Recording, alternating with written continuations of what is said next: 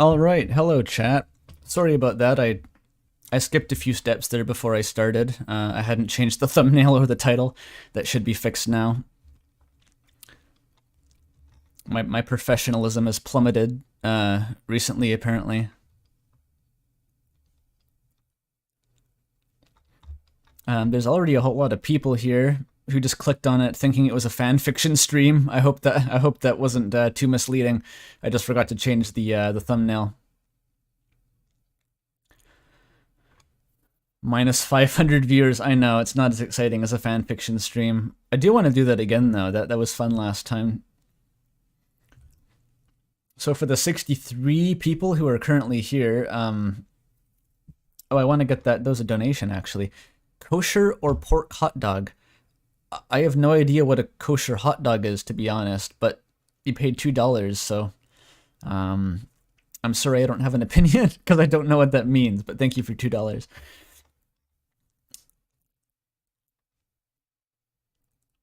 Is there a reason the resolution is 3? Oh shit! I had my OBS. Damn it. Yeah, I changed that to record something earlier. Will it let me change that live, I wonder? I hope it does.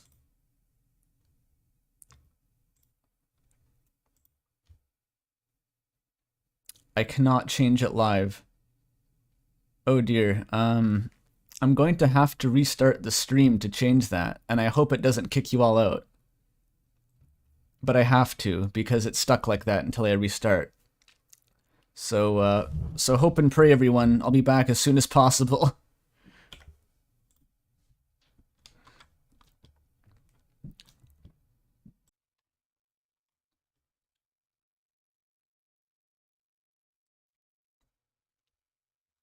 Am I back yet? We're back. All right. Good shit. Best stream ever. 10 out of 10. Yeah, great entertainer he is and all that. I know. There's usually not this many technical issues. I guess I was half-assing it today. Anyway, for the 84 people who are now in the stream, it's still 360 for you? I'm sure it'll catch up. Just give it a sec.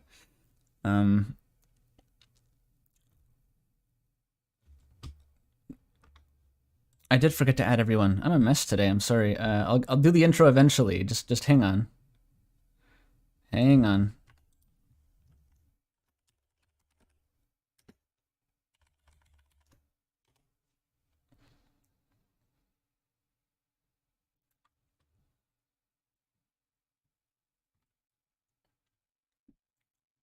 Add everyone. Yes. There we go. It's still at 360p? Why? 360 isn't fine if we're going to be reading the comments, though. This is a comment response stream. That's what I've been trying to say for the last little while.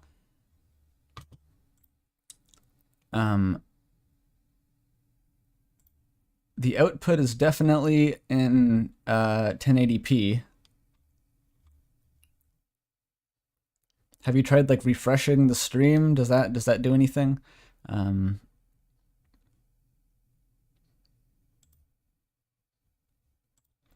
me check on my end for a sec.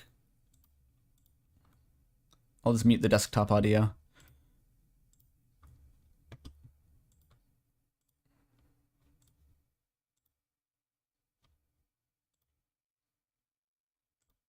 Damn it.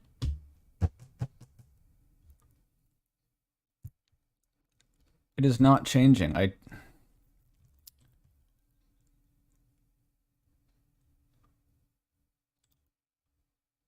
Wait, now it's good? Did someone get 1080p?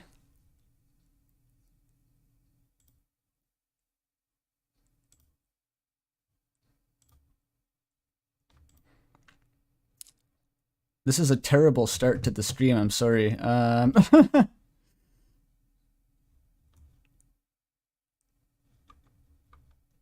Someone has 1080? Okay, so it'll just take a while to update then. I think it's going to gradually update. YouTube takes a long time to do everything regarding live streams. Like, it takes like a day for the chat replay to appear sometimes anyway, so I'm not too surprised. That should be fine. I'm just going to start the stream now. I'm missing all the donations. 2 people are donating for my technical issues. It's terrible. $2 from Theo Nix, thank you very much. Oh, that's £2 actually, even better. And £5 from Theo Nix, says the funny Undertale man. £7 and counting, damn. Thank you very much. Okay, what I actually want to do today, not fuck around with OBS, it's to be reading the comments on my last video, of which there are about 900 now. There's very many comments. I'm not sure why it scrolled up so far. And the thing is, with these comments, the previous videos have had more comments. Like this hasn't been the most explosive start to a video that I've had, but the difference here is that the quality of the comments, let's just say, maybe the length more specifically, in the previous videos you'd get maybe like an occasional comment that was like a full-paged essay, like a 1,000-word comment. This one, it's like every second comment seems to be an essay, and that's because I asked for people's stories they've had, like personal experiences, and so I got what I asked for, and I think I outsmarted myself somewhat, because it will be very difficult to read through some of these, because they're very long. And I'm not exactly sure how I'm going to handle that. Oh, hi, Toby in chat. Good to see you. But I'm going to do my best. I may not read everything word for word, just to preserve my voice, because I got to keep doing this for like hours, and I'm recording something kind of important tomorrow too, so I don't want to be completely hoarse and croaky for that off the back of the stream. Toby Fox, yep, Toby Fox is in chat right now. I know him personally. We had lunch the other day.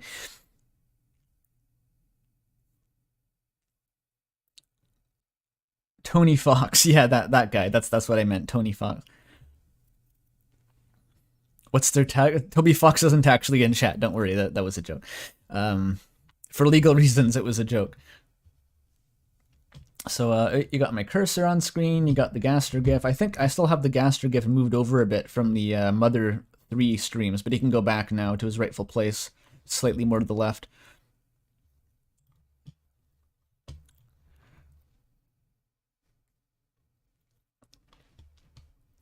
Christopher Moon still didn't comment. I know. Christopher Moon is going to blue ball me until the end of time. I'm never going to get the Christopher Moon comment. I should just make a video that is a Simple Flips video. Just re-upload a Simple Flips video and see if I can trick them. £2. Or no, those are dollars again. From Smart Turkey saying, I'll set the quality to 140p for the next 5 minutes. I'm not sure why exactly, but I support that decision. Yo, shoutouts to Simple Flips. Hell yeah, Simple Flips. We're up to 120 viewers. That's quite a bit. I think I'm going to start actually reading the comments now, maybe. By the way, if the lo-fi beats are too loud, as always, let me know.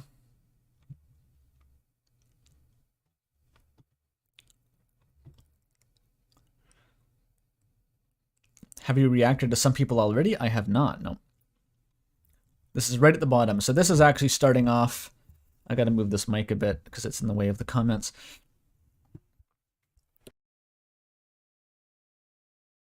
That were really aired, like this is when it was sitting there in its premiere form. And so people... Oh, I muted my desktop, that's why. There you go, lo-fi beats are back. Sorry everyone.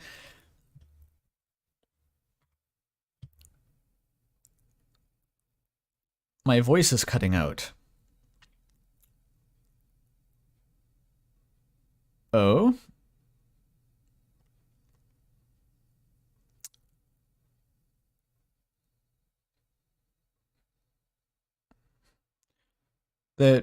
Okay, well, if my internet's gonna die, I can't really do anything about that, but it's usually not a problem.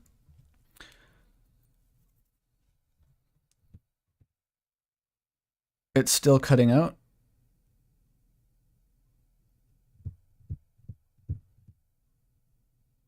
What do you mean there's no lo-fi beats? I just turned the I just turned the audio back on for those.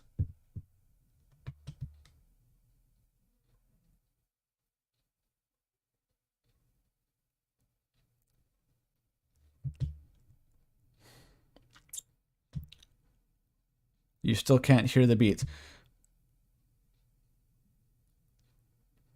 Yeah, we're having some issues, apparently.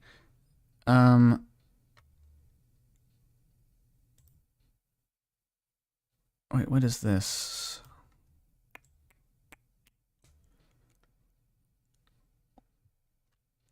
Is it because I don't have the display capture? What if I just do that?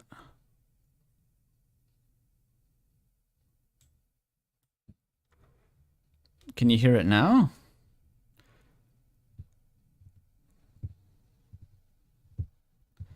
I'm really confused. Like, this is just my desktop audio. I've never had a problem with this before. We do need the music. I don't want to proceed without the music. Like, OBS is showing that it's picking up the lo-fi beats and everything.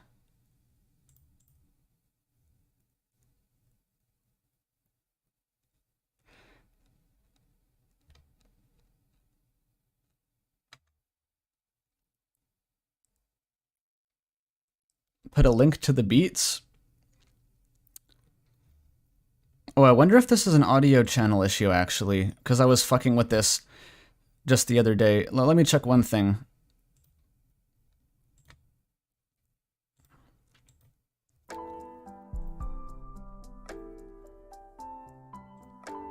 Maybe now. I think that may have fixed it. You can hear it now. Okay, yeah, it was on the wrong channel.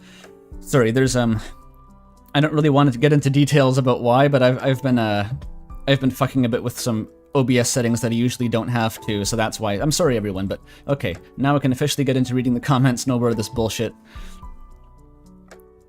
So, as usual, I appreciate comments that say good video, I loved it, but they're not very interesting to read for 8 hours, so I'm going to be skipping these, but like these are still nice to get. I love to see them, and I have read most of these already as they've come in, but I'm just going to be skipping over these kind of ones. And again, these are all before the video went out. These are people like waiting in the lobby for it to start, so.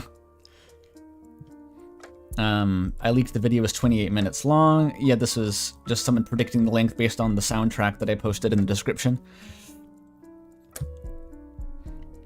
Shoutouts to the I exert dominance over Toby Fox.exe.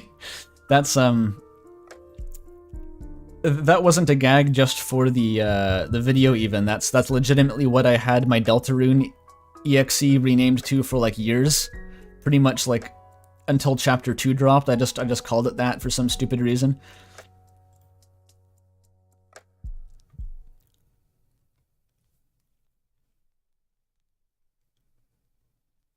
Which order am I reading them? This is chronologically, oldest to newest.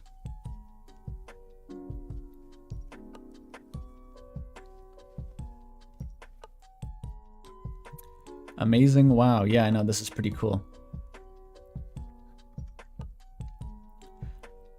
There are some comments that are going to be interesting to respond to. I'm not sure what you mean by that, but that's sort of the point, I hope so.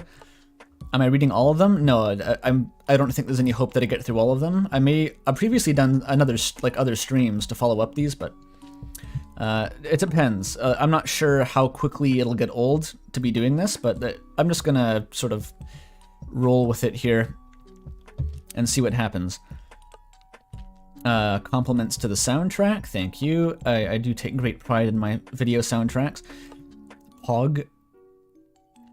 It's been 9 whole years since I don't know what this is a reference to, but this would be more appropriate maybe on Joseph Anderson's channel. I'm not quite there yet. The 4chan gag was funny. I'm glad you liked the 4chan gag. It was an adventure filming that. My laptop only had, it was a super old laptop that I was filming on like outside, so it had like 2 minutes of battery life, so I had to like run out there and quickly get the shot before it died. It was pretty funny. Witcher 3 soon, for sure. Yeah, one day. What's first, Joseph Anderson Witcher 3 or Deltarune Chapter 3? Oh, speaking of which, this guy says my videos are like Joseph Anderson, or Joseph Anderson's style analysis combined with excellent editing and on deranged and pointless topics. I guess that's a compliment, I'll take it. I wouldn't consider myself super, like, directly inspired by Joseph Anderson. I don't try to emulate him and really. There are other creators I could point to that are, like, more recent inspirations, but I won't shy away from a comparison to Joseph. He's pretty good. Read this before Andrew deletes it. Yeah, this is just a shit post about, I think this is one of the top comments. You can all go read this yourself if you want. It's very funny. Very funny in canon. For some reason it has 41 replies. I'm not sure what's up with that. Chat says, I feel like I'm the only person who doesn't know who Joseph is. He hasn't uploaded a video in, like, well over a year at this point, but he was one of the kind of the early pioneers of, like, the super long video game essays. He'd make them like 2 hours, 3 hours, 5 hours, that kind of thing. So sort of a classic example. Yeah, he recently made an Elden Ring one. That's true. I forgot about that. I really like watching his videos on games that I don't play or care about, because they tend to be, like, rather hot takes. And it usually finds a way to piss me off if I've actually played the game in questions, but it's great otherwise.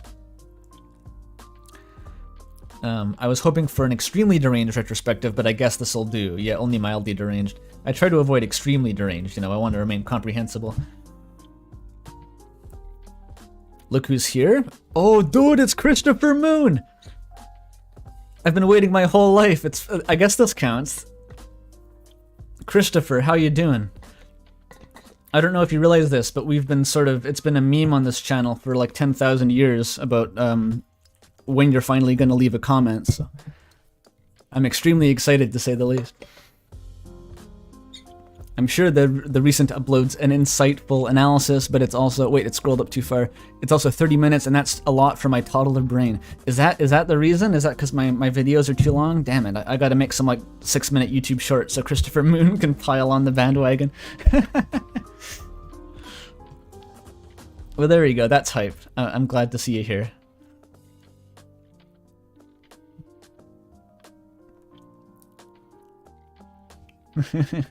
Six-minute shorts? That is short for me, yeah, that is short. The Christopher Moon? No, it's Christopher's son, the ripoff. Like, who do you think? Of course it's the Christopher Moon.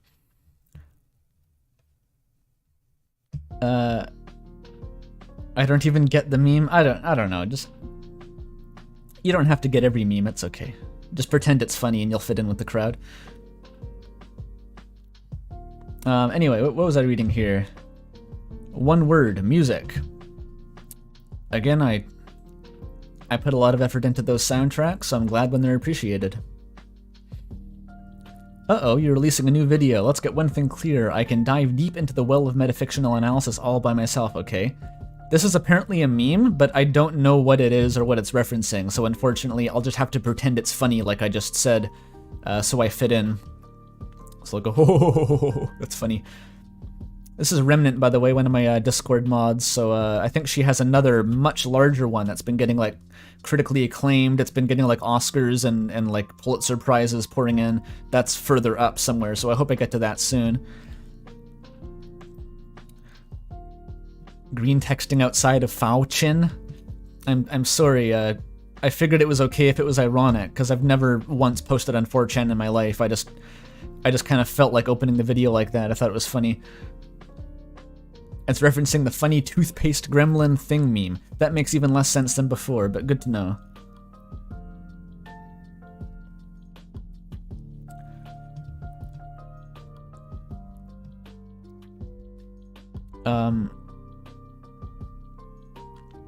Anyway, an Undertale video on Undertale's anniversary, unheard of.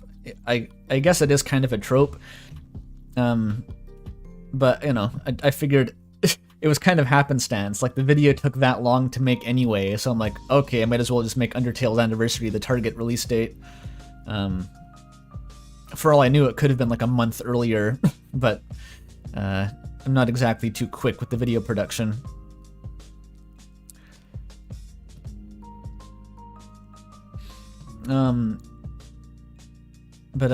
Yeah, I mean, I thought it was kind of nice to celebrate Undertale's anniversary in some way.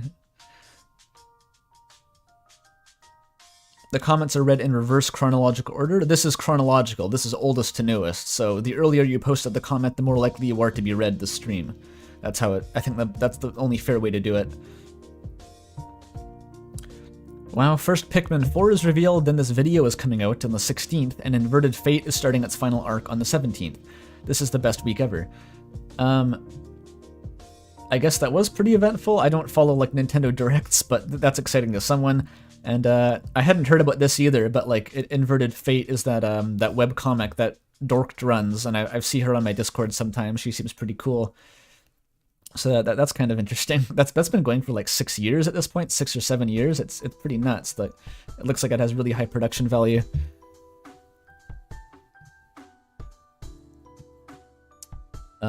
What I like about this shit, capitalized shit, is that it's one of those stories where the themes just seep into literally everything and you can just think about it for hours in a row. No, just kidding, it's that there are gay creatures. That's a good comment, I like that one.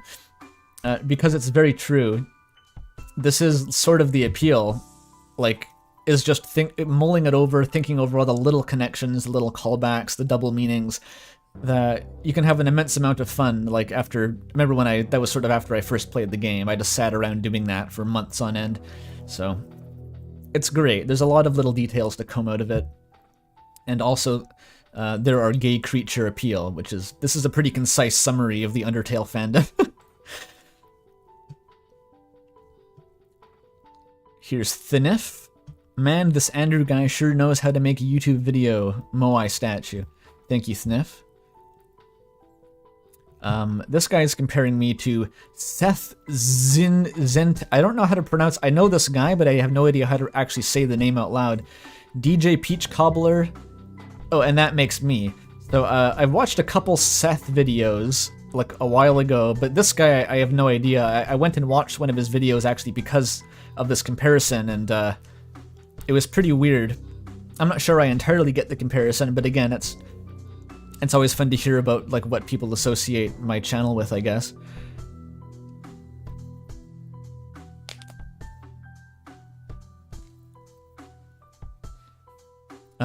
Chat says, my video inspired you to make an extra credit document for language arts. I'm assuming that's not Los Angeles.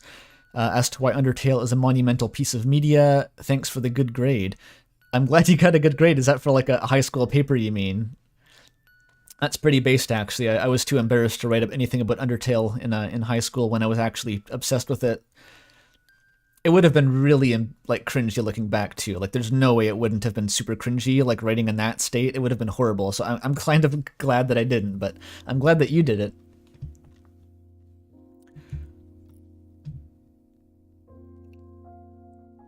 Oh, it's for linear algebra, I see, yeah.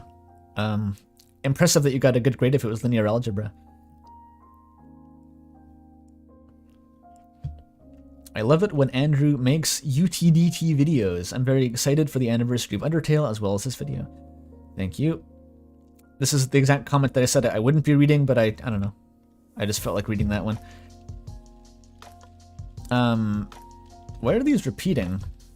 I already read that, right? Like, that was down here and it's reappeared again, so maybe this is just a glitch in the comment system. I think it's like maybe once the premiere aired, it like repeated all these comments. So I'm skipping these. That's kind of strange.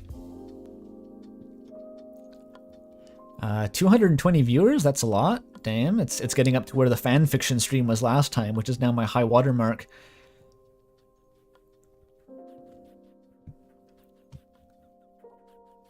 YouTube comments constantly glitch out for chat. Yeah, I've definitely seen this before. They tend to be a bit glitchy. Okay, where does this end? Are they repeating again? What's happening here? Okay, how many times does it repeat? Seriously, what is this? Oh wait, this is new. The Hunter x Hunter 2011 Dick Riding Association. He breaks the loop. We're saved. There's just like a loading bar void down here. I don't want to think about that. Just leave that alone. I love this guy, by the way. This is an almost like a Christopher Moon tier account for me. That I always remembered seeing this account, like posting on other video essays, and I'd be like, Dick Riding Association. So I'm always like irrationally happy when I see comments from this.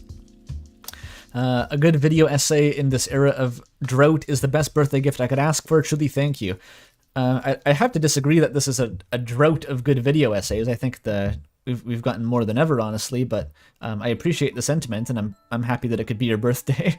Happy Salvadorian Independence Day. That sounds poggers. Apparently that also happens on Undertale's anniversary. That's cool. Happy birthday, Dick Rider, says chat. And Godspeed.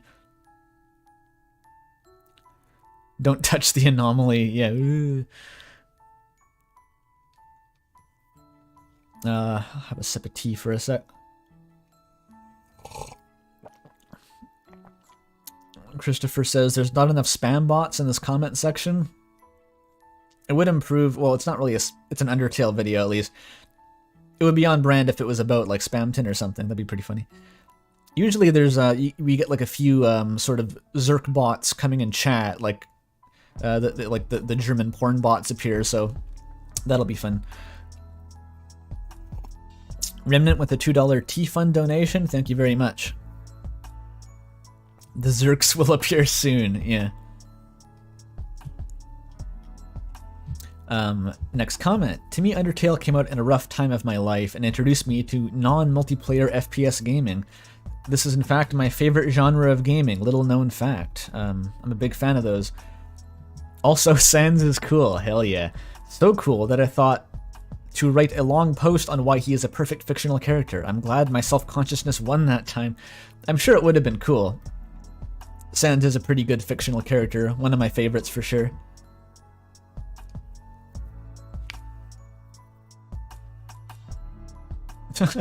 Andrew C. watches Zorn on stream. Damn.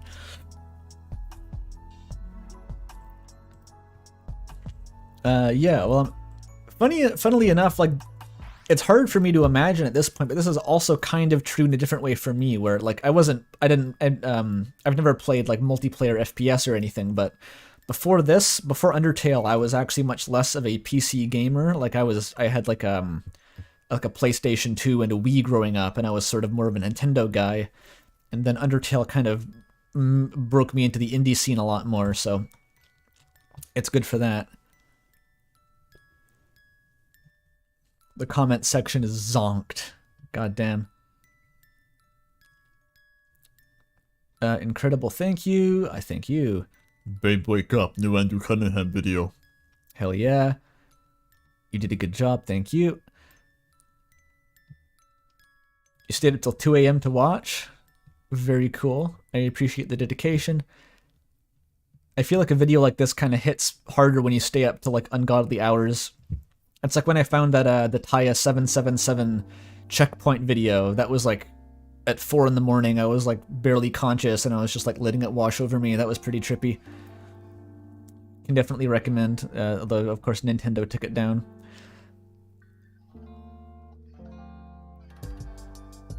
The what? Oh, you gotta look into that. The Taya 777 internet checkpoint. The people made like retrospective essays about that video. You can just look it up. Probably can't watch when it's live, but this is going to be great. Yeah, sorry to everyone who missed the premiere. I had to do it at a kind of a weird time. Actually, when the premiere launched, I was in Vancouver walking to a Roger Waters concert with my dad, so it wasn't convenient for me either. That was kind of a random event that blindsided me. This comment section, oh, that comment section was so cool. Yeah, it was. That was a really unique kind of entity on the internet, and it's really sad that it's gone now.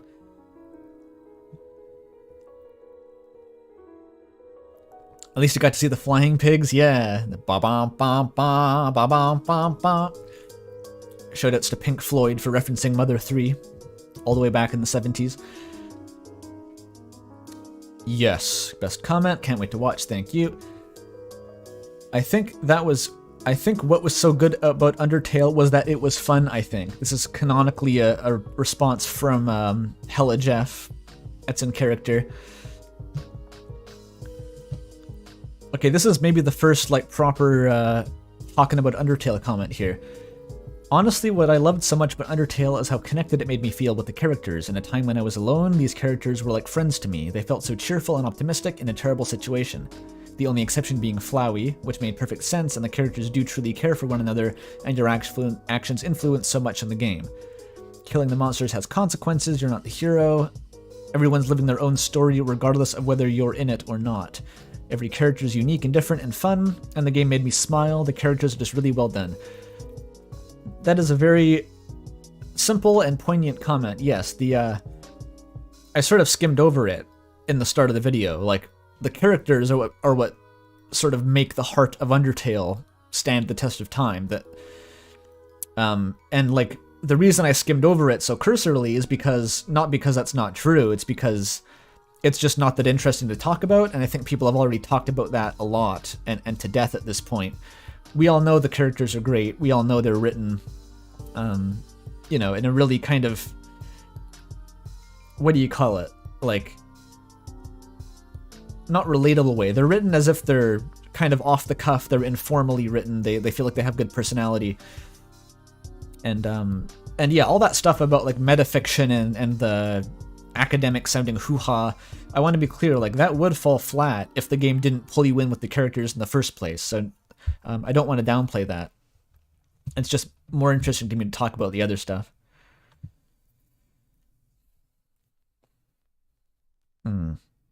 Chat says, I'm concerned Papyrus might technically be a twink now. I regret reading that. Cool. Oh, here's Mel. Oh, hell yeah, Mel rambling.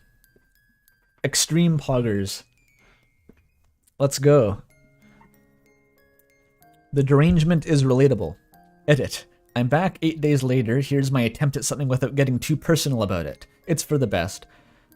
What the video did do is make me realize some people had near identical experiences to me with this game, and it wasn't just me experiencing shrimp emotions when I finished my playthrough of it in times I was frankly lonely and miserable.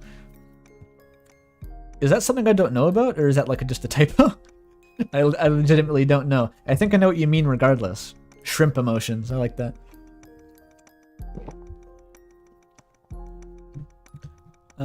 Yeah, playing it while lonely and miserable, kind of relatable. Oh, it's a saying, okay, it's a real thing. Sure, the game's a tearjerker, that's not news. I've seen people play it and have reactions nearly every time, but for me it didn't quite end there, and I could never pinpoint why or how. Pretty much never had a piece of media pull me in that way.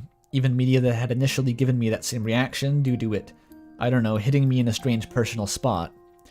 The thought of this weird, inexplicable attachment hasn't left my mind for the last 6 years or so. Even in 3 years, I was very deep into brain rot. I've never been able to tell the people I know what the deal was, and if they did play it for themselves, they still didn't experience it in the way I did. It felt pointless to keep insisting on it after that. That is very relatable, and this is going to be a common theme. A lot of these comments are relatable. Like, that was something I really didn't know about when I was nearing the completion of this video. Like, at every point of writing it, I sort of knew what I wanted to say, and I articulated that as best I could, then I moved on. But by the time I got to the end, I honestly didn't really know what the video was saying anymore as a whole. Like, it couldn't all fit in my brain. I had to hope and trust my past self that I was like, this is cohesive and actually means something. But I was very happy to see so many people just be like, yes, this is it. I get it. You're describing my experience. So that was really exciting, that it actually was relatable and rang true for so many people there. Because, yeah, this, like, irrational attachment was, like, super my experience. And not being able to explain it, and I did convince friends to play it, and they didn't really get it either. So yeah. There's a lot of shrimp in chat. That's cool. I'm very bad at putting the things I think or feel into words. I've been writing this for the past 50 minutes, and that's enough evidence for the fact, which is part of why I was so hesitant on even leaving my thoughts here, both in fear I would sound incomprehensible and my message would come across as shallow, so I'm seriously trying here. But I'm just thankful for this video. Sincerely, I've never seen someone accurately put into words everything I think made this game great, both in themes and impact. I sure wasn't going to try and give a form to it myself, so there's no point in trying to explain my sentence with Undertale down here when you just did that for me. I just wanted to say thanks for that. That's really nice, Mel, thank you. That's exactly what my goal was with the video. It's like, I just wanted to articulate it, like my own experience. I wasn't trying to articulate anyone else's specifically. I just really wanted to finally put into words my own experience, and apparently like 1 million people have had that same experience, which is like really cool. I knew that to an extent. I knew some people would. I just didn't realize like how universal it would be. I was expecting a lot more like, I guess, backlash maybe, or people not getting it in the comments, but like it's so cool that everyone's on the same page with this. I was nervous to watch this at first because I knew it would get this kind of reaction, but I'm just relieved. Too long didn't read. Well, I did read, so I'm skipping that. Damn, it was weird writing this. I hopefully it isn't a mess. At least I got a weight off my shoulders, and this comment will likely self-destruct soon. That's a good comment. I think you got it across pretty well. I've definitely done that before, spent 50 minutes writing a comment. Hey, we got Zorn bots. Nice. See? I told you it wouldn't be long. We got Zorn in chat.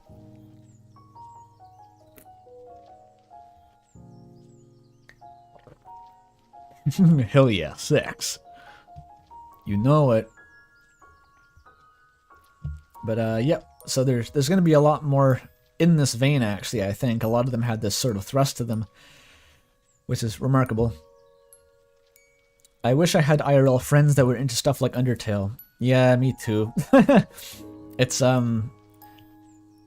weird. I feel like that's pretty universal, is like, you're into stuff, but you don't know anyone in real life who is into that same stuff. Even more so with Undertale for me back in the day, like, because when I played Undertale, I wasn't into like any kind of fandom spaces at all. Like, I honestly, if you asked me back then, I probably just would have said it was cringe and like ignored it. So not only did I not know anyone who played Undertale, I didn't know anyone who even had an experience like within a media fandom before. So I was completely out on my own. It was pretty bad. And I just got pulled into like this alternate reality overnight. Really trippy. Chat is agreeing.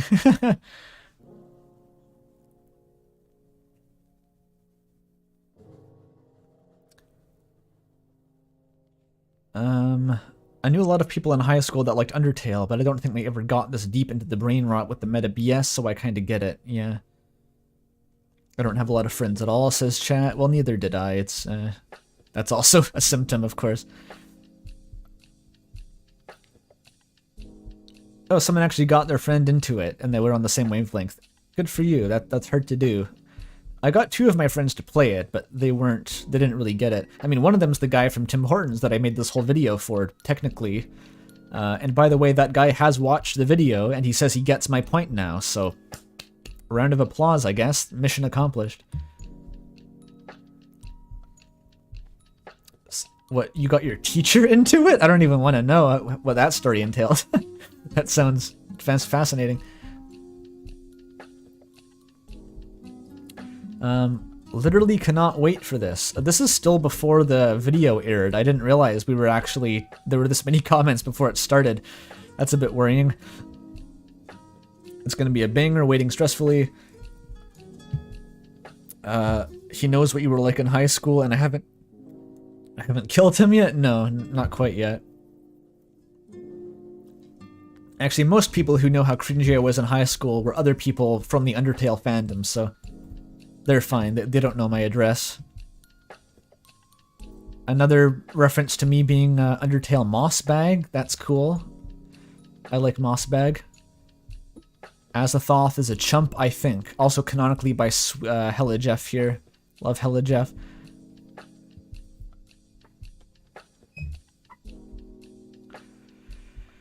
Huh.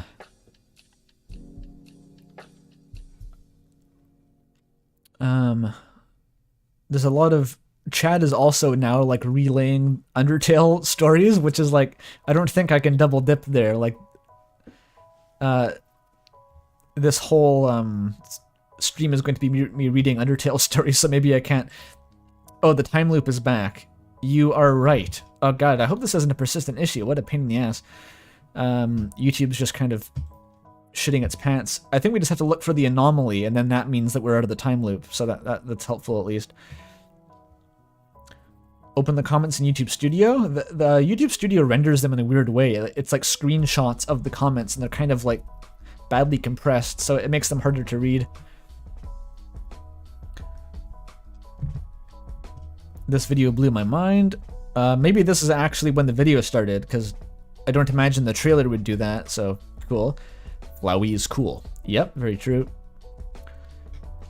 I started Undertale on my 13th birthday. It's trippy to me how young a lot of people were when they played Undertale, because like, I think of it as being something I played like a long time ago, but I was like, in high school at least, so there's some people who are talking about like it was literally like one of their earliest childhood gaming experiences, which is crazy.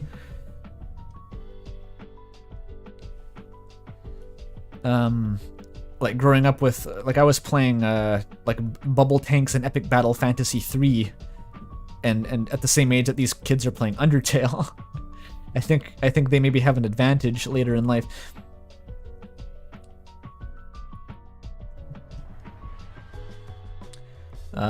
That was a good one, well played. For me, Undertale was a weird experience. I watched JSE? I'm not sure who that is.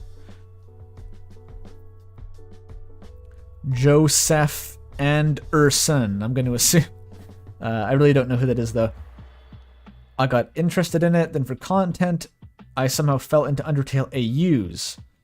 So yeah, this is like the left-hand path, the dark pipeline, is that you get interested via the fandom and never play the game, which is fascinating to me. JCS Criminal Psychology Undertale, yeah. Oh, Jacksepticeye, right, that's a classic playthrough, actually. I watched, I think, 11 playthroughs, unique playthroughs back in the day, so I know most of the classic ones.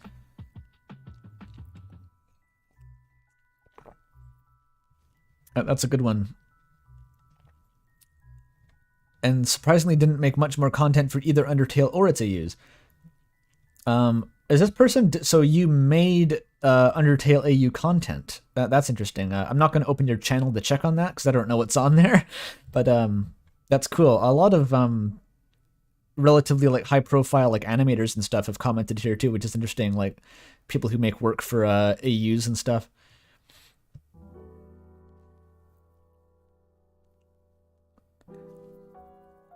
Jack cries during the pacifist finale? Oh, I don't remember that. I remember Joel getting kind of sniffly during the end of the genocide run. That was pretty memorable, but I don't remember Jack crying. Oh, Crispy Bills is in chat. My channel's just for viewing stuff. Yeah, sorry. I just wasn't sure quite what you meant by that, but all good. I had the same experience with Undertale when I played it once and never again, though I did consume every aspect before playing it and entering it numb because I never thought I would have a PC to play Undertale. Even though I knew every aspect, rug pull and gut punch, the game still hit me very hard. In a way, nothing besides one shot kinda has hit me before. So a lot of people also said this, which is surprising. People who were spoiled, they watched it or they heard about the game, and then they played it and it still actually had an impact, which is pretty cool. That's obviously something that I'll never be able to experience myself, is what Undertale is like after it's been spoiled for you. So interesting to hear that side of the coin. And interesting that One Shot hit you that hard too. It's like, there's a lot of games like One Shot and Omori, maybe, that I suspect like would have maybe hit me in a similar way to Undertale if I had not played Undertale first, because at that point I was just like, I was beyond numb. Like I had to like overhaul my entire personality to escape from the Undertale brain rot. So I'm like permanently kind of immunized to that kind of storytelling at this point. I still enjoy it, but it doesn't destroy me. Omori made me bawl. Yeah, I was pretty like for a few days after Omori, I was pretty it was pretty rough, actually. I couldn't stop thinking about it, but it's a question of a few days versus 2 years, so yeah.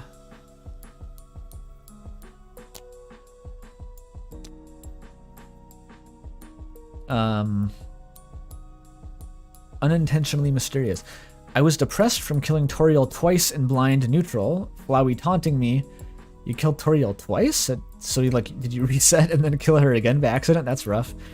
Then Flowey taunted you, and then all the way till Shiren's concert. It took you to feel redeemed. Eventually a sociopath who claims to be an ex-sociopath convinced me to do a genocide route. Are you talking about Flowey, or like someone in real life that you know who is a sociopath? That's kind of intense.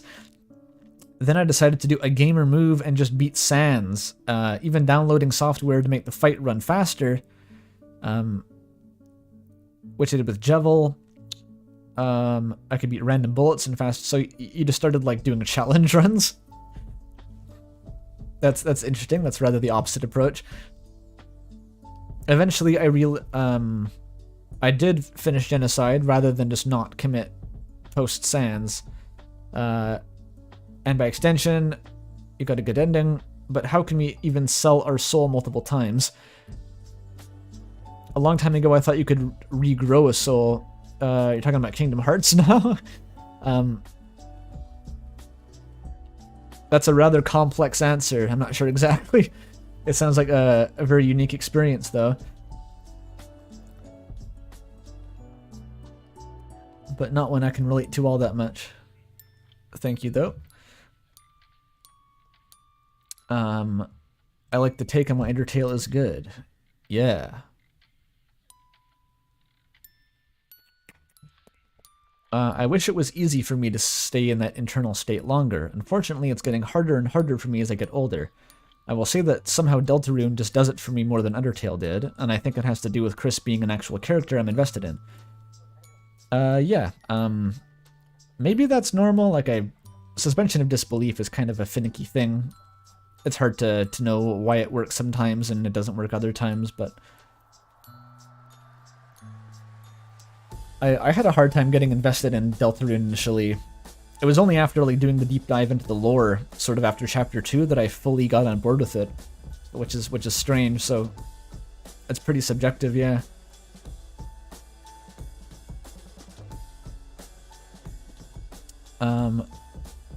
Such a good documentary on my opinions. How are you gonna survive when 3 chapters of lore drop next year? I don't know, dude. I'm excited for when chapter 3 and 4 and 5 drop. That's gonna be like I've always described it as like when a whale carcass falls to the bottom of the ocean and like all the nematodes crawl out and feast on it for months. That's gonna be like when the next chapters drop. So I'm excited, but it's gonna be a absolute chaos to start with for sure. When you said you watched so many runs of it, you know everything. I did that with Snowgrave, Spamton, and Jevil, that they feel boring. Yeah, repeating anything enough times will make it boring, which is a big part of like what Flowey was getting at. It's also, yeah, worth pointing out, like, when actually, there's going to be comments that get more into this later, so I'll save that discussion for then. I hope you can get a better upload schedule and collaborate with Jaru or Mystic Slime. You might be able to get a video every 6 months. I'm not sure if that's a joke or not, but I assume it is with the 6 months comment. No upload schedule is forthcoming, unfortunately. Although about this, I'm not sure if I should talk about that in detail, but let's just say I think anyone here should keep an eye on Mystic Slime's channel over the next few days. He's going to post a trailer for something very interesting.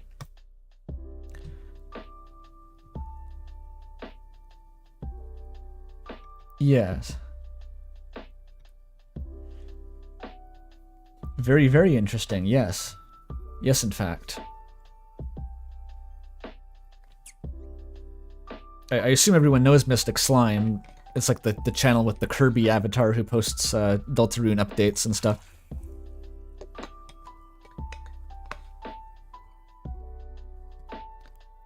Was it the thing 6 hours ago? Did he post that? I gotta check, actually.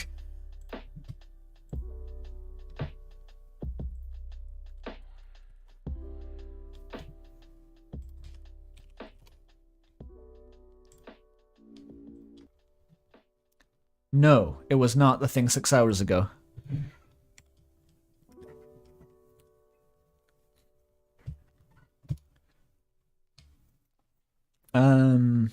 More comments. I love these essays. They make me feel a lot, and they remind me of my thoughts when I first saw things discussed. They feel good. I'm glad.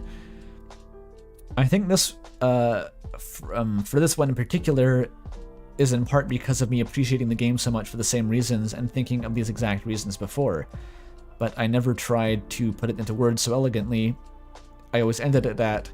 I really like how resetting is an in-game thing. Yeah. It seems like a lot of people had these thoughts on the tip of their tongues and just weren't ever able to articulate it. And it's no surprise why, because it was very difficult to articulate this. Oh my god, is that Nahu Pyrope in chat? Holy shit. Fucking amazing. Yeah, of course I remember you, Nahu. Okay, quick detour. Yeah, Nahu Pyrope is a really cool musician. I think he's done Undertale covers in the past. I met him through this fan game that I used to work on, like way back. And there's a couple old videos on my channel, like that Rue Your Sins fucking thing that he actually collaborated with me on, which is amazing. It was a very lopsided partnership. He was carrying me hard, but it's great to see you again, yeah. Good times. Yeah, it was more than 3 years ago, I think. That was like in 2016 and 17. That's like 5 years ago now. Nutty. Well, I hope you enjoyed the stream, dude. And I hope you're doing well these days.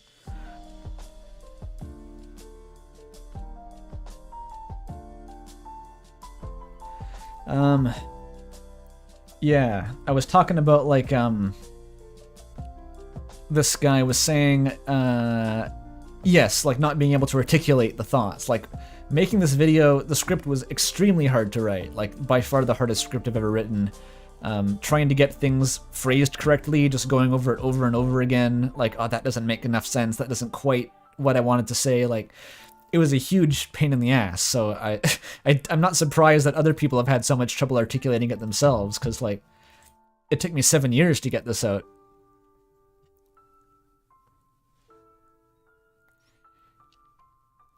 But I have thought about the player becoming numb to killing, like in other games, just like what I love is...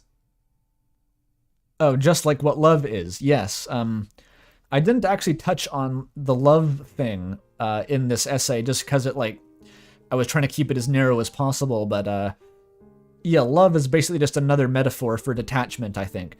It's interesting because it works in universe. Love refers to desensitization, I think, more in general, like the property of the more you do and see horrible things, the less it affects you. But within the metaphor of the player interacting with the game, it's a perfect analogy for emotional detachment, for narrative divestment, and sort of the breakdown of suspension of disbelief. So just more, another layer on that same metaphor there.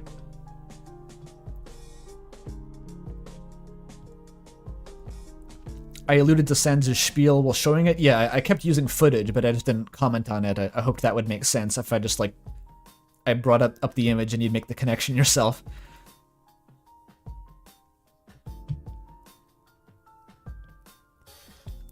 Which assumes everyone's actually watching the essay, like, intently, which I know not everyone does, which is fine.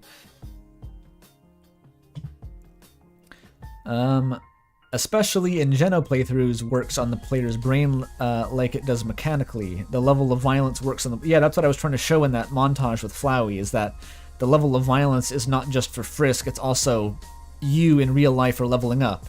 It's like Dark Souls, but different. You're becoming less and less affected by the violence the more you play.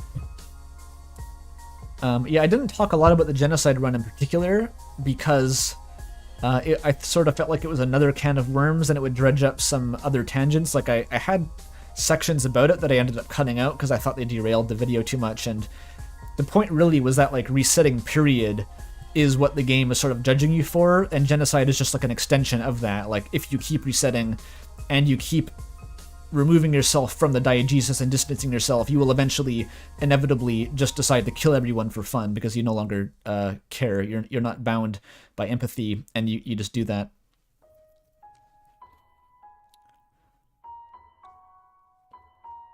Anyway, that's why I like these videos. They manage to feel honest and passionate about this weird thing. Yes, honesty and passion. That's me. Good editing, good music. Reconciliation was a great. Yeah, I was really happy when I got that to work. I don't know if anyone noticed, but like I had to edit that song extensively to make it fit with that montage. Like I'm not just playing it all the way through. It's I really had to remix it. But thank you.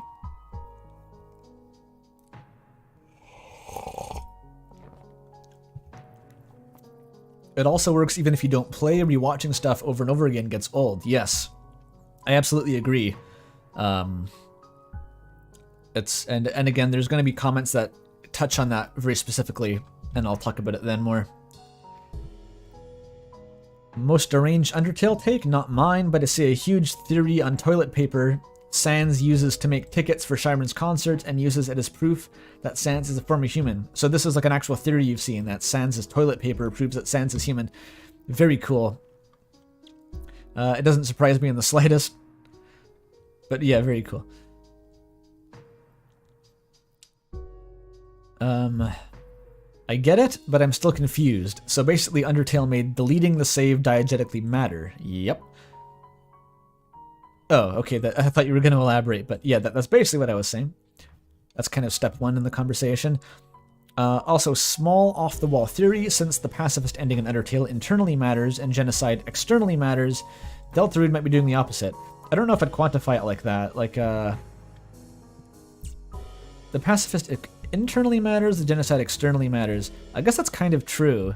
Is like the pacifist ending is sort of for the characters, and you get excluded. The genocide ending is more of you as a player taking the spotlight. I think that's sort of one thing Kara is supposed to represent at the end of the genocide route, is like you manifesting in game. Like you don't have to tell me twice. Like Kara is a whole can of worms, very multifaceted, very hard to pin down to one interpretation. But at the end of the genocide route, that is definitely I think something that Toby was going for, was that Kara is representing your presence in the world and sort of confronting you, like you're not actually role-playing as a character anymore, you're just yourself.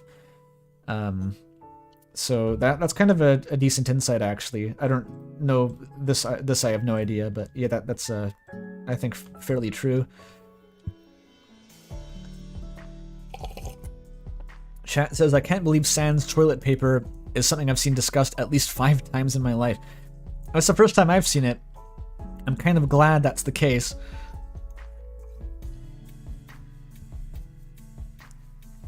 Chat says, oh no, Kara Discord. I was actually astonished by how little people... that was the main thing I was expecting in the comments of this video, was just 10,000 people going, why not Kara? What about Kara? And I was kind of happy that that didn't happen. Like, basically, I'll say this once for the record, is that I think Kara's role, like in terms of this video, Kara's role is to re-emphasize everything that Flowey already kind of said. And I realized I was trying to put Kara into the script, and the more I did it, the more I realized, like, this is essentially just repeating everything that Flowey said, just in different words. So ultimately, I was like, okay, I just ignore Kara. Kara's just sort of another layer of emphasis on top. We don't have to get into that right now, and Flowey is sort of a more elegant focal point for the video. So I hope everyone's okay with that.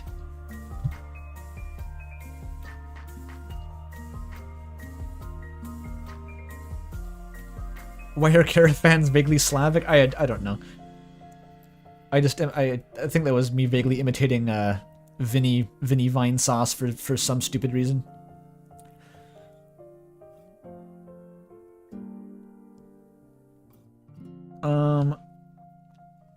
Okay, after I played the game and learned that Flowey was going to stay in the empty underground by himself, I was destroyed for an entire day.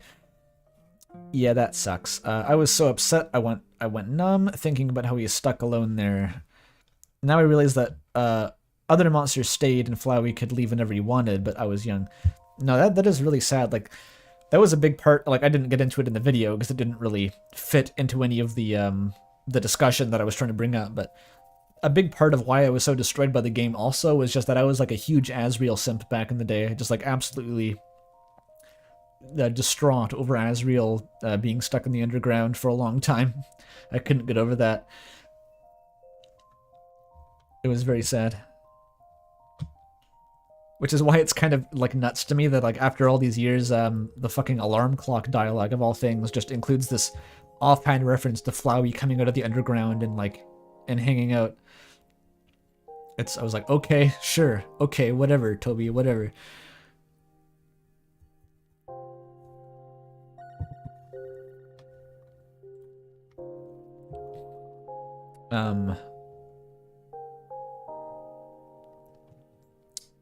Okay, insane, very insane. Yet another good video. An interesting window into what it was like to be a blind Undertale player in 2015, since I never got to experience that for myself. Or you were gonna say, since my second video watching the game was the true ending and the first one was Sans. Really? Your first video was Sans? That's pretty funny. Excuse me. Either way, this was a great look into why people love Undertale. It explains it in a very interesting way, telling a narrative with the circles being established and then completely destroyed by Undertale using its own trump card when the player does. Yeah, I hope that the circle metaphor landed. There's a bit of a story behind all the circles in the video. Again, good video. I'll never be able to enjoy Undertale as much as others got to, but I'm hoping to be able to get that experience with what Toby has planned for Deltarune. I hope so too. I hope Deltarune can be more people's Undertales, because I'm not going to have the same experience with Deltarune. That's just not possible. Like, even if Deltarune is a better game than Undertale, it's not going to hit me in the same way, because I'm no longer that same person. So hopefully for a new generation, it can also make them pathologically depressed for like 4 months. That'll be great.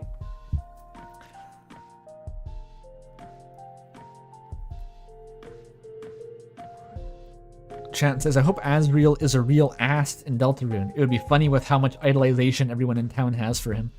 I guess it would be. It wouldn't really make sense, I'm afraid, but when I first read that comment, I thought you said, I hope Asriel has a real ass. And I wasn't gonna read it. Then I saw what you actually meant. Am I not a simp for Ralsei like I was for Asriel? No, like I really didn't like Ralsei at first because I could just tell that he was supposed to be this like this fake like fanon ripoff of Asriel. That's what I interpreted Ralsei as initially, was like, this is like philanderized fandom Asriel who's been turned into a marketable plushie to like placate Chris for some reason, which may or may not be true canonically. We have to wait and see, but I've warmed up to him since though.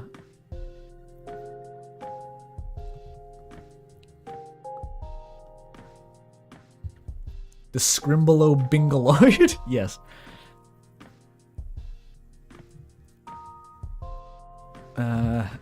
Asriel could go through a goth rock phase where he's an ass to everyone. Oh yeah, easily. I've seen lots of interpretations of Asriel at high school. My favorite of which is where he's just the guy from Megas XLR.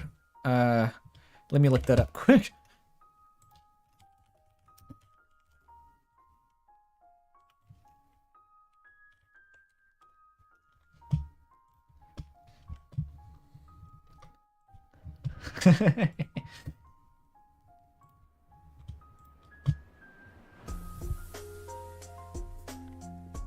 This guy. This is like half of all interpretations of what Deltarune Asriel looks like just seem to be this guy, which I find hilarious. But anyway, yeah, I've seen like emo depictions of him too, which is pretty funny to me. Oh my god, you're right. That's just Asgore. Yeah, it's basically Asgore. People are assuming like, oh yeah, now that Asriel's hit puberty, he's just going to be like this big bara husbando. just like his dad.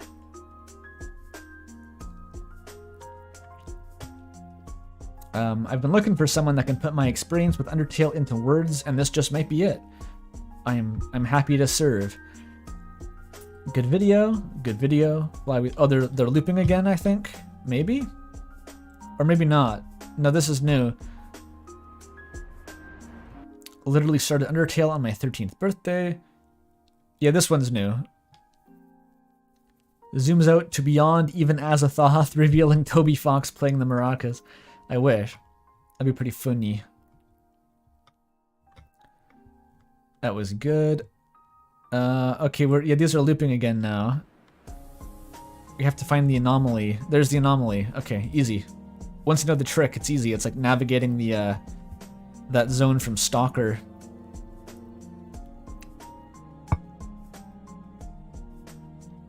Let's do the time warp again. Very true, chat.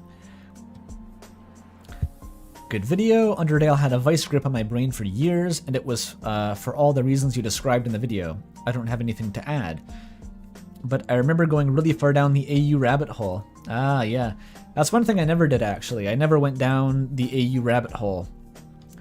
I was such like a weird, like, uptight purist that I never really touched much fan fiction at all, but especially not like AU's. I think it's astounding how much work and effort that people put into those back in the day. It really is, yeah. And even still today for some people, a lot of work. Shoutouts to Dorked, as I said before. It's been pretty surprised to see. It's been so long. Right.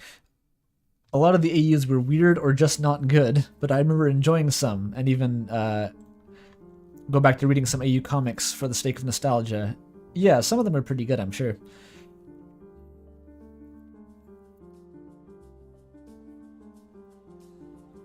If someone had a gun to my head and asked me to explain the difference between fell swap and swap fell, I would die, says chat.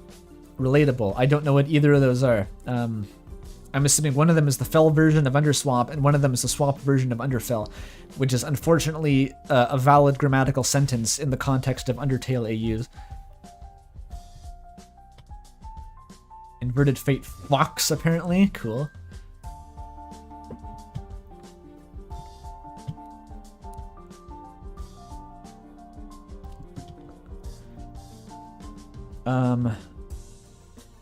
But the comment keeps going. A lot of people really cared about these characters, and it shows in how much care is put into the fan works and wanting to build onto a story that you love so much. Yeah, this is an aspect that's really covered well in that Super Eye Patch Wolf video about Undertale. It's called like What the Internet Did to Undertale, I think. It's got like 4 million views now. It's really popular. I'm sure you've all seen it, but if not, like it really nails down that early fandom experience and goes into these how many AUs there are and the psychology behind it. Very good video.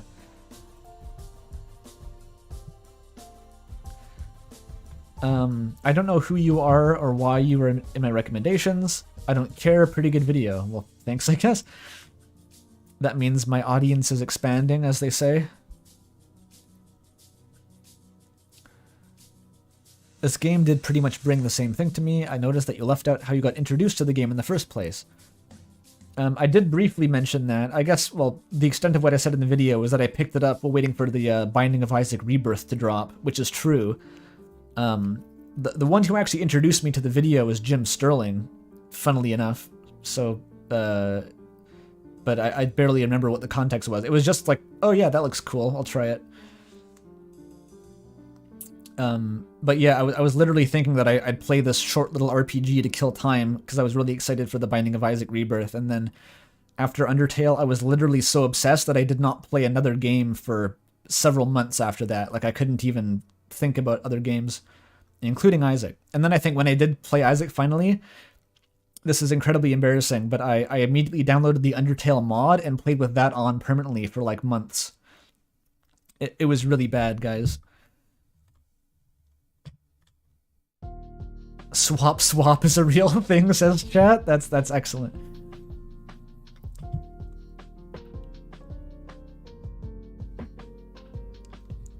Yes, Isaac has 2 A's. Fun fact. Oh, the reference to the fucking Attack on Titan edit. I have to admit, I included this because I saw it referenced on like r/place, and I looked up with the meme and I thought it was funny. I have never read Attack on Titan. I have never watched Attack on Titan. I have no idea what the context is. I just knew that it would be funny if I subbed that in that moment. So I hope you all enjoyed that. No, I don't want that. Oh, JD had to leave because of a vomiting cat. I hate when that happens, yeah. Did the music stop?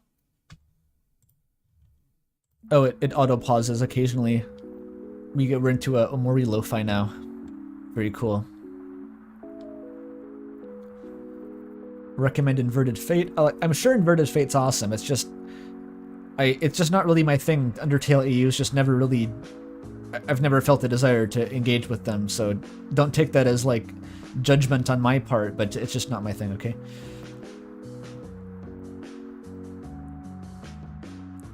The only playthroughs I've ever done of Undertale have been true pacifist runs, and I can never bring myself to reset the game after that.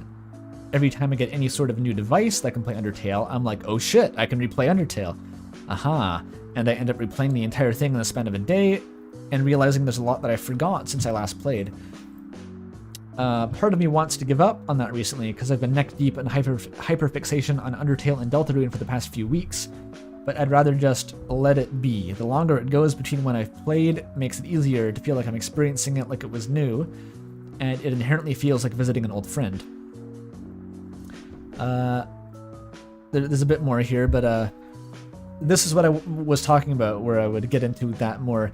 This is a really common thing. I was really astounded by how many comments said something along these lines of, I never replayed the game, but I replay it when I get a new system, or I duplicated my save file and kept it in an archive somewhere so it was safe, or I played it at a friend's house again. And that's like, it's so amazing that is such deranged behavior, like from any kind of external standpoint. You'd look at that and go, what the fuck are you doing? But like, I know exactly the mindset that led you there, having played it myself. Just the contrast between how insane that is if you don't get it, and how much sense it makes if you do get it. But also, I kind of think that I kind of feel like that doesn't get you off the hook still, though. That's the funny thing, because I said that I watched 1 million playthroughs of Undertale. And even that, I feel like... I mean, we all know what Flowey does if you watch Genocide Route, right? He breaks the 5th wall and calls out the viewers of the live stream, so... I'm pretty sure if you're gonna be worried about it, Undertale counts that. If you go and rewatch the game, is that you're still replaying the experience, you're still treating it like a game instead of, I guess, a world, and you're still going numb to it over time. So, I'm not calling you out. I just think that's really funny. Is that like, even if you go to that extreme of like trying to duplicate save files, I still feel like you're within the game's sphere of influence there. Your detachment is still ticking up, but it doesn't matter. Like that's just really funny that people do that.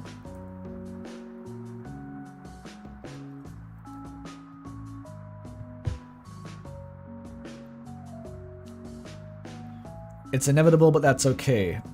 I think it is. That's something I would have discussed more in the video, but like I just didn't want to make it too long. Was that like I wasn't trying to prescribe like that this is actually a good thing to strive for. This is the ideal experience.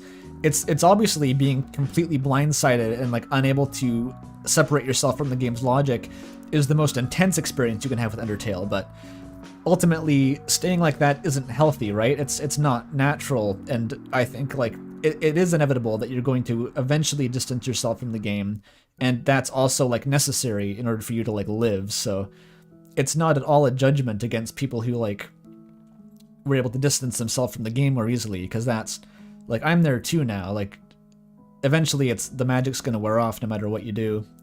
I just wanted to make that clear so it doesn't sound like I was like picking on people or something, or like trying to elevate myself. It's not healthy to stay in that headspace, believe me, I know. Yep. Yep, it was an experience, but not one I want to have again. Like, holy shit.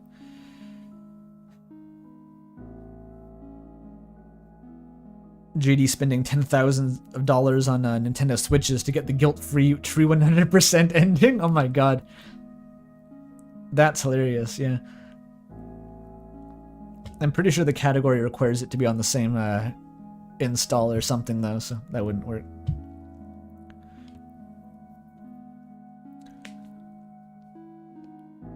The music hits so different. Yeah, Mori's soundtrack was pretty excellent. This is like a lo-fi remix of that, but yeah, you know. Undertale's proof we have different brains. Some brains get obsessed with the game, and some brains will not. Yeah, simple as that, really. It's like fucking my Discord server yelling at each other like chimpanzees before the stream started about what color different... Actually, I don't even want to bring it up, because chat's going to start doing that again now. I'm not even going to say. Whereas, like, to me, I just like every single one of those messages, just like, yes, people have different brains. Yes, people do have different brains. No, yes, people do have different brains. It's like, oh my god.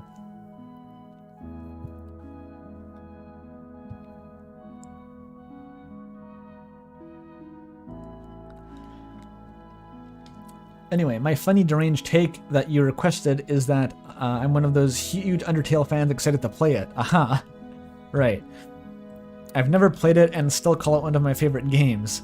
I've tried to show it to my brother and he rage quit at Papyrus of all bosses. Lamau? Yeah, Lamau indeed. Tell your brother to get good. It's not even possible to lose to Papyrus. If you lose 3 times, he just lets you win. So I went back and actually played it proper, and now it's my absolute favorite game. Bingo, got him. Well, at least it worked if, after all that time, it really was your favorite.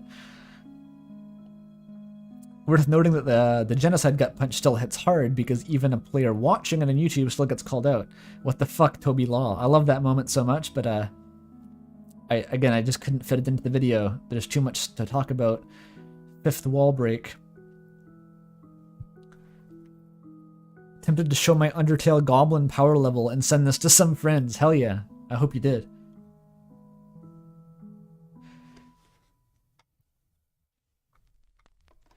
Yeah, the speedrun strat for killing Papyrus, as far as I know, is to throw the fight 3 times in a row because it's faster than actually beating him. If you lose 3 times, he'll just feel bad and let you pass.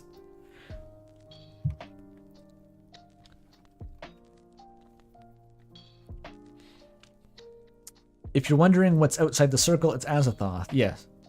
Hilarious Lovecraft reference. Everyone's favorite guy. Just don't Google the name of his cat, Lamau.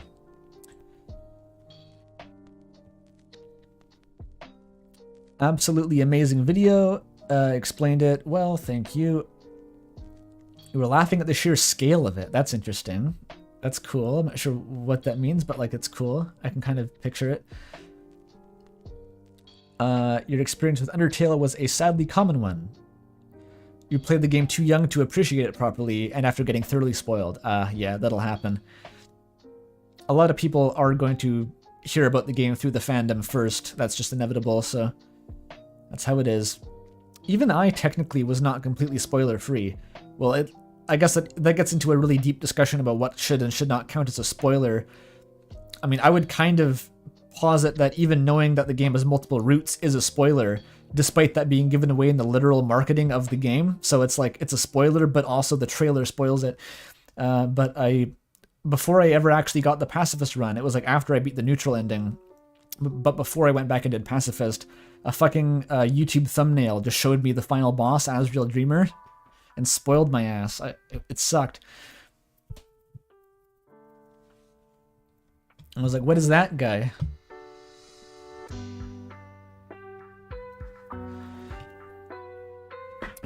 But it's hilarious now to think, like, anyone who's played fucking Smash Bros. knows that Sans is probably like a boss in Undertale and has Gaster blasters. Like, what the fuck? That would have been inconceivable, like, after Undertale came out. Like, that was a huge spoiler for a while, and then became so much of a meme that now he's in Smash Bros. Like, what?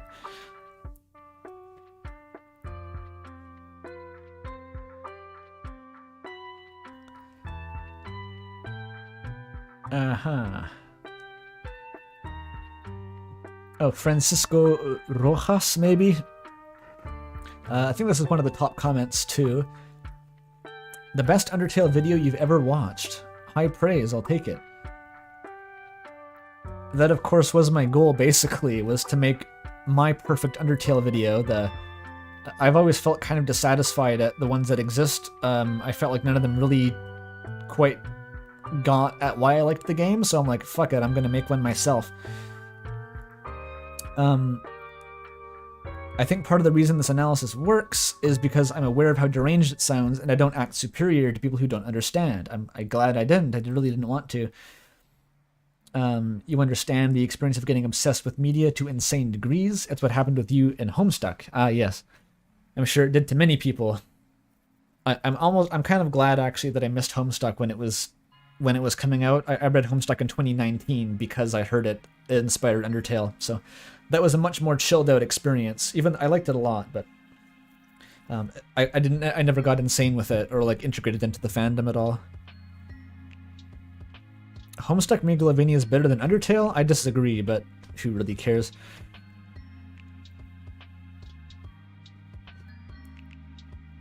Chat says, you and Halfbreed are my favorite theorists right now. Cool. Halfbreed's pretty cool. I've been ignoring chat a bit. There's a lot of like long messages in chat, which is it's sort of intimidating me. Oh, wait, big donation from Rio, $12, blessing the stream. Never left a comment, and I don't think I can say my experience in 150 characters. So I'll just say it's cool to see how 5 to 15 years younger than me, or people 5 to 15 years younger, had a similar experience. Yeah, I guess you're really old or something, Rio. I didn't know, but cool. It is fascinating for me too, though, seeing how wide, like, people are playing this game when they were 10 years old, and still it was like this crazy event in their life. So that's really cool. But yeah, thank you for $12. Thank you very much.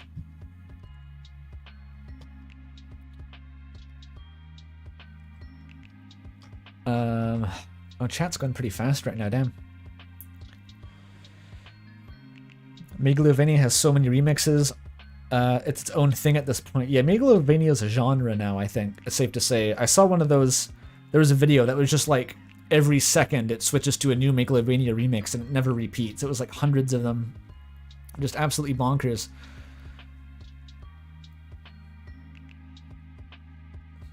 I once tried to read Homestuck. Worst mistake of my fucking life, mate. Its mileage may vary for Homestuck. I'll say that when I read Homestuck, I decided beforehand that I was going to enjoy it no matter what. I knew it was really stupid and like kind of abrasive, and I was like, fuck it, I'll roll with it. I will enjoy this. I will bend over for Andrew Hussey, and that worked pretty well. I enjoyed it. Another $10 from Smart Turkey. Thank you.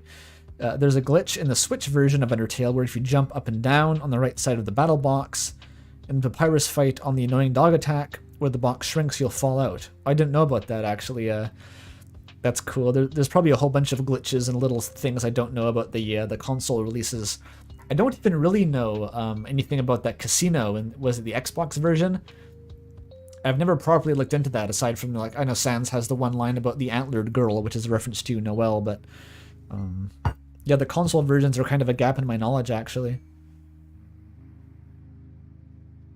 Oh, you've seen a 4-hour-long Megalo compilation? That sounds awesome. Homestuck works better if you don't take it too seriously. That was my experience for the first few acts. I think there's going to be a divide in Homestuck readers where some people are really into like Act 6 and some people are not. I'm into the more lighthearted first 5 acts, personally. My interest dropped off a lot in Act 6. I did get through it, but it was a bit of a challenge at times. But yeah, I very much liked Homestuck for the sense of humor and for the really fast-paced, weird adventures that all the kids went on. And then, of course, Act 6 goes into, like, deep, rather gloomy, character-driven stuff, and it's much slower paced.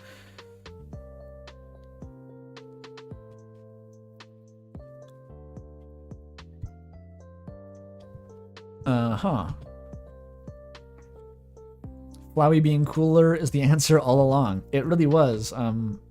I didn't give the incorrect answer in Tim Hortons, I just couldn't articulate it very well.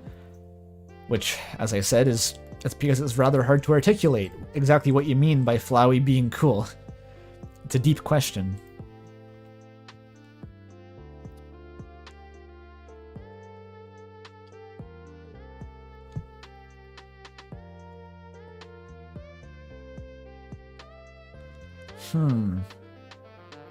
Oh yes, Yuri is visible. It's still a great game. Come on, like, I thought I contextualized that title pretty well in the video. That was... I'm not sure if he actually said that word for word. That's what I remember him saying, though. In Tim Hortons that day, that's what he asked me. What was so good about Undertale? You know, I thought that made sense in context. $5 from Brayden. Can you pause? I need to go to the bathroom, thank you. Unfortunately, I'm not pausing the stream for you to go to the bathroom, but this is going so slowly, I'll be reading the same comments by the time you get back, so don't worry about it.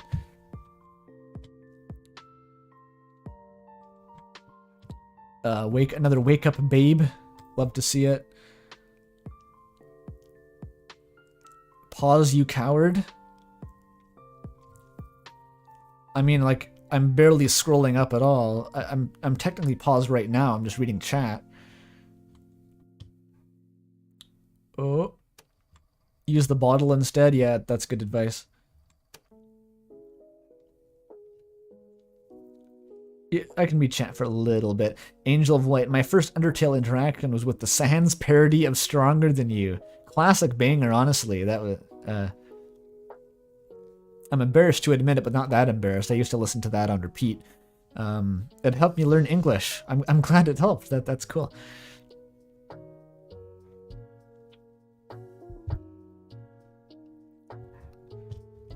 Here's Yuri. This video is perfect. If you took out my Big Think brain and plugged it into a computer, it would have come out... it wouldn't have come out any other way. Well, that's cool. I like it when my video is just someone's, like, copy-pasted brain state. Hashtag relatable. Classic Yuri, says Toby. Yeah. I do have one thing to say. I wouldn't have outsmarted Undertale with its very own logic, but rather that I have such tender care for it that I make sure to not break it. What I mean, I back up all my saves every playthrough. Yep, this is what I was talking about. This is the first of, I think, many of these type of comments where it's this ritual people have invented. It sounds like dismissive to say copium, but that's kind of what it is. But I understand it. Like, I understand the cope. I do it at every anniversary of Undertale. I never reset the save files. I never do a Jenna run either. They're all neatly organized each year. I play it and it never gets old to come back and replay it again. I like to occasionally swap the files for each year and look at the title screen, wondering how they're all doing. Like alternate timelines, I'm helping each of them by both creating them and giving them their best ending. It's as if I'm playing God. That might be a little more insane than you. Yeah, I think you got me topped, Yuri, I have to admit. That's a little bit more insane, but still within the realm of what I could, like, understand, honestly. I knew a guy way back who would... Well, I didn't really know him. I knew of him. He was sort of in the same space as I was in the fandom, but he would just boot up Undertale on, like, a daily basis and just, like, hang out with Asriel in the last room. He'd just hang out there for, like, 10 minutes, and then he would just turn it off and do it again the next day. I was like, holy shit, okay. Okay. So that was intense. That's so sweet and deranged. Yeah. What a Chad.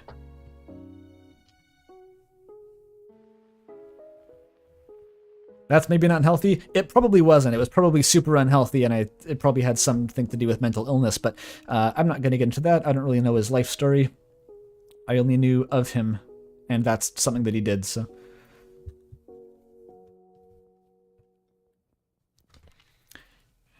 You're killing it. One thing I can personally say is that Toby Fox's games are weirdly inspirational in an artistic way. No other piece of media has made me want to try my hand at creative arts, coding, or story or character writing. Yeah, that's relatable for me too. Undertale got me into music, actually. I mean, I played piano beforehand, but Undertale got me into, like, I tried making some really bad, like, Megalovania remixes and stuff. And that was like the first composition I'd ever done, and I got into that for quite a while. And but beyond that, it also got me into doing game dev, which is still my number one goal, I'd say, in life, and what I'm trying to work on kind of at the moment, since my new video is over. I'm trying to put out first get the game into a good state again, and then put out a devlog on some new progress. So it really is not an exaggeration to say that Undertale has irrevocably changed my life in very concrete ways. So yeah, it's very inspirational to see a single person just express himself in that way so effectively with the game engine, and it's like, shit, I want to do that. I want to do that too. Toby in chat saying Godot 4 beta Sag. Yeah, the fucking Godot 4 went from alpha to beta, and it broke our project, and we're still trying to figure out why. So and I've been too busy with all this streaming and the stuff coming up to really look at it quite yet. Toby's in chat? Different Toby. Also a game developer, but instead he's working with me on a different project.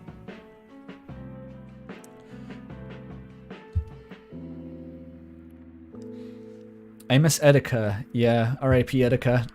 I never actually watched Etika back in the day, funnily enough. But I was looking for playthroughs, classic playthroughs to put in that segment, and someone recommended Etika. And of course I'd heard of him, and I was like, oh shit, I want to see what was up with this guy. And yeah, that playthrough was crazy, dude.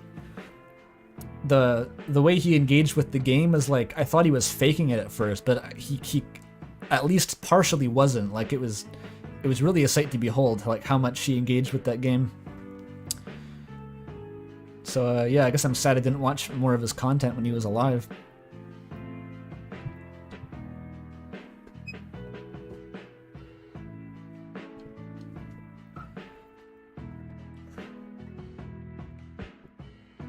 We got harsh criticism comment. That should be a change of pace, I guess. There weren't too many harsh criticism. Oh, it's really long too. Okay. Well, let's see what happens.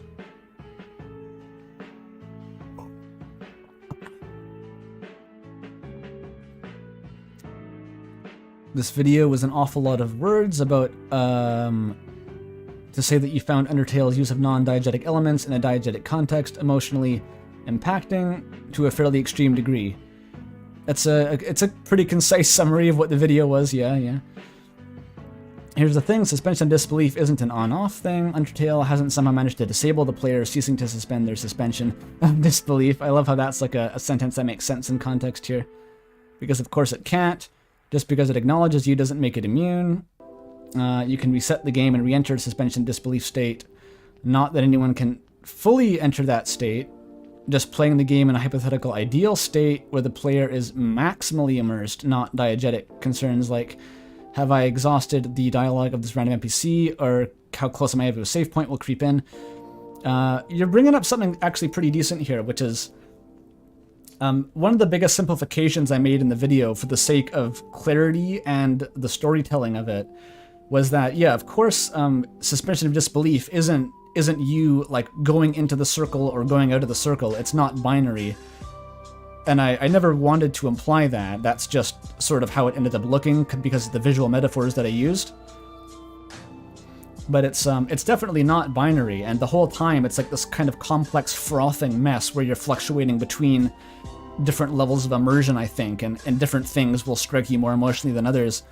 So it's absolutely not as clear-cut, that's fine. But on a high level, what I'm saying I think was still basically true, is that Undertale makes it difficult for you to distance yourself. It's just not as cut and dry as those circle diagrams maybe made it out to be. But also, it would have been much more difficult to explain than if I was just constantly going, waffling the whole time about, oh, sort of, it makes it a little bit more immersed than it would have been otherwise. It's so much easier just to say immersed or not. And this video was hard enough to articulate anyway that, I really had to make some simplifications like that to get it across at all.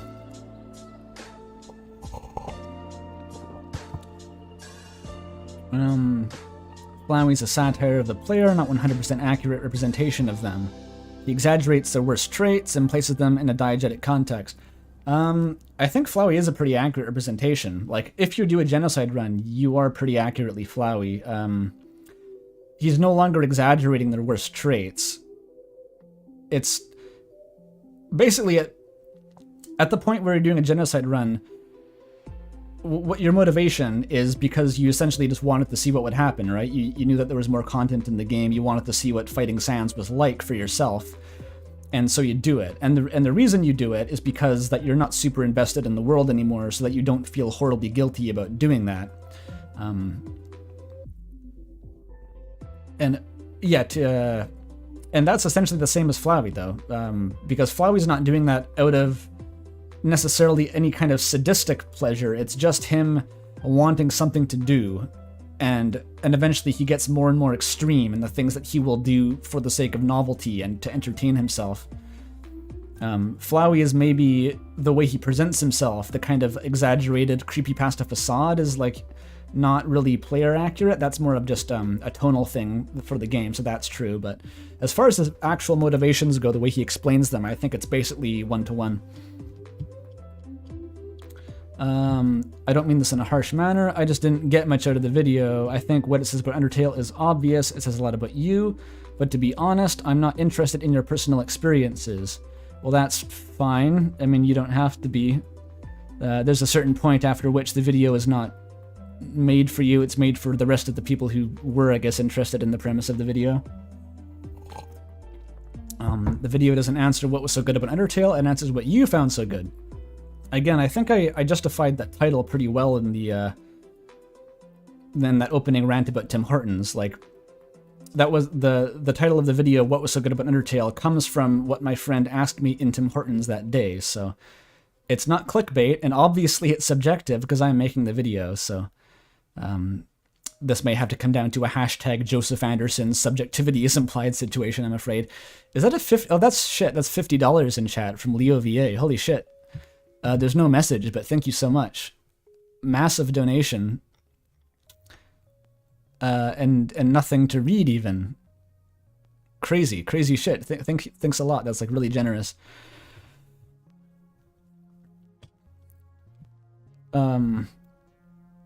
Local hero, yeah, exactly. Fresh peepers. And yeah, this kind of subjective thing is I personally prefer this a lot to. I'm not sure I've seen many objective video essays nowadays. There's this one video by Jacob Geller that was like kind of impactful on me, where it was about the future of writing on games, and basically the TLDR of all of it was that the secret sauce to making your articles or your opinion pieces about games really pop and like actually interesting and maybe stand the test of time is to make it weird and personal. He says the secret sauce is your take, your perspective, because that's the one thing that no one else can replicate fully. And so like I really gel with that perspective. Like, Jacob Geller is like one of the best video essayists on the platform in my opinion, and he always, that's his thing, is that he takes what's interesting to him about a whole bunch of different things and connects them together in a way that's very specific and personal to his outlook on the world, and I love that. And that's like ideally what I want to approximate as I go forward making videos, so that's just how it's going to be, I'm afraid. You would recommend a different video, Filmsy's in-depth critique, Undertale critique and review as the best Undertale analysis. It examines how Undertale critiques the player in much more detail and how determination ties into it, as well as how Kara's dialogue is somewhat ill-targeted and conflicts with the correct assumptions about the player. Sans' dialogue does. That is, Kara talks about players' motivations being gaining power, when in fact a genocide player is most certainly interested in the genocide for its story aspects. Yeah, I don't just, I mean, I've never heard of this analysis, but like that sort of makes sense to me. I do think I've been getting progressively more, I guess, critical of Kara, what Kara is supposed to be in Undertale. The more I look into it, the less, like, it obviously fits in with the themes, but I think it's just like a little bit off target compared to the rest of the game, and it makes it really hard to parse in some instances where I don't want to super get into that now, but yeah, like, there's a reason I think that Kara is the subject of so much debate in the fandom, and I think that it's at least partially because their character just wasn't the most elegantly integrated into the story. It sort of sticks out still. Kara video? Maybe one day. I don't know if I have the fucking life force for that.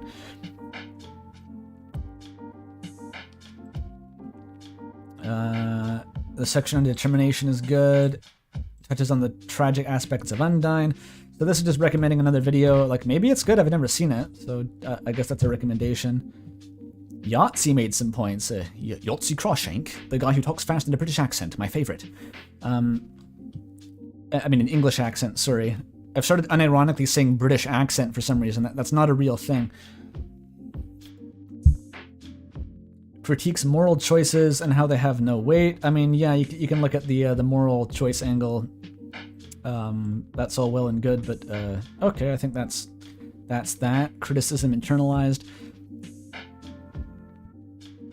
Such an odd comment, says Man Oh Man. Yeah, I mean, some of the things were legitimate. It's yeah, fundamentally, it's like a lot of the things that were being critiqued here are just fundamental to the way I make videos and aren't going to change. So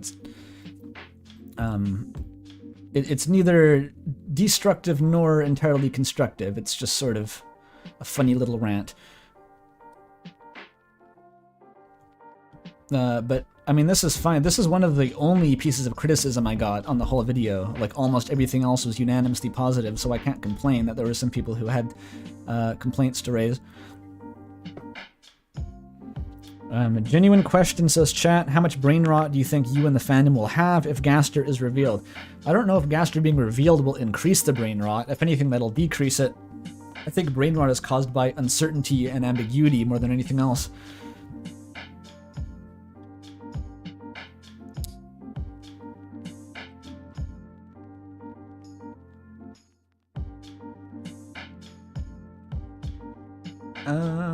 Oh, here's Jaru. Jaru. What's up, Jaru? Here's a critique. Leave a video recommendation after a lengthy critique, and there's an above-average chance I'll view the recommendation in a negative light. That's kind of true, Jaru. Yeah, maybe that's not the best way to... I've legitimately never heard of that video, though. Like, I'm a little bit curious. But I'm not super in the market for... these days looking at other, just pounding back other people's Undertale retrospectives. You get a bit exhausted after a while, I have to say. Wait, is Half-Breed also here? Did someone see Half-Breed?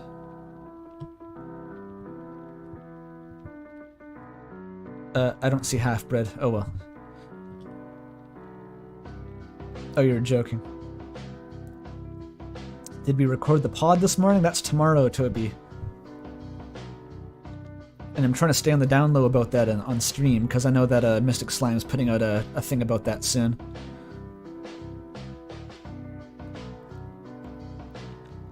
Probably the most bizarrely relatable video to me on the internet. I want to eat this video.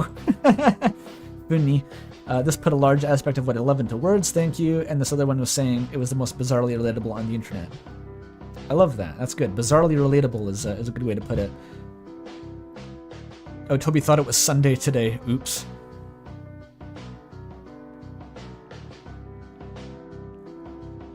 Oatson is here too. Oh, you streamed fan games to your Discord buddies for 4 hours? Why didn't you do it publicly? That would have been great. There's probably an appetite for those. But yeah, that last mic test sounded fine, I thought, Oatson. I think it should work. No, I don't want to get too derailed talking about mic tests, though.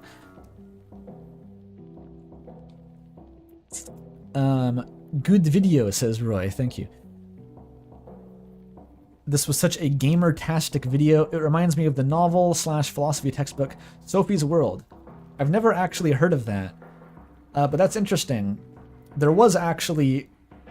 I'm not sure what you'd call it. It's like a philosophy kind of book that did heavily inspire my description of Undertale in this video. But it's not Sophie's World, it's Gödel Escher Bach. And I'm worried about sounding a bit pretentious just by bringing that up, honestly, but like, if anyone actually knows what I mean by that, there's there's like a Douglas Hofstadter head in the background at one point. I threw in a couple references. Mostly the stuff about how systems can, like, you can be inside the system or outside the system and jump back and forth between layers. And systems can try to, like, jump outside themselves and consume you back into them, but then you can always step outside again. That kind of imagery was really in my head when I was writing all this.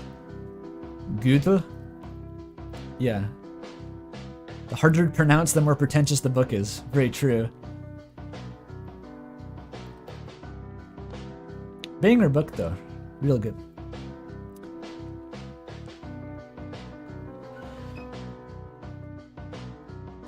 I think I've read this comment before. I think, oh, it's looping again. We have to find the anomaly. This is a fun little, like, chapter system here. Was that it just loops occasionally, and then you have to find the time anomaly to escape.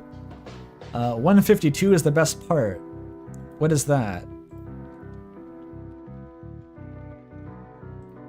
Made me sound like a crazy person. Thankfully, I have long since transcended such petty concerns. Oh, yeah, the default dance, classic.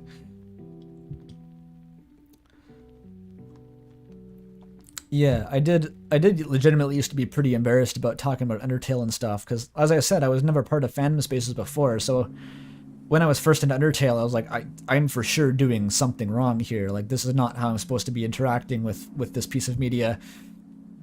And that attitude really stuck with me for a long time, even to this day to some extent. Like,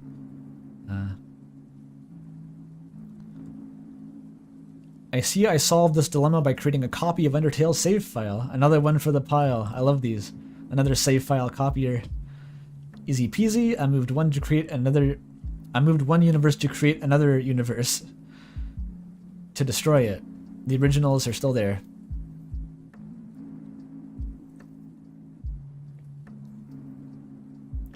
A Remnant got her fandom experience from My Little Pony. That was a crash course. I bet it was.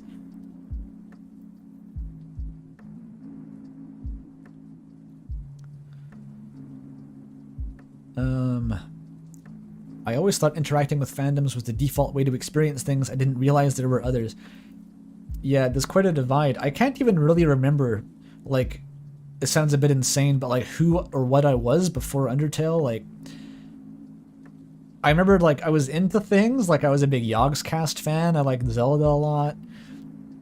I kind of liked writing back then, but like I felt like I didn't engage with media in like anywhere close to the same way even, and I can't really remember or relate with myself at that point in time, which is fucked up.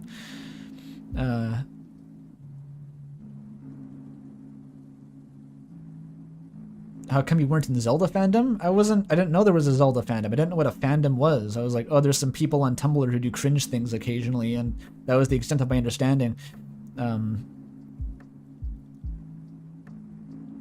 I just like knew people who occasionally would talk about Zelda, and that was like, yeah, Zelda's good.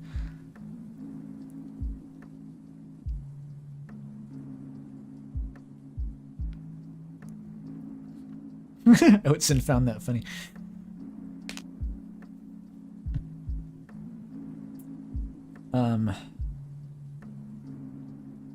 Jaru was never a fandom guy either. Oh, that surprises me, actually. I guess I technically maybe would have been in the Yogscast fandom a little bit, but I really didn't know what that was at the time. Like, I'll paint you the picture of how bad this was. Like, when I first beat Undertale, and I was so obsessed with it that I couldn't think of anything else for a long time. The way I countered that, I couldn't think of what to do with myself. I just sat down and started browsing fan art on the Steam forums, and because I don't know, I didn't have a presence on Reddit, I didn't use Tumblr at all. I just went to the Steam forums because they were the first thing I saw, and I was like, all right, I guess this is my life now. And I actually started like a little tiny Steam community for a while because I was just there at the time, and then eventually I broke into some other spheres tangentially.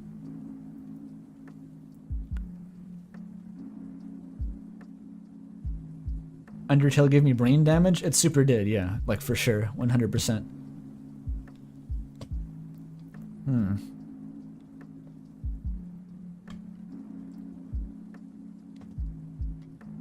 Oh, this is the Sans rant, I think.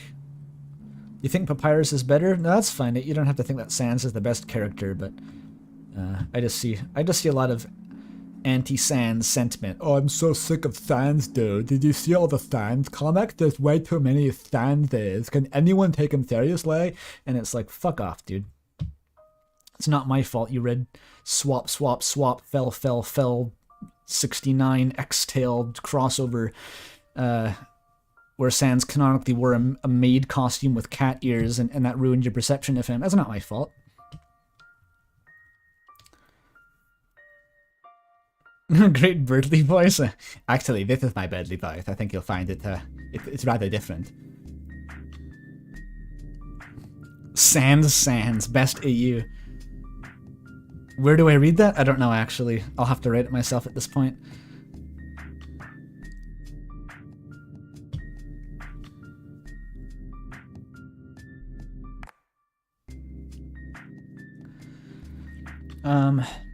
Okay, I got an Undertale pretty late, and I already knew about the genocide route in the Sans fight, and have seen plenty of Sans and Megalovania memes, yeah, which is inevitable in this day and age.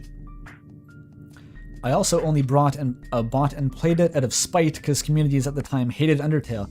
Well, at least it worked in reverse on you. A lot of people just probably didn't play it because of that. Which, I'll say a lot of the animosity toward the early fandom was deserved for the way they treated YouTube Let's Players.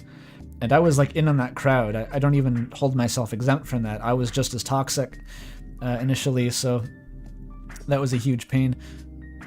But a lot of it's the usual thing. Cringy fandom, popular bad. Clearly I couldn't experience the game in a way that would lead to terminal brain rot. My main issue with the genocide route was getting past Undyne, and I somehow beat the game without knowing how weapons and armor work. That's cool. Accidental challenge run. Classic. In chat, Lorekeeper says, I'm getting deja vu. I was in a previous Andrew Cunningham comment response stream and I heard him talk about Sans. I'm sure these streams are like, the previous 2 comment response streams were 16 hours long each in total. So I'm sure I ranted about Sans at some point. Like, I'm sure I did.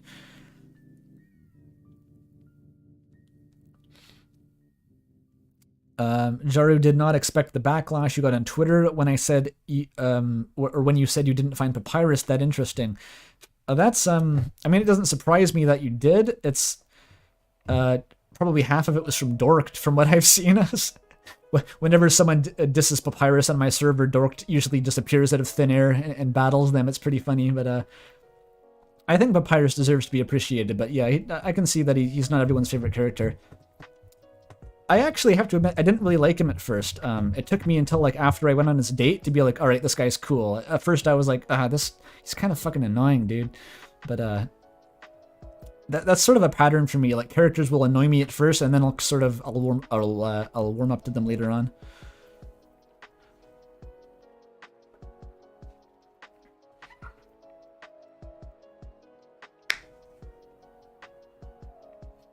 Chat says, I have such bad Andrew Cunningham brain rot. I have my own brain rot now? That's fucked up. That I have now watched both previous comment response stream VODs. That is pretty extreme. 32 hours of content straight down your esophagus. Woohoo.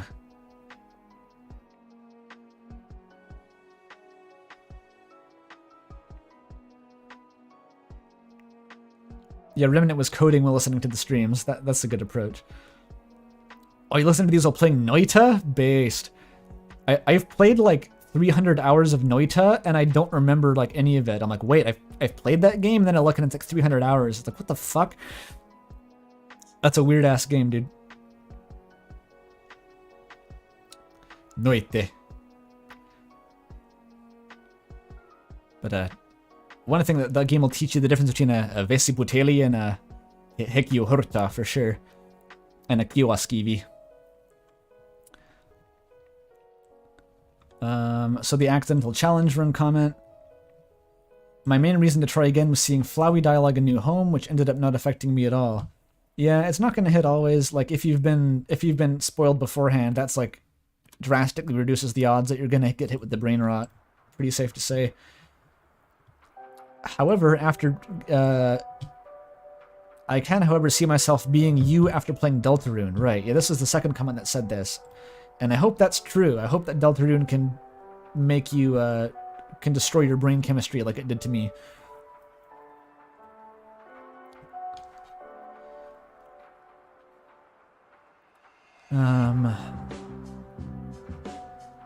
Chat says, my least favorite part of Undertale are all the calls from Alphys that are all over the place and kind of kill the pacing.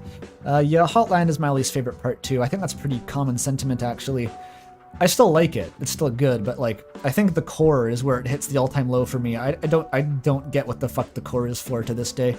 I've heard people describe why it was good to them, but like for me, it just felt like a fever dream. I was like, what are we doing? What's happening anymore? Chat says, Alphys is the worst part of Undertale. You're going to want to be quiet, otherwise Dork is going to apparate in this chat and karate chop you too. So you're going to summon Dork with talk like that.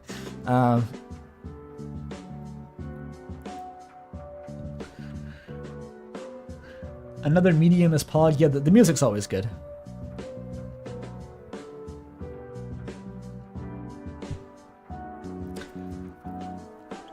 Since the video is largely about your emotional reactions to Undertale and your history with it, I thought I'd share my story. That's the idea. That's what I asked for. Is it going to be long? Oh, it's not even that long. Nice.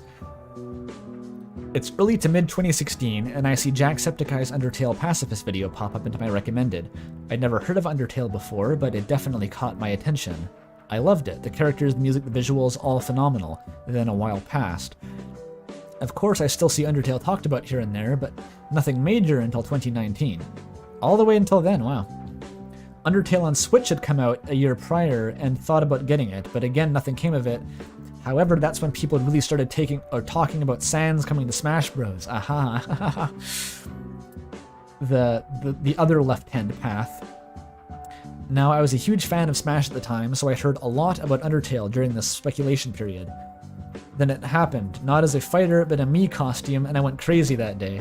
I fucking love that. I remember, I don't think I saw it live, but I watched the Joel stream where he recapped the Nintendo Direct, and his reaction to that was fucking amazing, because he'd been shit posting with his chat for like a long time about like if Sans got into Smash, then he would play Habbo Hotel on stream or something like that. Like as in running a joke, and then when it happened, he just blew out the microphone, screaming bruh, and shat his pants. It was beautiful. It was so beautiful. I was like euphoric when that happened. I was like blown away. I don't even really play Smash Bros. I was just like, oh my god, it happened. Like this was a meme, but it happened.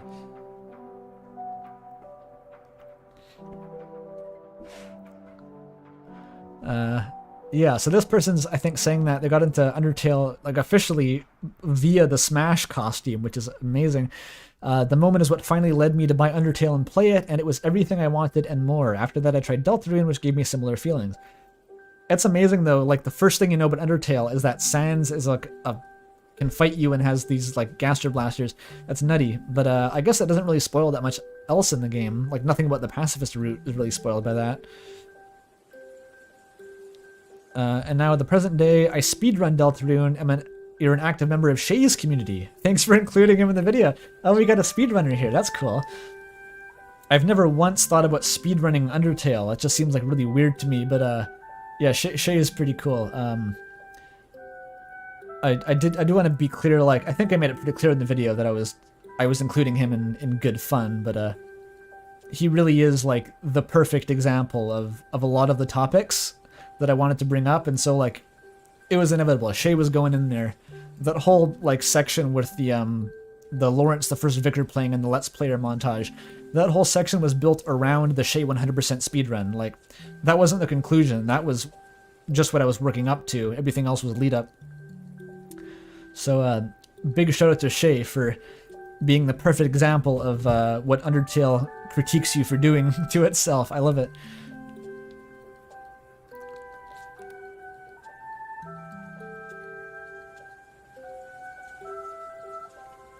Probably my best video. I hope so. It took the longest to make, for sure. Shay's the IRL Flowey.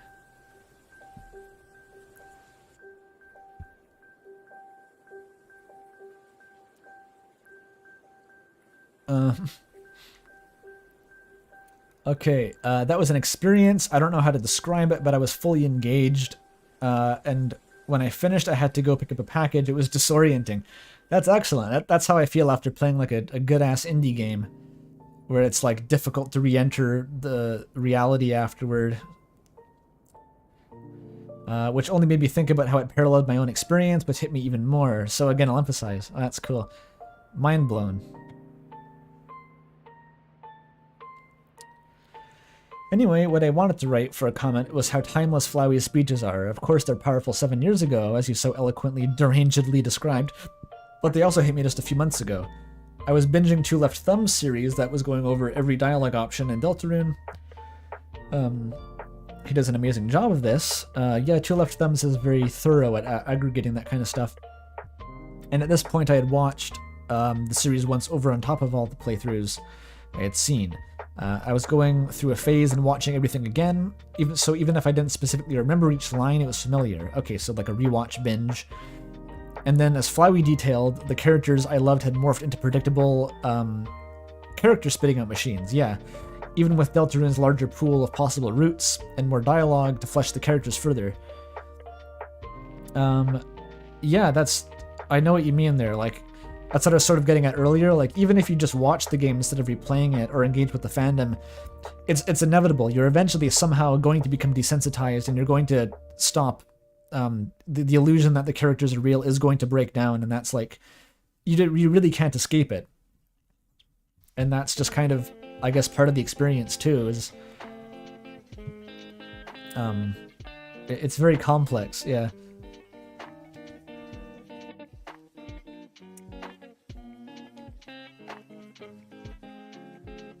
Semi-existential debate about the nature of the game and world aside, I don't think I've ever seen a more enticing Patreon plug. Hell yeah. I love my Patreon plug. I put a lot of effort into the Patreon plug. It's very fun for me.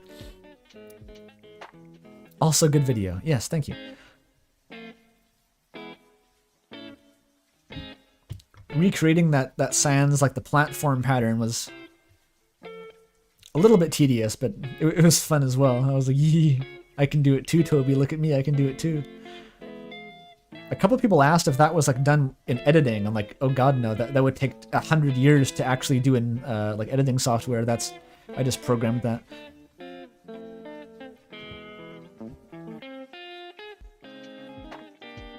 Oh yeah, My Time Remix. Oh yeah, Sumi Lo-Fi, hell yeah. I was fighting the Patreon in real time? Yeah, that's recorded gameplay of just this little, like, battle box parody game that I whipped up.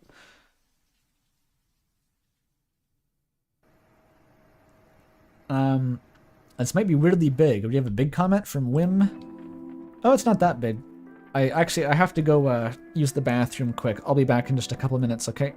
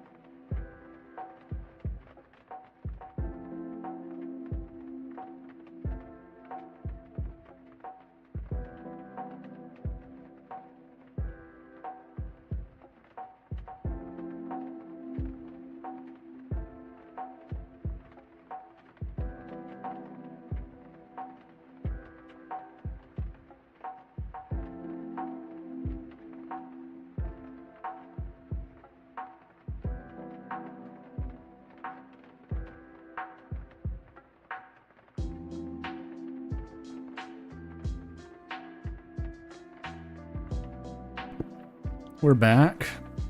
I see Peepus in chat. Pour one out for the Peepus. Fun fact, on my Discord just yesterday, people finally, they did the challenge. They found the most obscure gags in my last 2 videos and got the Peepus roll. They'd been like unclaimed for months and months, and just last night everyone decided that they were going to find them and immediately succeeded, so there you go. Peepus.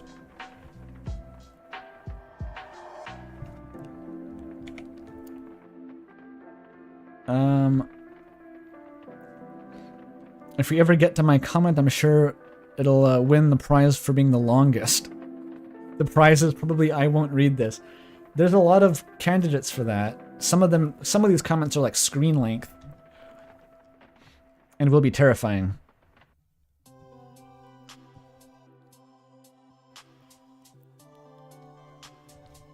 But this one's not too bad. The first part of my mental breakdown. Ooh, where to start? First, happy Undertale anniversary. Even though you weren't going to read it after the day meta stuff. Wait, even though you aren't going to read it after the day. Oh, I'm not reading it on Undertale anniversary. I see what you mean. First interaction with Undertale was strangely some months before it blew up in popularity, since my brother is someone that plays a lot of less-known indies, and he recommended to me. Being a weird RPG, playing with tropes, it was just a game that I wanted to play, and then got sucked in the game by the loving characters. Trademark. Classic. No surprises there, but strangely, the moment that broke me was the yellow gender-neutral with ugly hair. A monster kid, you mean? Or didn't mention is... Did I get the reference right? Didn't mention is when Asriel says, you are not the player, but Frisk.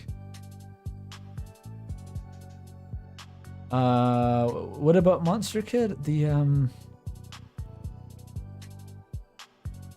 I'm not sure what the thing about Monster Kid was there, but yeah, Asriel says you're not the player but Frisk. At the end, it's kind of revealed. Yeah, that's always been kind of strange to me. I've struggled with various ways to interpret why Frisk's name is revealed. Then it's something to do with like you've role played the character enough that they exist independently from you, which is like the opposite of the genocide route. But I'm not super sure about that.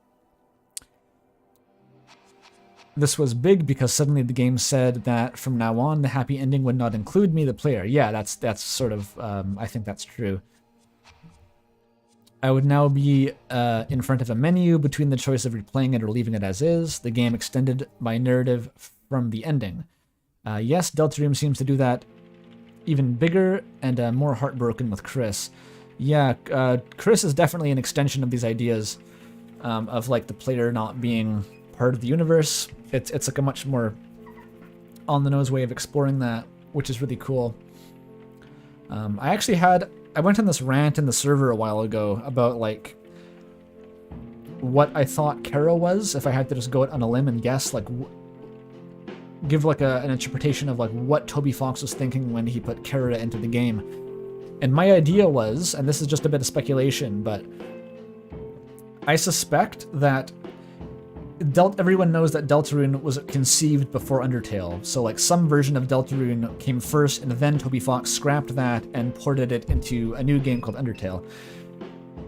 I have a feeling that whatever Chris was in that first version of Deltarune, some of the ideas from Chris became Kara in Undertale, and obviously the character couldn't play the same role. A lot of the characters would have existed as ideas, but like they would have had to be kind of shuffled around and placed in new areas of the story to work them into this new game. So that's my crack theory, is that Kara is like a kind of stubby, abbreviated version of what the ideas that Chris was meant to explore in Deltarune, with sort of a character that is the player but is not the player and kind of brings that to attention.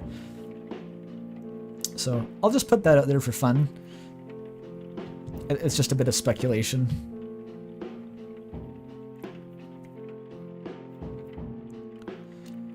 It's very easy for me to picture that kind of workflow from, because I've had like game projects in my head for a long time, and one thing that becomes really clear is that like a character doesn't exist until they're written down, not concretely. You can have like a collection of traits and ideas that you can make into a character, but until you actually do, it's nebulous, and they can be reshaped kind of depending on what the narrative you put them into is.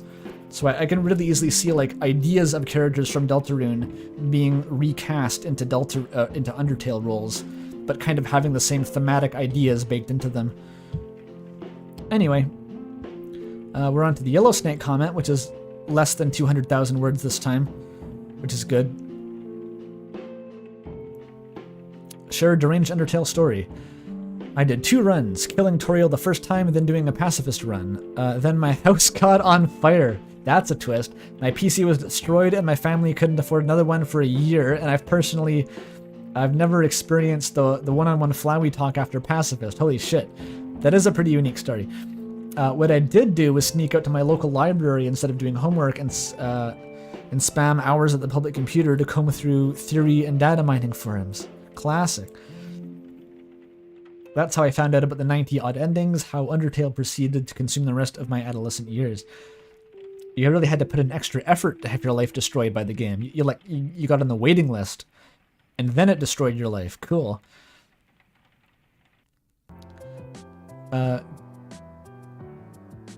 Deltarune just resparked a fire that I thought had died in me, and I think it might be crazier now than it was then. The pinned comment thread under the Chris Soul video on this channel has been made into a Google document, so it's easier to read. Oh, for people who don't know, Yellow Snake had a comment on my previous video about Chris that was so fucking long. It went into like hundreds of replies by Yellow Snake just chained onto each other like post-it notes, that apparently there's now a Google Doc to store it. It's 100,000 words now. I wasn't kidding. Which is 1/8 of a Homestuck for anyone whose mind only works in Homestuck comparisons. It's like a football field, you know?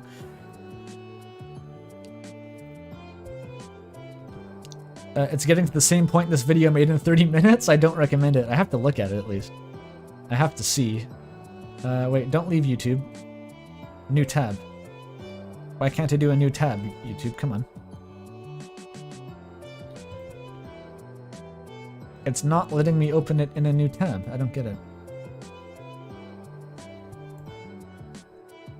Fine, I'll do it myself. I'll do it myself.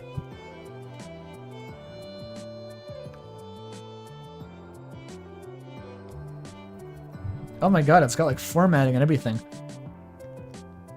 Oh my god, this is nuts. This is like that huge thesis by Howard Heinemann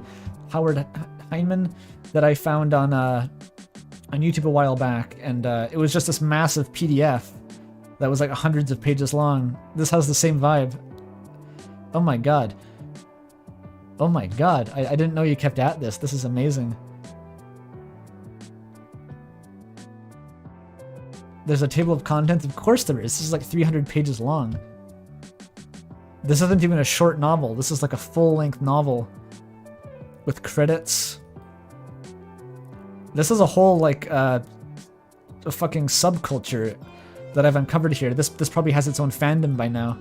I hope it does. I'm not going to read it myself because that would take 10 years, but that's hilarious that it just started off as a pinned comment on my video. Absolutely wonderful. I encourage everyone to go read that. I'll post a link in chat, actually.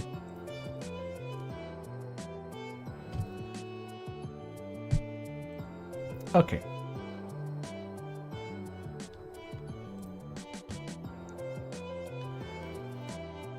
I made this person start bawling profusely? Hell yeah. That's how you know it's working, I guess. I didn't mean to do that, but I guess it's cool that I did. Need some more tea. Another compliment about the Patreon thanks.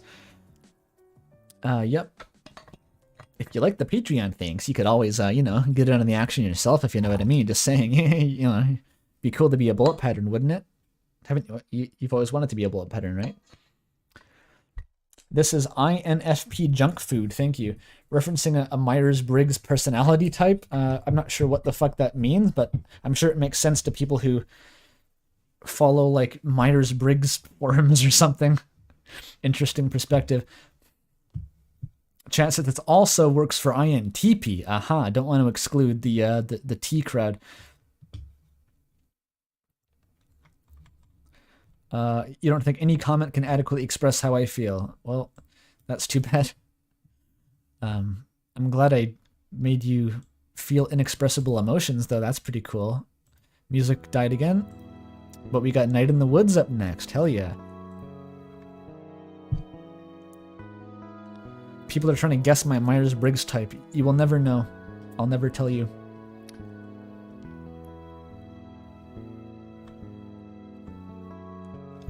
The shadow crystals are actually the crystals of Gingledoop.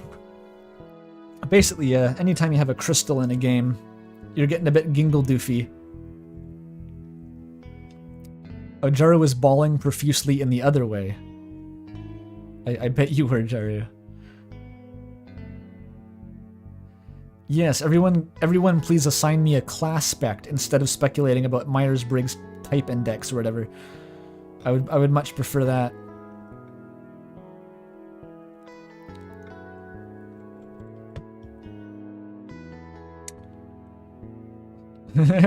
my Myers-Briggs type is PPPP. XXXX.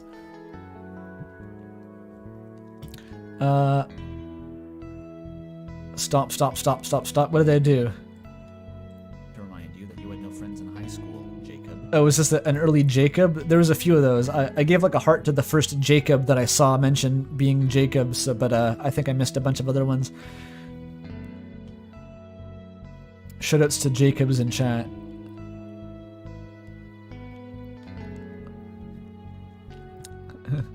I think the good in Undertale represents pain. Classic. It's kind of reassuring to learn that I'm not the only person who can't bring themselves to replay Undertale out of fear of not internalizing what the game is trying to teach them. Yes, it turns out there's a few of those people. I recently went so far as to buy a second copy from Humble, thinking that maybe it wouldn't remember like my Steam copy did. Unfortunately, all that stuff was stored in the app data folder. Yeah, it'll get you, app data. So opening up the second copy greeted me with Flowey asking me to leave everyone be. I have a funny story, actually. Well, not funny, but you know how funny stories are. They're not actually funny. I used to work at my university library, and they had a copy of Undertale. They had like a little tiny shelf with like 10 video games that for some, I guess they were on some like media studies class list, and Undertale was one of them. So we had a copy, and there was also a PlayStation available in the building that you could rent and play the games on. That's just like a school facility, I guess. If a student was required to play Undertale on the PS4 for a class, they could do that in the library. But we had this document on how to like reset that. Like after people would play the games, we had to like wipe them. And I like put my foot in my mouth and I was like, I don't think this would be sufficient to clear a one particular game. And everyone was like, what do you mean? This wouldn't clear it? And I like, but I got too embarrassed to like describe what I meant, and I just kind of dropped it after that. So to this day, I don't think that university library has the proper procedure to erase the genocide save data. I'm not sure how that works on PS4.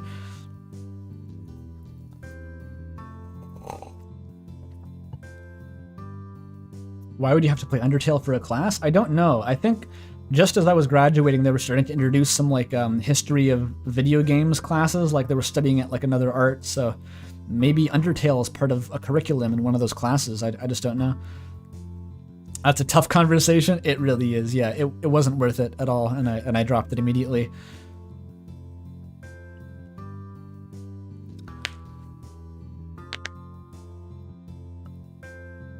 There have been research papers and theses written for Undertale. Yes, there have, and I have read parts of one of them. Someone's actual master's thesis was this crazy, like, it was a choose your own adventure thesis on Twine that just went into all the stuff about Undertale.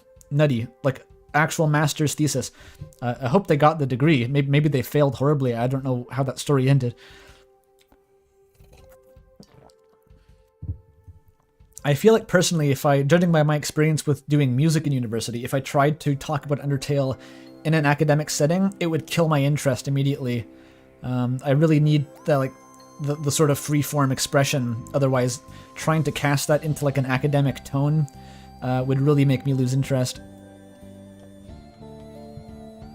Drop the link. I forget what the link was. I'm sure someone from the Discord server might remember. It was hard to get it to run, I think. It took a while for anyone to figure out how to make it run.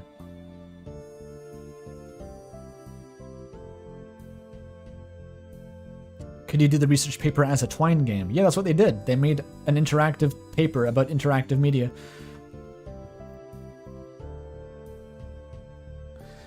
Anyway. I think I stopped like a sentence into this. Yeah, it was in the app data folder. Flowey asked me to leave everyone be, and I obliged. Oh, so you bought the game and then got cucked by Flowey and never played it again? That's hilarious. Flowey's like, I know Humble too. You can't escape. I'm honestly kind of distraught about it. I love the game so much and want to experience it again, but the idea that I'm somehow hurting the characters is too scary. Oh, it's much bigger. Okay.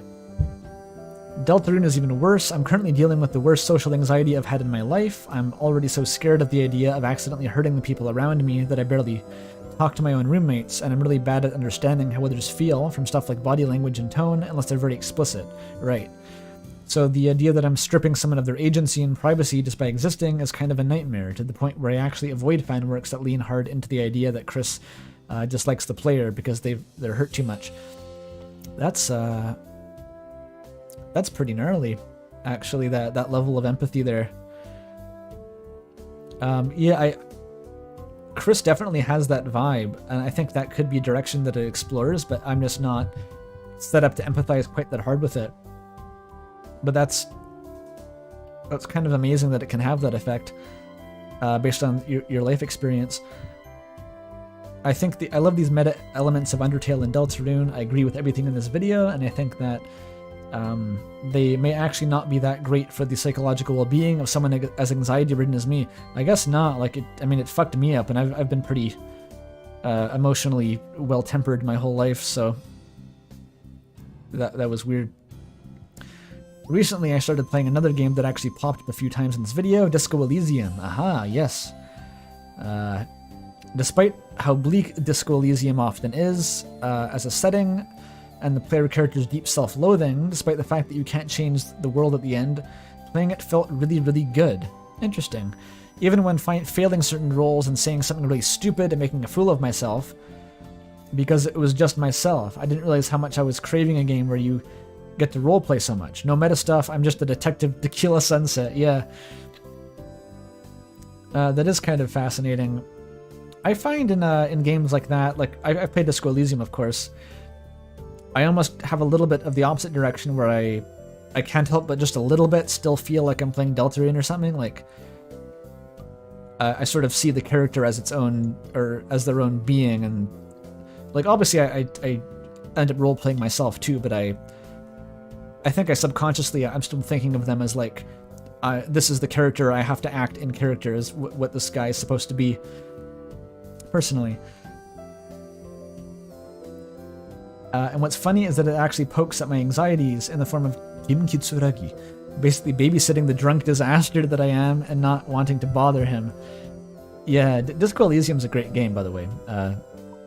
It's a lot heavier than Undertale, of course, a lot heavier, much more mature themes, very political, but damn well-written game. Maybe the best written game that I've ever played, actually, in terms of like the quality of the prose.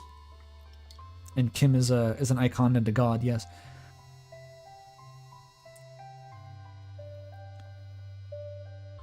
You're having Fear played with in a way that feels more safe than Chris or Flowey. Interesting.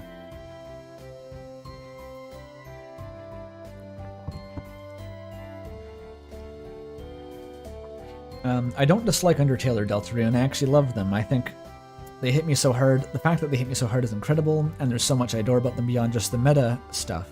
I could never hate a game with Papyrus in it. That's very relatable. However, I think they may be a bit much for me at this point in my life. I'm kind of riding out an obsession right now, trying to make the most of it. You can never assume a creator's intention, but I feel comfortable saying that I don't think the Nut Dealer cinematic universe was supposed to provoke a reaction like mine. it's hard to anticipate. That's one thing I've learned from being exposed to so many people through these videos is like, I'd never be able to anticipate all the ways that people interact with these games, all the ways that people are impacted by these games. A much wider range of human experience that I had any idea existed, really. And I'm sure the same goes for Toby to an extent. Like, fundamentally, when you're making a piece of art, you have certain things on your mind, and you hope that gets across, but then other people are going to pick up on stuff that you never even considered. It just so happens that art is very subjective, yes, and when it's interactive, and sometimes things just hit certain nerves. Happy 7th birthday, Undertale. Hell yeah, and good use of MSPA Reader. That was a pretty big one. Toby thought people would hate Sans. That is crazy. Toby's a crazy man.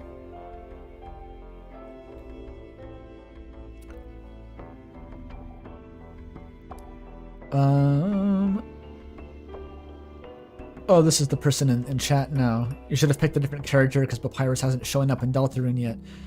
I wanted to say Birdly, but I know that loving him in the way I do is not a very popular perspective. I know exactly what you mean. Exactly what you mean.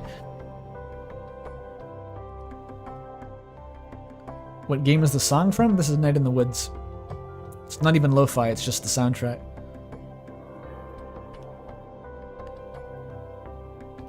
He thought people would hate Spamton? I mean, a lot of people do hate Spamton.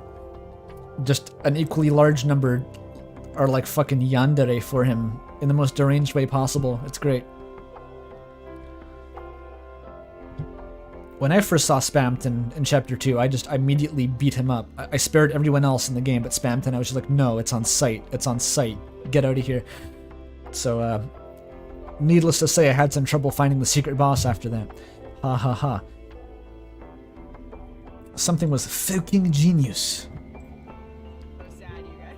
Oh, the Let's Player montage. Yeah. I was pretty proud of that. That was like a really fun couple days when I was editing that. I was getting super excited that it was actually working. Because I've had that in my head for a long time, like, just really summarizing the arc that all these Let's Players go through. I'm glad that it came together and that the Bloodborne music fit it so well.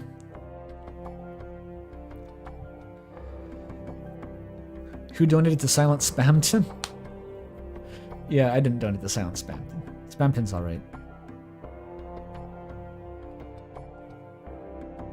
So when Mel first met Spamton, you had to sit with a friend that went, haha, kinda reminds me of you. That's disturbing.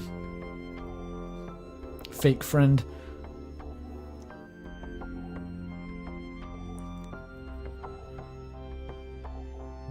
Again, Spamton is another character that I disliked at first and then warmed up to immediately. It seems to be a pattern with me. I'm going to like consciously avoid doing that when Chapter 3 drops.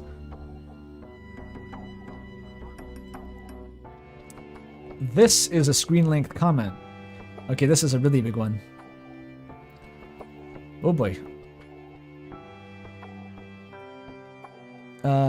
Wait, chat says, hey Andrew, how do you feel about the fact that we would have considered mentally...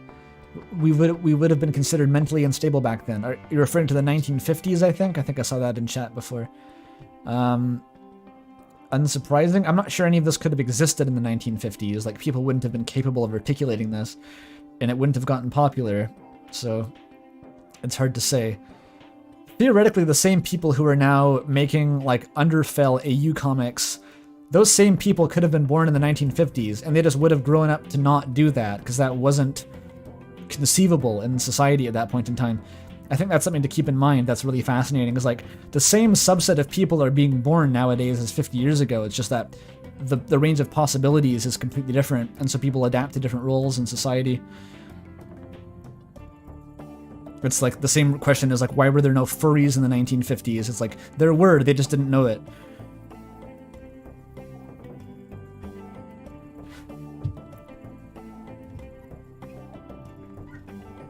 What if Undertale released in 2005? That's a better question. That would have been pretty nutty. That's like the era of Cave Story and Off and stuff, where like Off was like crazy back then, just because it brought up the idea that maybe you as the player were controlling your character like a puppet, and then it never elaborated on that, and it just sort of ended, and that was like, whoa, mind blown. So If that blew minds in 2008, Undertale would have been kind of crazy. Imagine finding some prehistoric cave paintings and it's just fucking Swap Bell. That would be pretty funny, I gotta say.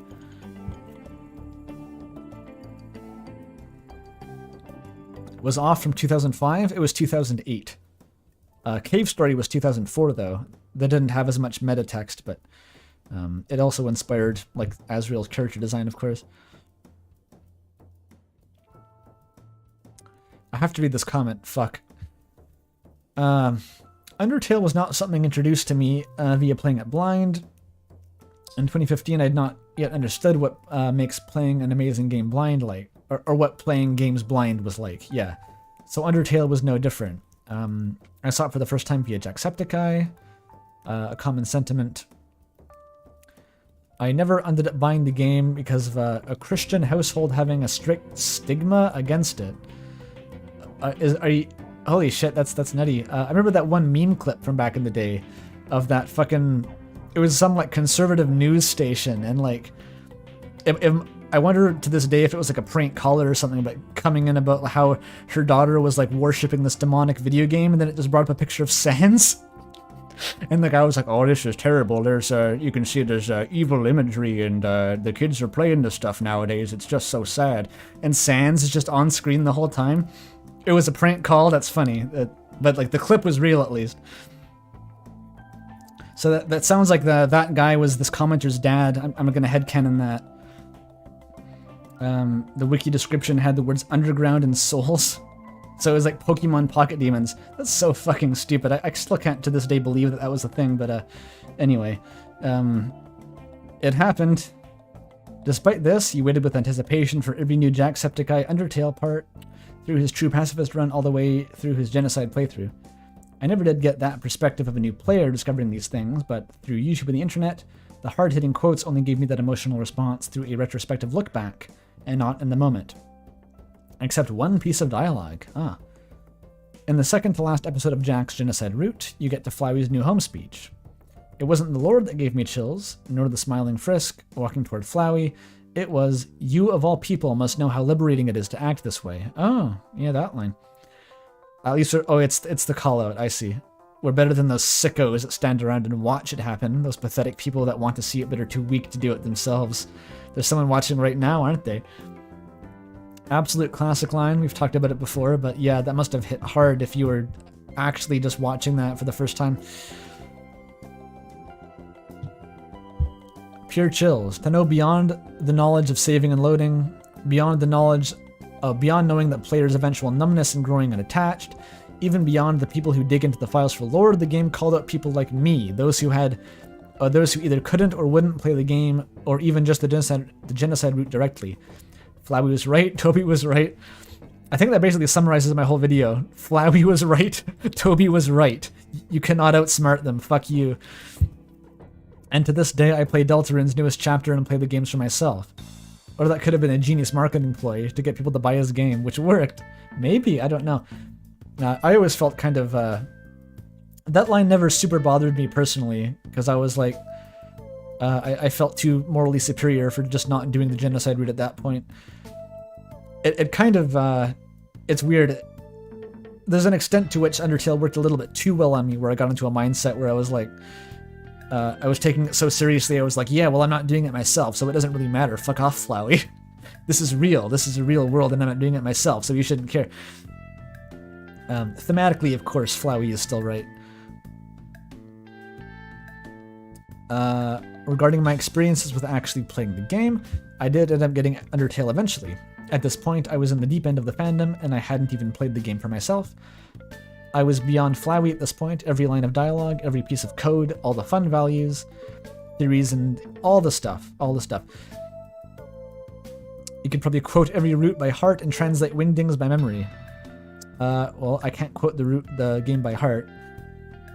I did get pretty intense about it. Like, I'd say in 2016 to 17, that was the peak of my, like, just encyclopedic recall of just watching back-to-back playthroughs all day, every day.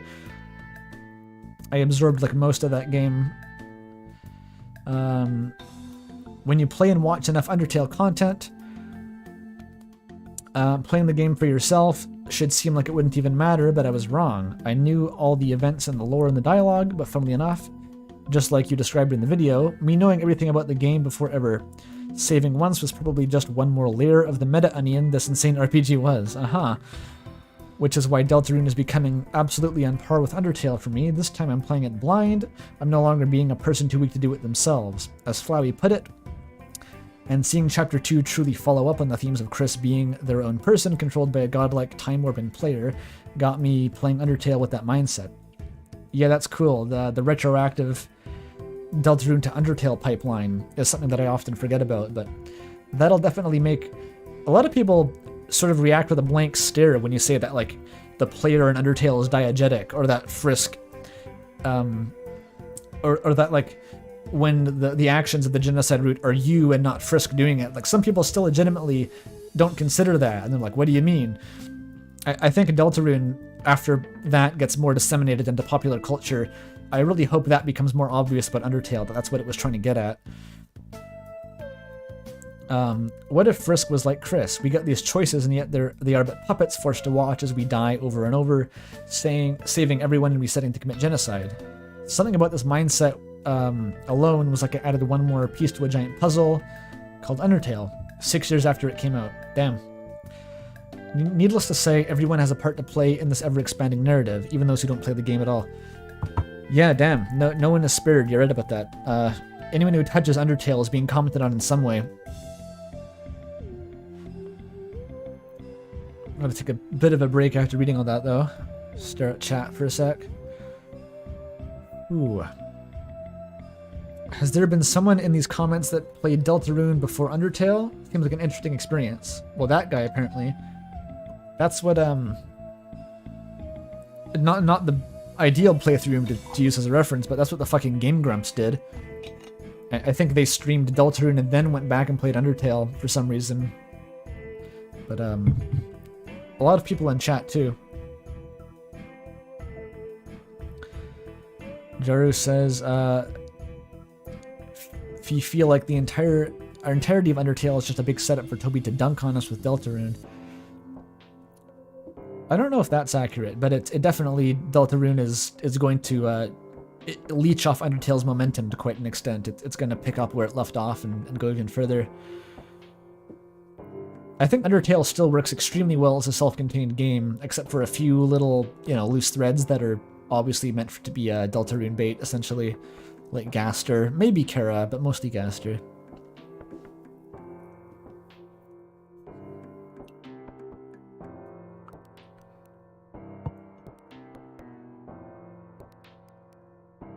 Game Grumps' Undertale playthrough was before Deltarune?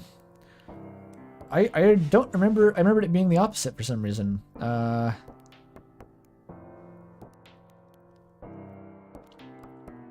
Because, yeah, they started the game and they're like, whoa, this is who Toriel is? Whoa. If it wasn't the Game Grumps, I've forgotten who it was. I thought it was the Game Grumps, though.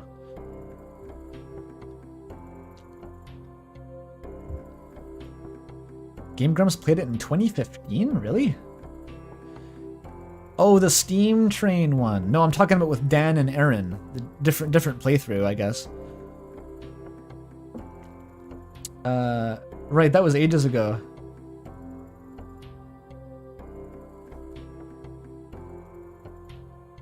Yeah, it was different people playing the game, yeah.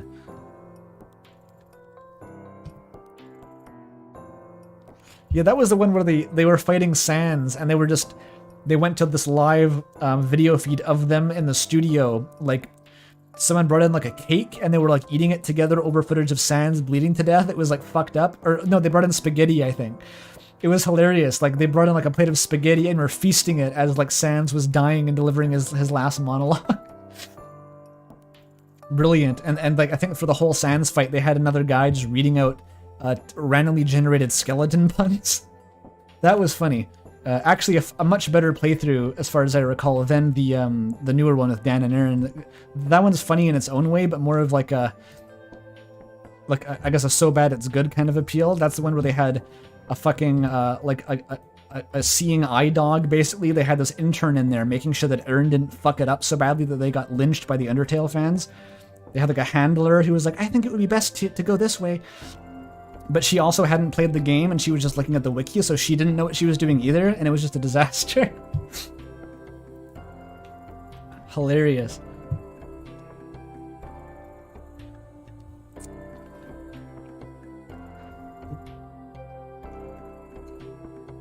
Ah. Okay. It was a bad playthrough, but funny. It was funny. Just like, because of how chaotic it was. They should have hired me? They should have. Like, I would have done it. I would have done it right. 152 is the best part. Is that the grass gag? Or is it looping? It's looping. Aha. We gotta find the anomaly. There it is. Bro, this just explained why I got so into DDLC mods. Yeah, DDLC, Doki Doki Literature Club. I consider that part of, like, the Undertale era metagame trifecta, I guess you could call it, with a Undertale one-shot and Doki Doki Literature Club.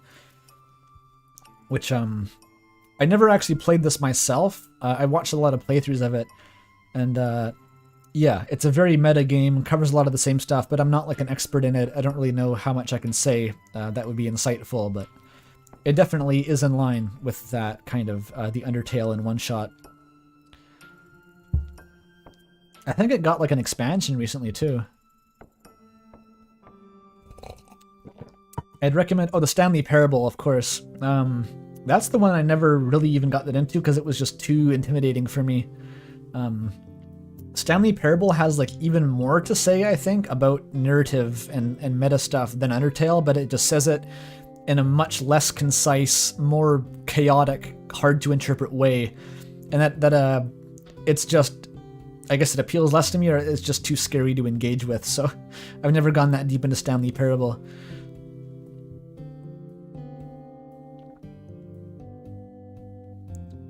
You thought it was simple? Oh no, it's one of those games you have to interpret. There's no like concise message you can take away. It's just a bunch of ideas that were put into a blender and kind of came out as a piece of art. The Beginner's Guide was much more to me as a piece of metafiction. Yeah, I played Beginner's Guide. That one was much more focused and had a much more clear lens to it, which I liked that game a lot, actually. That's by the same devs. That one was quite hilarious because it was a critique. It was a commentary on game criticism, so everyone who made a video essay about Beginner's Guide was being commented on by the game, much like anyone who tries to distance themselves from Undertale is then being commented on by the game. It sort of has that same jumping outside of itself quality.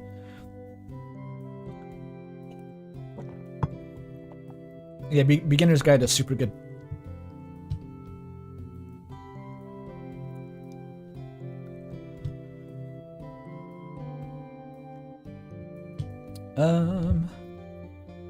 Oh, the next comment is about the Stanley Parable. What do you know?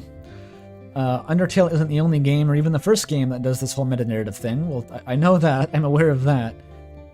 The Stanley Parable does this as a joke, but also for its narrative. You, the player, the narrator, and Stanley are their own characters that interact, yes. And then One Shot, we know about One Shot. I'm still planning on making a little short video that follows this one up and talks about One Shot a bit, because originally, all those circles in the video, those like funny wobbly circle diagrams, that originated from this diagram that I drew.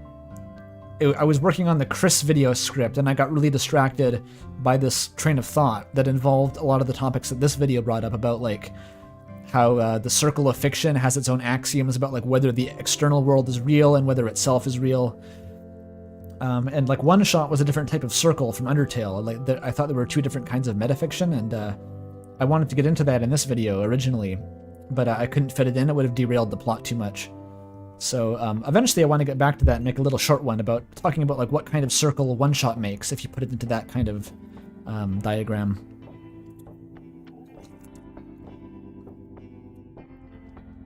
Spec Ops The Line berates and mocks the player in the loading screen. Yeah, Spec Ops is pretty fascinating. That's another older one.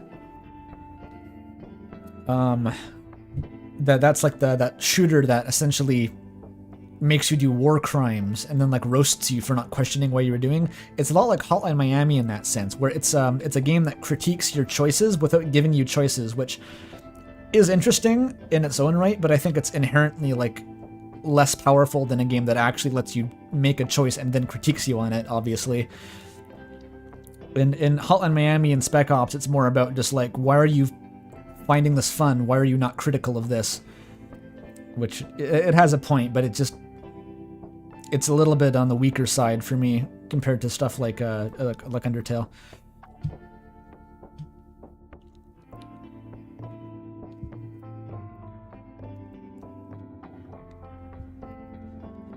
Loved the video, thank you. I wish people would take actually moral lessons and emotional lessons from some, not all games, and understand the gravity of their actions and words.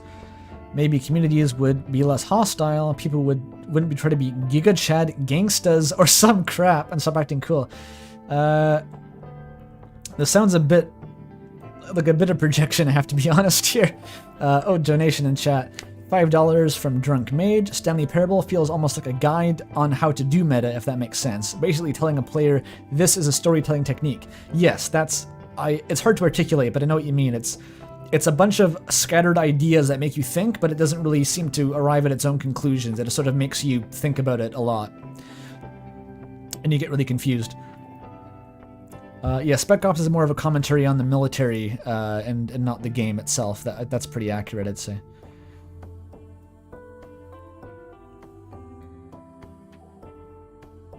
Thank you for $5, though. Hive minds like Discord servers, subreddits, and other forms of media are disgusting. I mean, the thoughts occur to me occasionally, but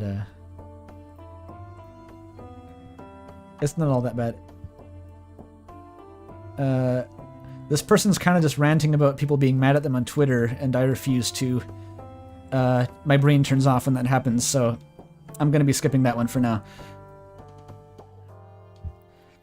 Thank you for putting up music and playing in the description. Oh, thanks for putting the soundtrack in the description, basically. Yes. I'm glad that was useful for some people.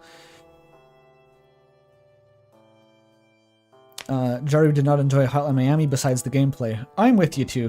There was the whole Jacob Geller video about like him trying to figure out what Hotline Miami 2 is about and just completely failing. So if not even Jacob Geller can do it, then it's like in another league. I don't think it's meant for mortals at that point. As a game though, it's really fun. I think that's what carries it. It's just a super fun game. If a comment is edited during the stream, can I see it? No, I will not see the edit, and also I can't reload, otherwise it'll boot me back to the top of the page, and I'll have to spend 5 minutes scrolling down again. So you're out of luck, unfortunately.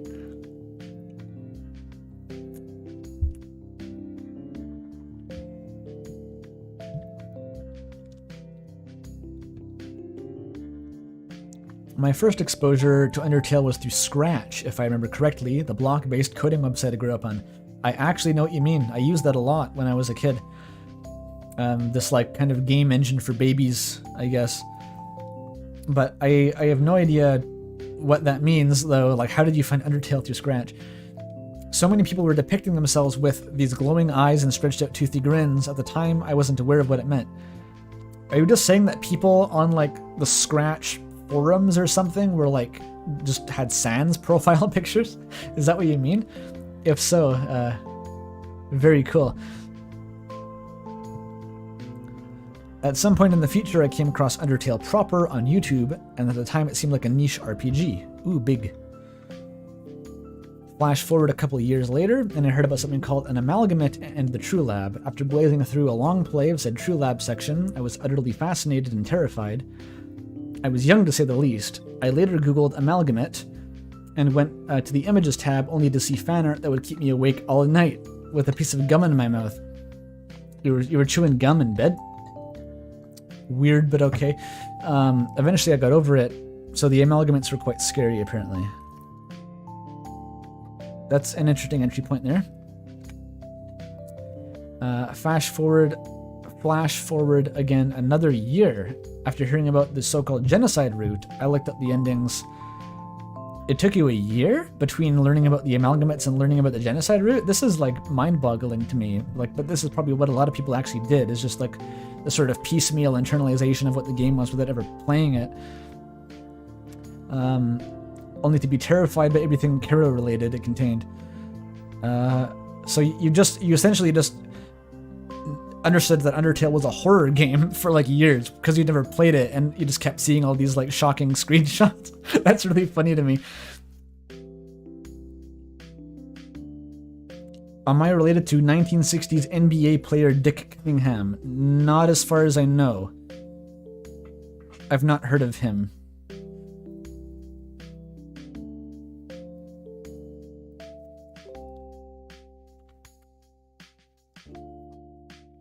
A year and a half later, finally when the Switch release, I remember that too actually, there was a huge spike in, like, we thought the fandom had maxed out, but then it got even bigger when the Switch came out in 2017, I think, so. That was there was like a second wave of Undertale fans almost, that like we were sort of grumbling about, like, are these new kids just picking up Undertale for their first time? Extremely funny. I later begged my mom to use the magic card to let me buy it. He booted up, knowing the whole plot at this point, and blazed through it. What I thought would be the pacifist ending. After dispatching Omega Flowey, I looked up why it didn't have the happy ending. And you learned that you need to hang out with the skeleton friend, yep. And then there's a happy ending. Close the game, reopen it, meet Flowey. Oh, you just ignored Flowey?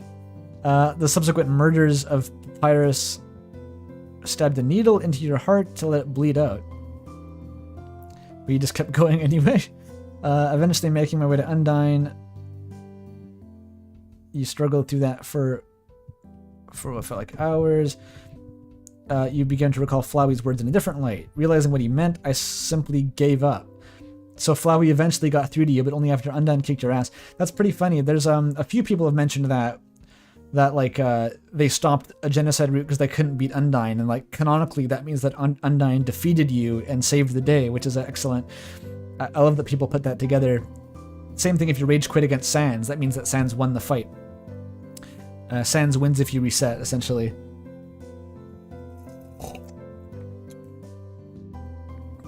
Yeah, interesting. Another note, I envy the way you articulate your thoughts and philosophical nonsense and the way you do. You wish you had that power. I don't know where it comes from. You gotta read books and, I don't know, write things and you get better at it. I don't know how to give advice on writing.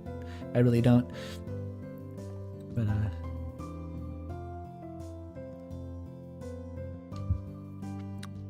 chat says the reason the previous humans died is because they rage quit. I think that's kind of the interpretation or the parallel to like how determination works in universe, is that like you have to give up trying, you have to rage quit, and then you actually die. I think that makes the most sense, yeah.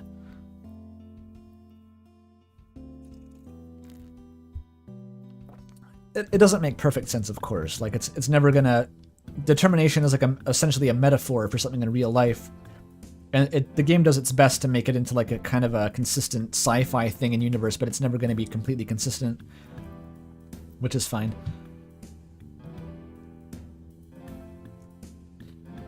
There must be a fanfic out there, says Outsin, where post-Sans fight, the player just gives up, and Sans just stands there waiting until he realizes that he's won. That would be a cool scene. I've never seen that, but again, I hardly read fanfiction, so if anyone knows of that, I'd be curious.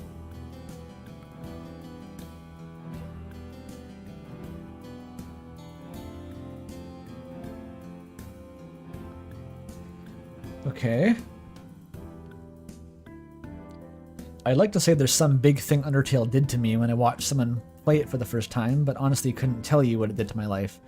I'm still watching content 7 years later, and when I initially watched it, I couldn't even use Discord without violating the terms of service, so clearly Undertale has a chokehold on the events of my life and isn't about to go away.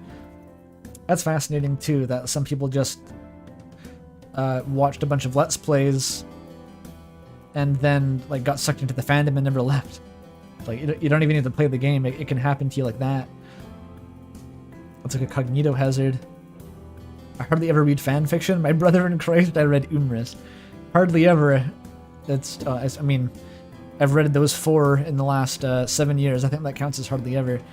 Plus a couple other ones, you know, a couple other sneaky ones that I won't specify.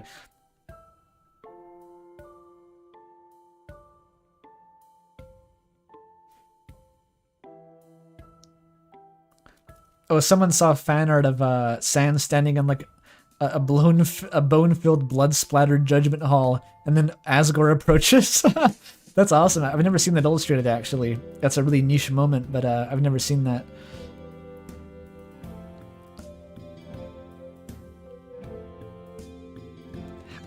You have more fanfic suggestions in the Discord?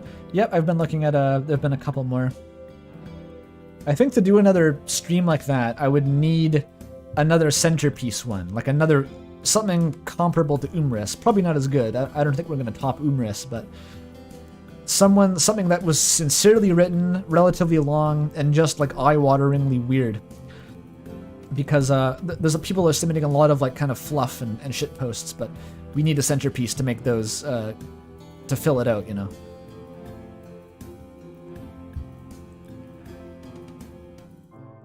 Everything about the player entity being canonical in Undertale pretty much perfectly sums up why it had such a big impact on me.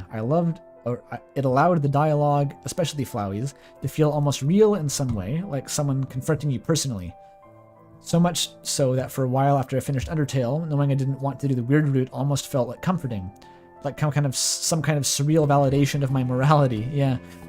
It almost felt like the actions I did in-game had a tangible impact on someone somewhere. I know what you mean here, and one thing I always try to emphasize is that this feeling of the game communicating with you directly, it doesn't require the characters to know that they're doing that. The game is written by Toby, and Toby knows who's playing the game, but in-universe, the characters, like when Flowey is roasting Frisk or something, that doesn't require Flowey to know that he's talking to you across a computer screen. Maybe he does, but it doesn't require it. Flowey might think that he's talking to just Frisk, but in reality, Frisk's motivation are the same as yours, and so it works both ways. It doesn't matter. He's talking to both you and Frisk because your motivations are identical, and the same for Sans and stuff. People like to quibble about that sometimes. I just don't think it's important. Also, the characters feel strangely familiar in some sense. They have so much personality that makes them pop out. Like Toriel stopping you from advancing in the game for your own safety, embodying a mother figure. Such and such, having to travel all the way back to Snowdin, then Hotland to help Undyne and reach Alphys. It feels like you're engaging with a lot of the characters. Yep, that's key to it. Again, all the characters being written in sort of an informal, personable way really is what makes the game come together, and it makes these kind of high-minded points land properly, is because you still feel like the illusion is there that you're interacting with actual people. I'd love to know how you did the physics simulations with the magic circles. It's through Godot. I could show you quickly, I guess. Give me a sec. I won't waste too much time with this.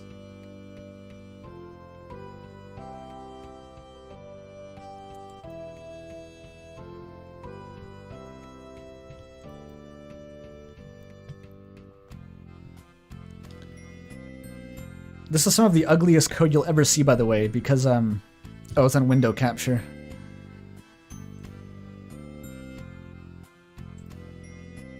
Wait a minute. There we go. I made this as a framework, and then I never actually made a robust way to, like, make the event sequence in a timeline, so I just kept, like, overwriting it with new code. And it's hideous, but, this is the timeline that animates the circles, and so like every action a circle does is somewhere within this. Oh no, wait, this is actually the physics simulation here. So I'm not going to explain it, but if you want to like go through and read this code yourself, I'll just do a quick scroll through. It was like a very basic kind of soft body simulation with just a bunch of points that exerted force on each other, and then I used a polygon renderer defined by those points to render the interior like a green screen, and then from there I used the green screen to then project the footage onto in the video, which is a huge pain in the ass, but damn, those circles are wiggly. And this is the horrible, evil timeline code that I kept having to write about, like, when the circles would inflate, when they would deflate, when to exert force, when to pull the little edge of it so it looks like it's being entered by the guy. Just absolute cancer. Don't look at this. Don't copy it. So there you go. That's the circles.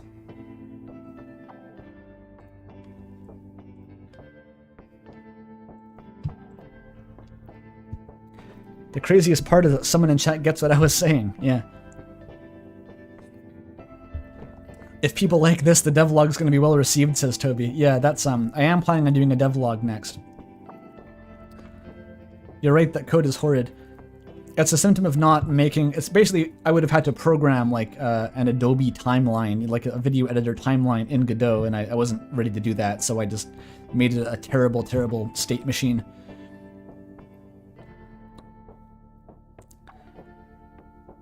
Probably not going to do that again for a video, safe to say. That was a huge pain in the ass.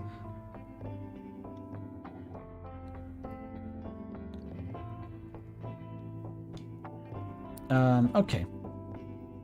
At the time I played Undertale, it felt like the opposite of what I felt AAA games had become. Music that was actually memorable, characters that weren't just cardboard cutouts, combat mechanics that required more than just the bare minimum of my attention, all wrapped up in an emotionally satisfying story. Pretty universal take, but true. I mean, I was never super into AAA games before Undertale, but I certainly haven't had interest afterward. I think that's just sort of an indie game thing in general. This can describe, like, most well-made indie games.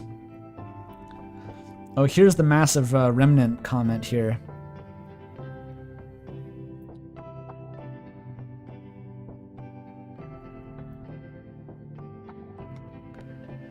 Let's see what happens.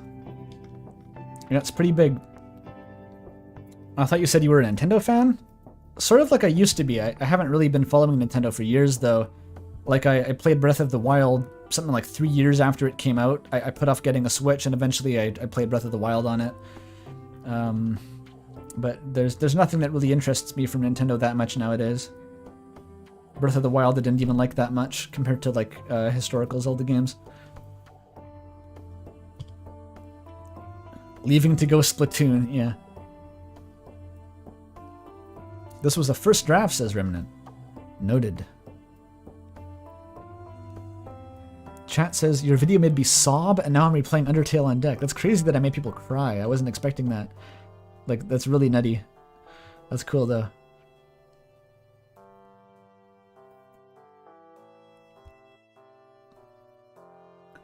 Okay, let's get right into it. So largely, my response to this essay is simply that one clip of the dude crying while interviewing pro wrestlers saying, "It's still real to me, god damn it." I don't know the clip, but I can visualize it perfectly, funnily enough. But really, Undertale digs deep at the soul, and your conclusion as to why it was so good just gave me an emotional flurry of thoughts on why I liked the game so much. It wasn't even that long ago that I finished Undertale, as I played it on and off since 2016. Oh yeah, so I remember this. Remnant's one of my Discord mods. Mel is the other old Discord mod, and I think Mel is like an old head. They played it when it first came out, but Remnant played it relatively recently, like, which is a bit of a different perspective, which is interesting. The game was simply an indie darling that had Goat Mom that everyone liked. Sure, Flowey knowing about me was cool, but I had other stuff to play, like a 4th playthrough of Deus Ex, or continuing my 5-year-long playthrough of Morrowind. JD is popping off in chat. I'm not looking, but I know he is. I tend to stick with games I'm familiar with that I can go back to at any point of my life.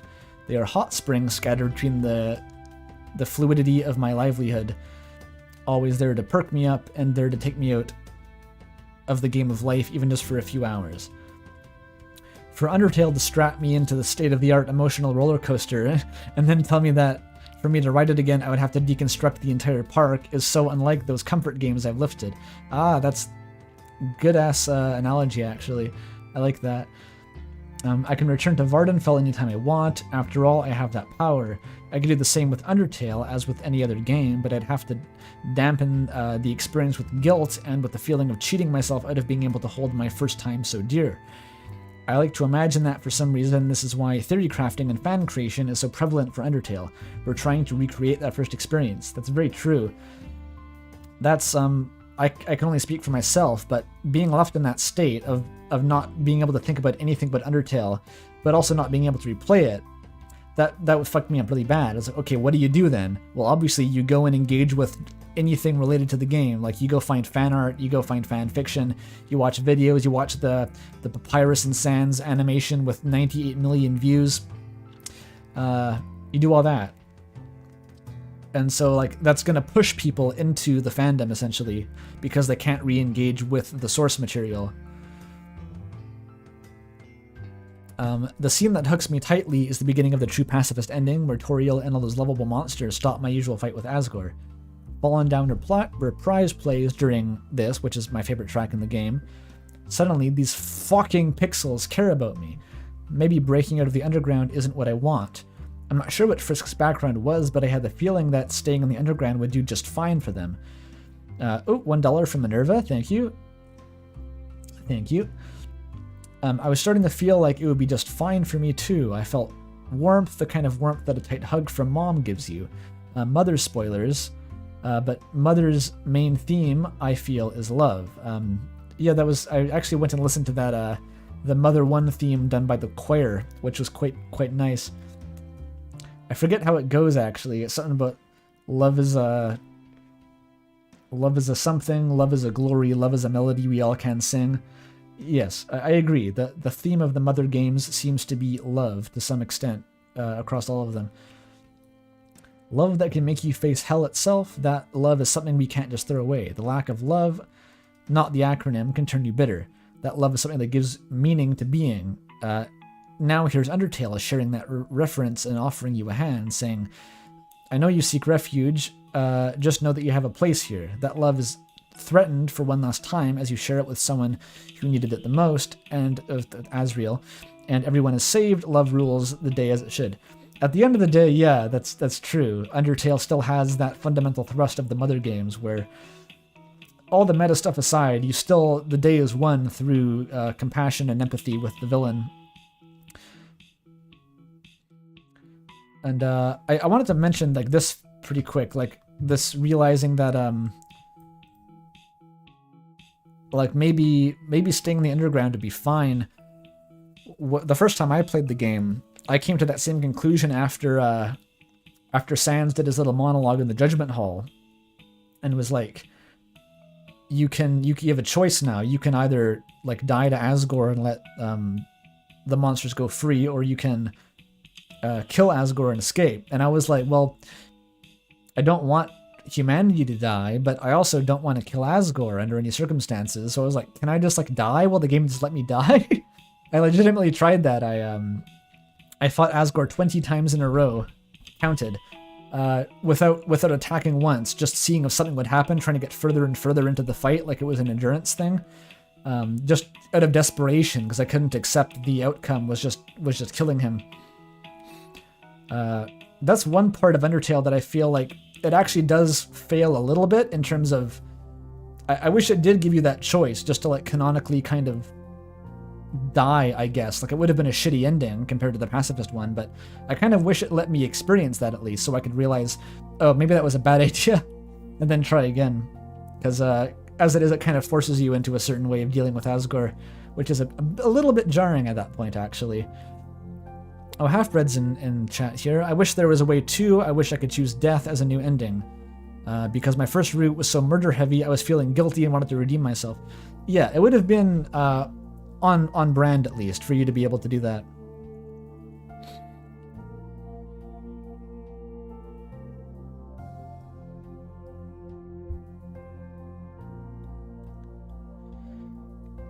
You can almost do that in one of the endings by I think it's if you beat Asgore once and then fight Flowey and then reset and then go back without getting the true pacifist requirements, but without killing anyone, and also you fight Asgore again and then you spare him, and then Flowey stays true to his word and doesn't kill Asgore, but Asgore gives his speech about like, oh, you can stay with me, we'll be like a family again. And then just after the point where Flowey would normally kill him, you see this realization dawn on him where he's like, no, it wouldn't work. That's a fantasy. My wife isn't coming back. There's no way I can keep you here with the you know, I can't go back on my word, and then he just kills himself. It's like, I think a relatively lesser known scene in the game, but it's crazy. Like, Asgore kills himself rather than actually letting you achieve that ending where you just stay with him because he just knows that the situation is too fucked.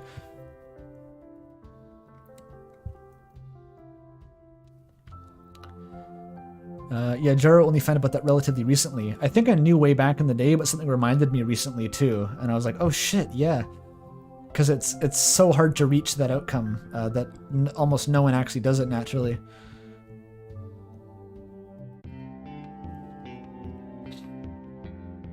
Asgore is Chant's favorite character. He is a great character. I love Asgore.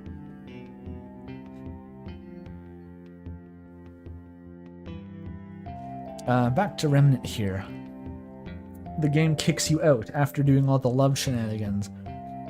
The part of your conclusion, the one thing that makes Undertale special, is how it table flips the external and internal worlds of belief and entangles you in its narrative web. Hits the mark yet again for me. The game showed me love and joy, but now it's telling me that I should probably move on. I should let those folks live their lives. After all, I helped them, right?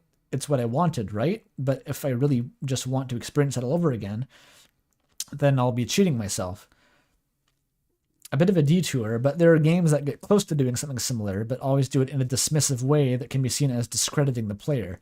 Metal Gear Solid 2 spoilers, but what this game does is it creates a mirror of you and then tells you to move on immediately. That mirror, the main character, throws away a name tag with your name on it. He states that he will live his own life. You should probably do the same too, but you're welcome to carry a piece of the game with you, spreading your experience as a memes. A gene of thought, the DNA of the soul. Metal Gear Solid 2 is the parent that kicks you out, while Undertale is the parent that insists you move out from home knowing it's best for you. That's a good analogy. I've never played Metal Gear, but I know a little bit about it, of course, because of the memes. So that makes sense. I know that Kojima's been preoccupied with that to some degree, the player-protagonist dichotomy, I should say.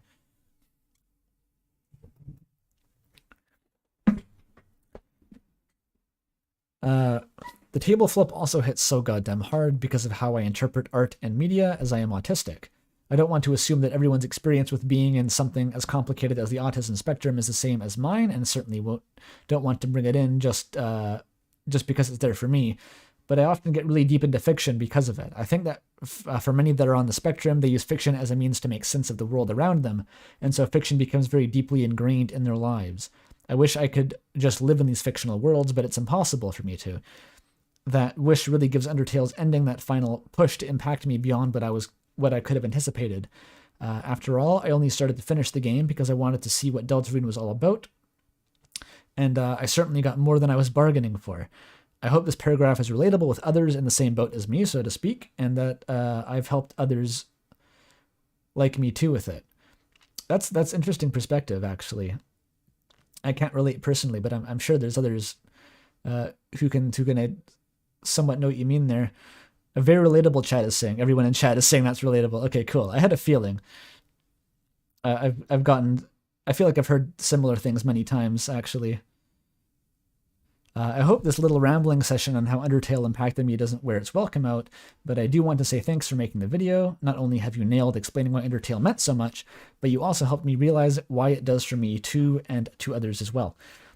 I'm always more interested in the emotional aspect to analysis like this. Feelings do matter sometimes. Now then, I wonder if Deltarune will attempt something like this. What could it possibly do that could overtake the meaning of Undertale's table flip? Without overhyping Toby Fox's pet project, I'm excited to see. Thanks for reading. Oh my god, I fucking burped. That wasn't intentional, I'm sorry. Wowie, thanks for reading my comment. That was a good comment. I see why it was critically acclaimed. I'm sorry for... This channel stinks! Chat says, why are there so many autistic people here? Not saying it's a bad thing, but I'm autistic as well, and there's 3 other chat members. It seems like I'm constantly seeing people making reference to being on the autism spectrum in my Discord servers. So it seems to be extremely common for whatever reason within the fandom spaces.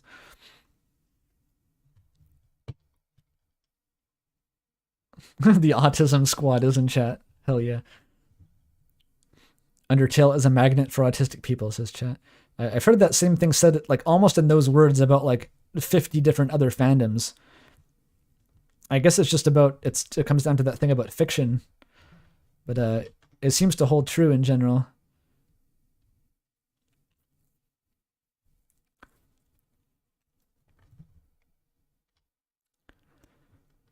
The music stopped again. The last one in the playlist is Outer Wilds piano covers.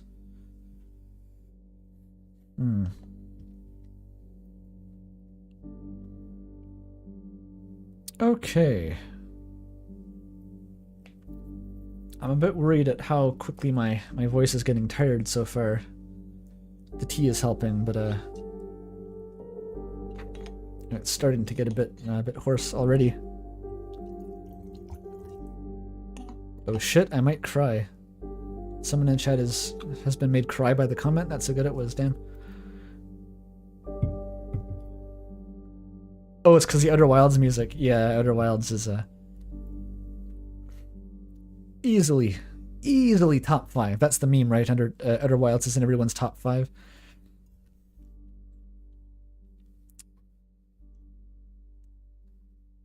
Recently, I should shout it out, actually. I saw that Andrew Prollo, who is the composer for Outer Wilds, made a essentially what would be a fan-made remix album of the soundtrack, except that he was also the original composer. So he made his own fan remix album, which is amazing. Just because he said like he couldn't stop thinking about the game after stopping working on it, so he just made another soundtrack. Incredibly based. So I think it's called what the hell was it called? I'm gonna look it up quick. I want to shout this out because it was cool.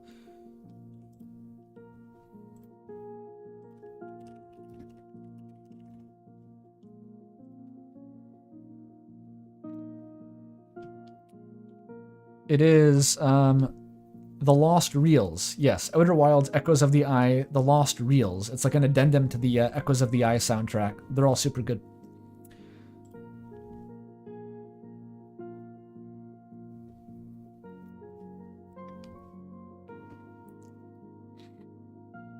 Okay, next comment. Oof, it's over. I'm commenting because you told us to share how it impacted us. Sorry if it's a bit incoherent. I started playing this. I'll start by saying I've never played Undertale. That's a good start. I was either 12 or 11 when I first came into contact with it, and my first experience was from YouTube called how do you pronounce that? Psycho Plays. Okay. This guy was my go-to along with Chugga Conroy. So I was watching like a loyal subscriber would. It was funny, it was quirky, but I was like, I don't know how to articulate this. It was just another Let's Play. That was until the end game. I distinctly remember Sans' line, "Then why did you kill my brother?" And when Flowey off the king crashed the game, destroyed my save file, and then Omega Flowey came in, and my prepubescent brain exploded. I thought, could the game do this? I know, it's mind-blowing, I guess, when you're 11. What the fuck was I playing when I was 11 years old? I know that the first video games I played on, like, other than just, like, maybe random Flash games, was when I was 7. I got a Game Boy Advance. I got, like, the original Legend of Zelda and SpongeBob the movie, the game. And like, Link to the Past, maybe. So by the time I was 11, maybe I was on the PS2. I was playing, Lego Star Wars and Warship Gunners 2, maybe, so nothing quite as profound as Undertale, safe to say.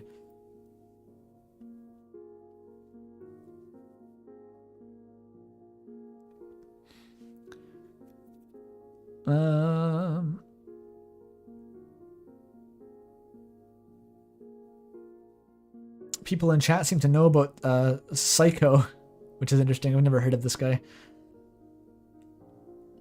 Maybe he has 2 million subscribers. That wouldn't surprise me at all. It seems like every day I come across some random channel that's been going since 2011 and has 2 billion subscribers, and I've never heard of it. Then he got to the end. with only but 4 presses of mercy, he decided to kill Flowey, and that made me mad. This guy seemed to be doing a pretty violent route, which I respect, because neutral route playthroughs of Undertale are like a highly endangered species. There are very few in the wild. I wanted to see what would have happened if he spared Flowey, which sent me down a rabbit hole. I was introduced to so many people through this game just out of my desire to see what would have happened. It felt like part of something big. That is true back in the day, dude. Back in the day, I'm sounding like a fucking old man.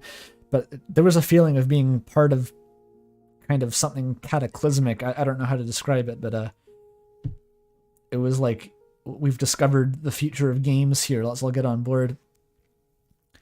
Then my life revolved around it for more than a year. Kind of fell off when I realized I'd never played. When I realized I never played the game, did I? That took you a year to realize that? That's hilarious. By the time I realized I had spoiled the entire game. I'm going to end it there. I spent over an hour on this, and I wouldn't be surprised if it's kind of a mess.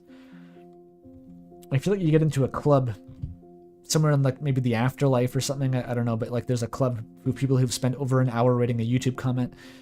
Or maybe like it's more accurate to describe it as like a little partition they put you into to protect the rest of the people. I forgot to mention that Sans Comic TV ate up around 60% of my time on YouTube. Sans Comic TV, that sounds familiar, but I don't remember what it is. Was that some sort of like animation thing?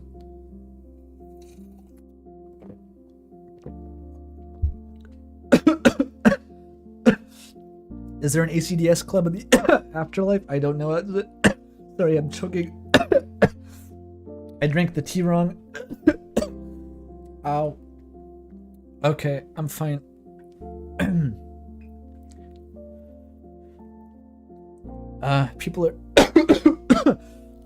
People are saying it's a comic dub channel.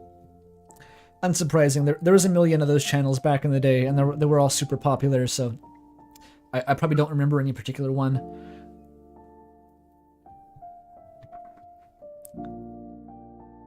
might be coughing from the tea sounds like Undertale flavor text.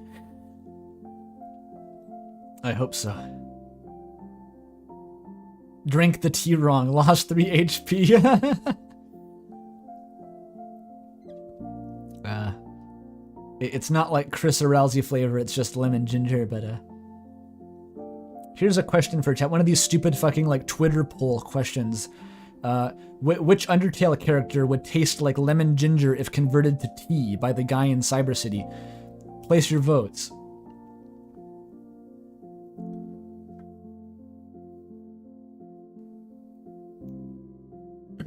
Sans Comic TV ate up 60% of your time on YouTube. I have a deep nostalgia for the comic fan fiction. Yep. I watched Dream Reborn and stuff back in the day a little bit. A couple fan comics. Some of the super memey ones, like the Sans and Papyrus Heya Heya parody. Flowey, Queen, Alfie's, Monster Kid. All the yellow characters basically taste like lemon and ginger. He's yellow, therefore lemon. That makes sense. There was that one popular fan fiction, 1 by 1. I think in that one, the author insisted that the golden flower tea tastes like lemons. So that kind of stuck with me as a subliminal headcanon, I think. I always picture it tasting like lemons.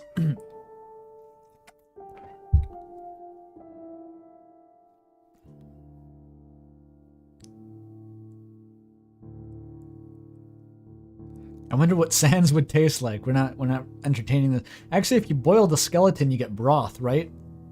You'd get like some sort of meaty broth. Have I seen hand plates? That slaps. I have not read hand plates. Human broth. Sans bone broth.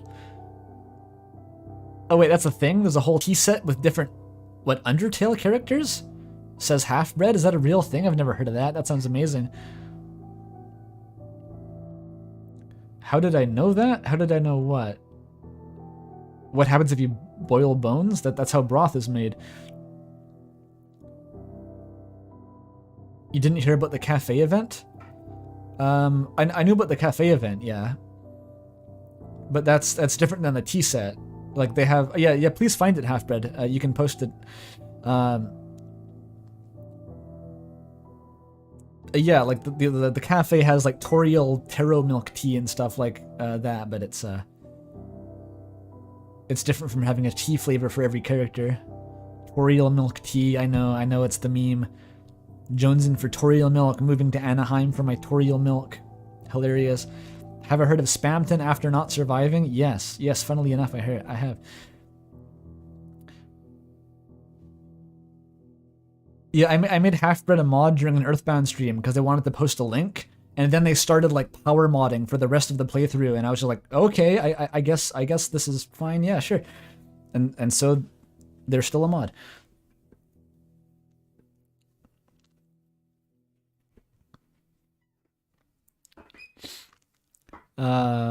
Anyway, okay, next comment. This was great, thank you. You should go on to do video essays in general. That's what I'm planning on doing. As soon as an idea occurs to me that's good enough to make a video essay about, I'll do it on anything pretty much. It doesn't have to be Undertale or Deltarune. I feel like before too long I'll run out of things to say about Undertale or Deltarune, and I'll move on to more obscure things, I guess, that are like, I guess, specific to me. But I think that's the only way to keep a channel like this going indefinitely. Is to just work with stuff you're interested in, stuff you have things to say about, that you have insight into. What are your thoughts on Doki Doki Literature Club? I talked about this previously, actually. I don't have many thoughts because I've only watched playthroughs. I had a similar experience with that game. I feel like it interacted with me. It's great to have that feeling explained in video. Yeah, Doki Doki does a very similar thing to One Shot at the end. I don't really want to maybe spoil it for people who don't know about it, but it's very... it disrespects the fourth wall a lot. What I like about Undertale, I guess, compared to One Shot and Doki Doki is that I often had conversations back in like 2016 or so about people comparing the games and saying like, oh yeah, One Shot's way more you think Undertale's meta, One Shot's way more meta, or oh, Doki Doki's way more meta. I think that in the end, Undertale is the most meta, it just is the most subtle about it too, so it's less on the surface, but it goes the deepest, I think.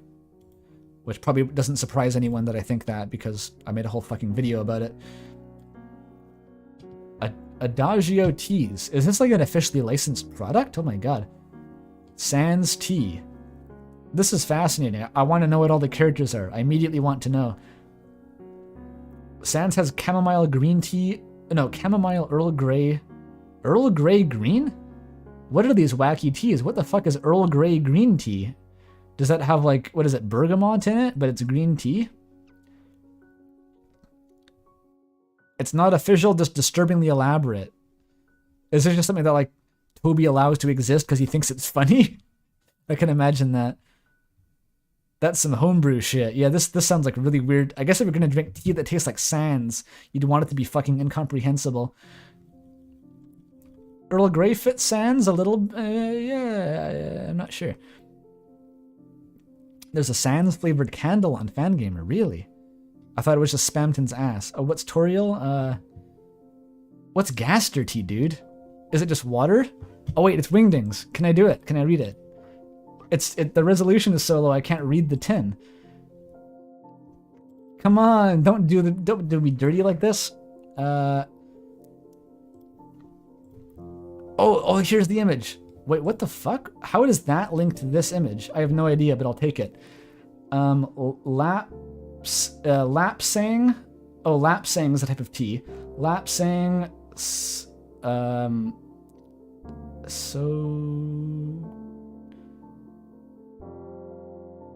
Sochong? Maybe that's like a... I think that says like Sochong or something.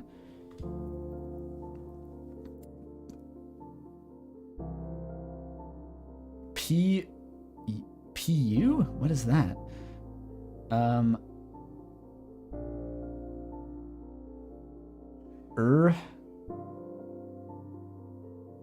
Dante? I don't know what that means at all. ERH?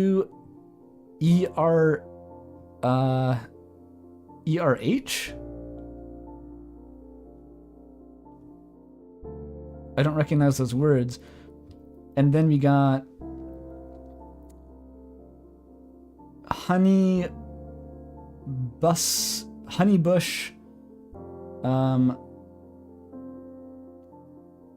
chocolate, Honeybush chocolate.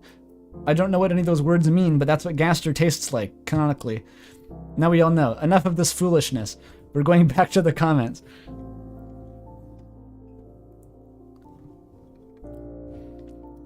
Okay, Doki Doki Literature Club, smiley face, holy shit, great comments. Tea stream when? Doesn't Fred Knudsen do those? I think that when he live streams, it's just like him drinking out of a fancy hipster-ass tea set. Like the Chad he is.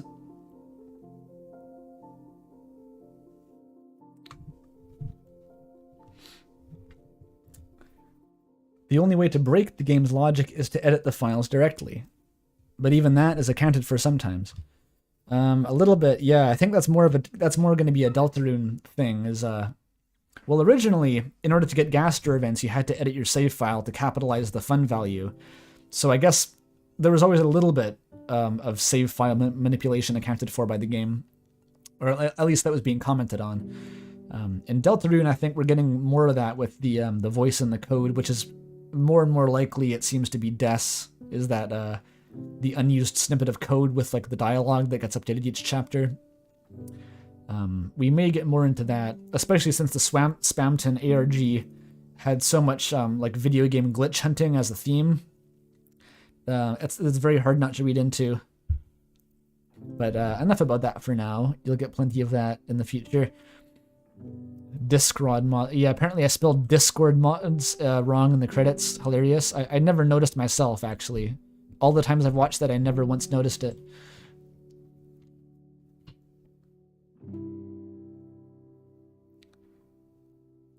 Lovely video. Honestly, I'd never considered that the sphere of reality angle at understanding Undertale prior, but taking the idea of non-diegetic and making it innately a part of the game world is a truly profound idea.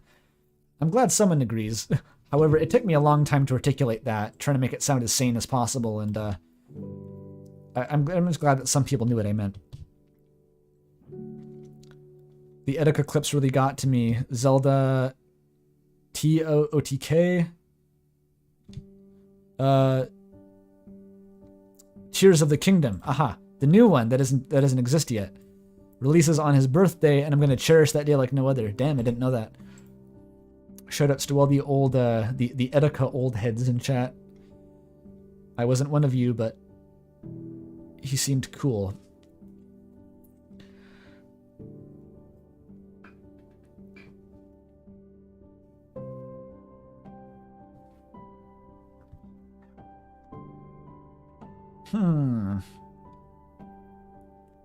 Oh, we've looped again. We've looped. Find the anomaly. There we go. Amazing video as always. Still waiting on the Peepus video. Why do people tell me that? It's like, you're waiting for the determination video to get 40 million likes. That's why the Peepus video gets produced. Or the alternative method, not a lot of people know about this. If my Patreon reaches $1,000 a month, I'll make the top 600 Peepus in the Snowgrave route video. That's real. I'll do that. You captured my exact feelings as well. I've played tons of other games I absolutely love, but there was just something about Undertale that struck a chord with me and really caused it to separate itself from everything else I've ever consumed. Or for lack of a better term, it hit different. That is a very concise term. Ooh, block of text. That's like a... Kill someone with that. $1,000 promise? Yep.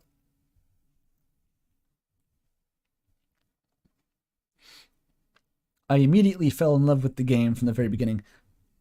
And no one go on there and pledge $1,000 and then like withdraw your credit card. I'm wise to that. I'm going to wait till the money hits the bank account. I'm wise to that.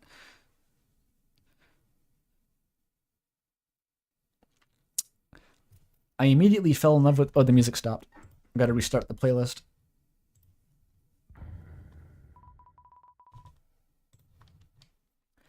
I immediately fell in love with the game from the very beginning when I first started playing it, becoming as invested and immersed in a piece of media as I imagine you could be. However, the moment that really caught me and made me go, oh, this game really hits different, was when I accidentally killed Toriel. Yeah, same. That's a great early game punch. I fell victim to that personally, and I couldn't get over it for the rest of the neutral run.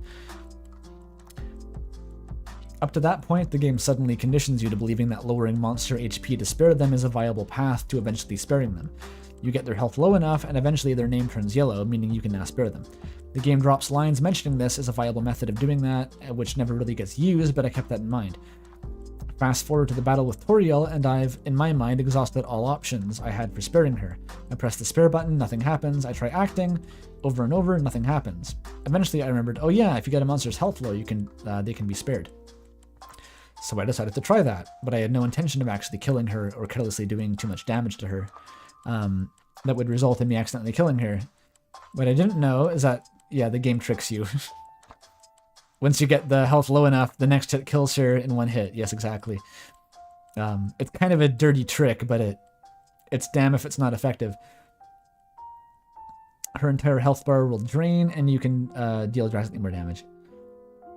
Long story short, felt bad, meet Flowey, he guilt trips you, and nonchalantly says the line about, it's not as if you can go back and change fate. That completely went over my head, actually. I never considered reloading. I think that's something that a lot of players miss out on. I think that's like maybe a more interesting way to play Undertale is to do a lot of small resets, like loading save points in the middle of a run rather than... I think most people just load the whole thing at once after they finish it. Because that's a lot of Flowey dialogue you can unlock by doing stuff like that. Subtly hinting at the fact that reloading the game and trying to fix it was an option, which I decided to do. You did it, you got the right experience.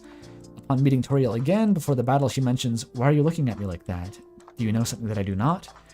This caught me off guard, and definitely left me with a strange feeling. The game had suddenly alluded to having awareness of what I was doing. It was interesting, but nonetheless I chalked it up to a fun fourth wall break that wasn't meant to be looked into. Funny. Hilarious. And continued on, eventually figuring out how to spare her. This time I got back to Flowey. He straight up calls me out and tells me that he knows what I did. But don't act so cocky, you murdered her. And then you went back because you regretted it. That shook you. Yeah, that would be a crazy gut punch, and I'm kind of sad that I missed it myself. Because that would be such a cool moment if you weren't expecting it. That moment made Jaru go, oh, was killing Toriel, feeling bad, reloading, and doing it all correctly, and Flowey roasting me for doing all that. Yes, it is great stuff.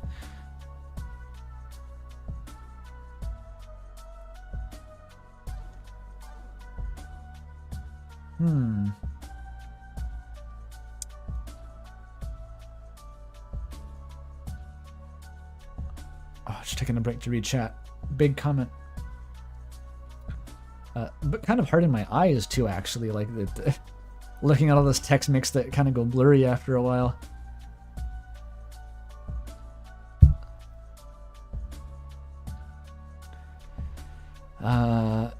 Yes, I had played games that had broken the fourth wall before, but had never felt so exposed or called out by a piece of media in that way. Yeah, it's because Undertale doesn't just break the fourth wall, it anticipates your actions and essentially calls you out for doing things that you did do in real life.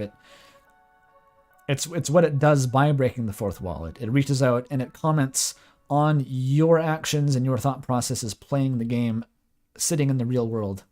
That's quite unique. And that works because it's because of a genre savviness, basically. There's the patterns have been ingrained for long enough that Toby could just essentially bet that you would do certain things. The game knew what I had done despite me closing the game and reloading the save file. It called me out, making it a part of the game's story and world. The game was talking to me specifically, not the game character I was controlling. It made me feel as if I, the person behind the screen, was part of the game's world logic now. Yeah, that separation I normally have between me and most games was now gone. It felt like I was part of the story, and moving forward, everything was a little more personal. I didn't feel like I was some disconnected observer like in most games. I was simply watching the player character named Frisk and their story of their interactions with the inhabitants of this world. It felt like it was me in that position. No matter what I did, I could no longer outsmart the game like I would any other without even thinking about it. Outsmarting, that's I struggled to find the right word in that the ending segment where I was going on about, you know, the vortex, all the flashing lights, and I said I could no longer outsmart the game. It's not perfect, but I think that does come pretty close to describing the psychology behind it. In other games, you feel like you're doing things that shouldn't count. You feel like you're operating above the game's line of sight, essentially, and that you don't have to integrate that into your roleplay, but Undertale, yeah, you can't outsmart it. It outsmarts you, and it drags you back down. It feels like you're being outsmarted. Of course, it's an inanimate object. It doesn't have intelligence, but Toby Fox at least is outsmarting you to some extent. It felt like me developing bonds with the inhabitants of this world, and that it was I who was going through the adventure. So I played the rest of the game moving forward with that perspective and followed it. And what followed is what is now my favorite game of all time, and an experience that is yet to be matched by anything else. Ooh. Throat's starting to hurt now. Hang on for tea.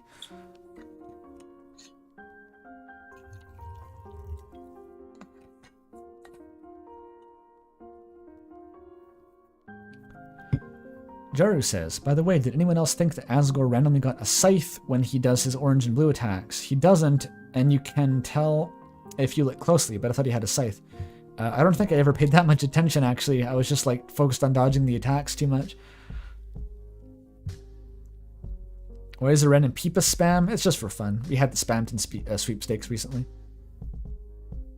They're like naturally occurring. It's kind of like you get algae growing on your deck if you leave it too long without washing it.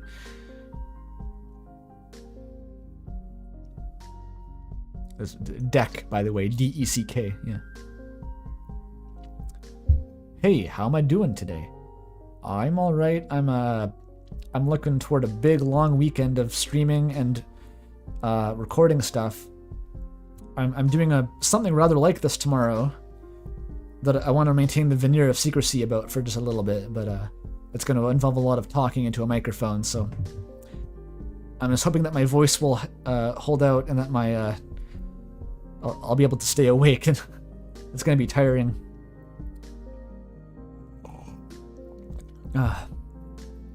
Okay, almost through the comment.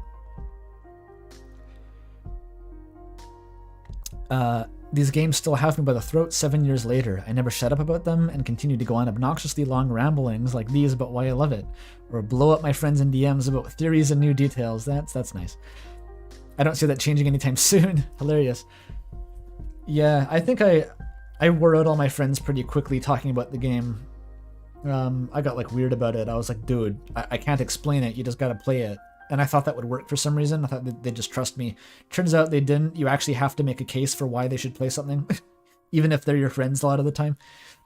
So they did eventually play it after I harassed them enough, but it maybe wasn't the best way to go about it.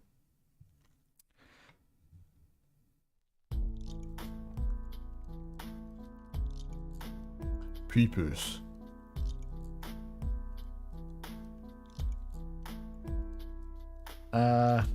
Great video, but calling Tim Hortons a restaurant feels a bit much.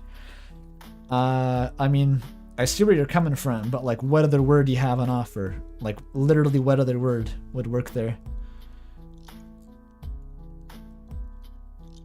I thought it was a friendless teen. I had a couple of friends, you know how it is, like one or two.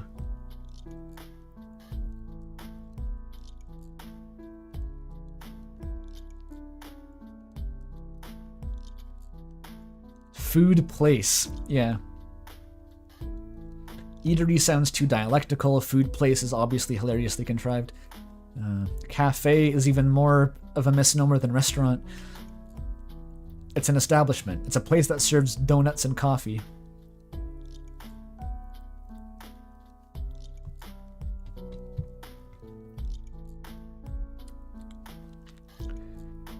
Am I really quiet? My audio is pretty high on the mic, my readouts there.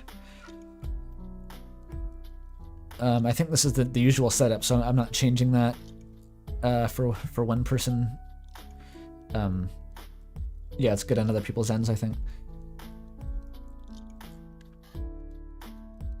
My experience with Undertale began with the game and then continued with many years of fan content. Seriously, the fandom kept me in the game for years. With all the AUs, fan comics, blogs, etc., it was impossible not to find something you liked. It wasn't perfect, of course, but it was truly something special, and I haven't seen it happen since. Yep. And I didn't even get that deep into it, but I know what you mean, absolutely. The way I sustained myself in the Undertale fandom was that after about a bit into like spring of 2016, I got into that fan game, and that sort of became like the rest of my the next year and a half was with doing that. So it was like a little sub fandom that I stuck into.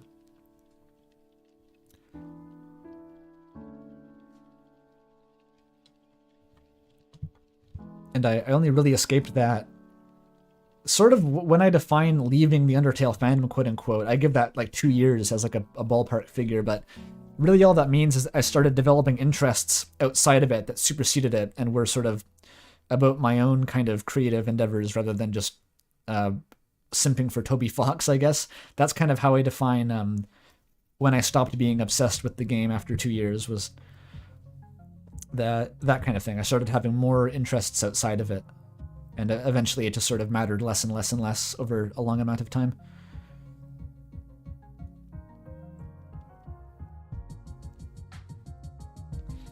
This is a damn good essay.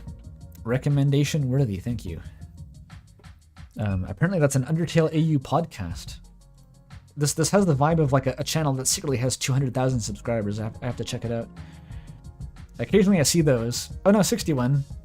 It's a small little podcast there. There's your shout out. Go watch this podcast. It might be good. I don't know. Or maybe they're just they hurl racial slurs at each other and it's horrible. No guarantees, but it might be good. Thank you for sharing your feelings about the game. I honestly think this has been my favorite series of any that these retrospective videos, since it feels so personal while also feeling analytical. Thank you. That's nice. That was a big part of it, of why it was hard to write, was rephrasing my personal... You could picture this video being articulated as like a rambling, really incoherent, like vent post, but in order to make it actually palatable, I had to do a lot of work to like make it more, I guess, universally approachable, described in more universal terms, a little bit more objective, that people could actually understand what I was saying.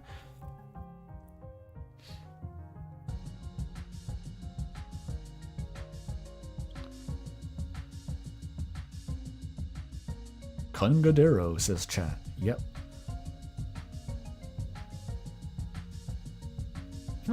Personality traits that aren't Undertale? Kringe. Basically, yeah.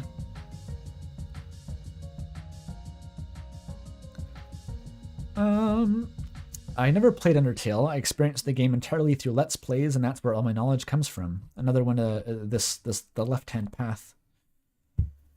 I've bought it a few times on a few different platforms and have started a few attempts at playing it, but I think time where it could have grabbed me has long passed. I already knew everything about the game, and if I played it, I would just be going through the motions rather than truly investing myself. Yeah, exactly. That's what I felt like when I played it too, is like, you could replay it, but you're not really replaying it. You're playing something like it, but it's not the same at all. The only reason I would play it is for the bragging rights upon defeating Undyne and Sans, which would feel a little heartless, yeah, as someone who gets invested in the games I play. However, I thankfully have been playing Deltarune, mostly blind. Both the chapters have been ridiculously fun so far. Chapter 2 in particular being one of my favorite gaming experiences of the year. Yeah, I'm glad that Deltarune, I didn't really realize this before I started the stream actually, but for all these people who were into Undertale for years without ever even playing it because the whole game was spoiled by like Let's Plays and stuff, Deltarune is now their chance to experience it blind again, which is fantastic.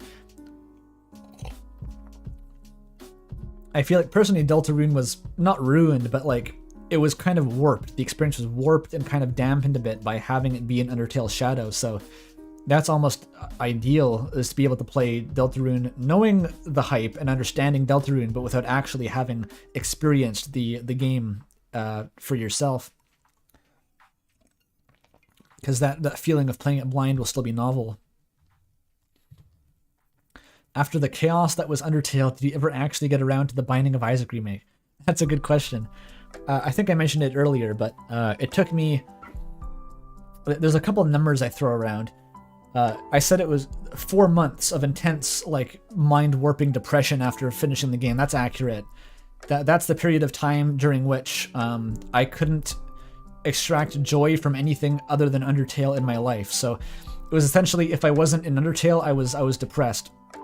That was 4 months, and then included Isaac. So I had no interest in playing Isaac, but eventually I came around to it, and I installed that Undertale mod, and that was my copium. I just played like was playing Isaac as like Toriel and Sans and stuff, and it was hilarious.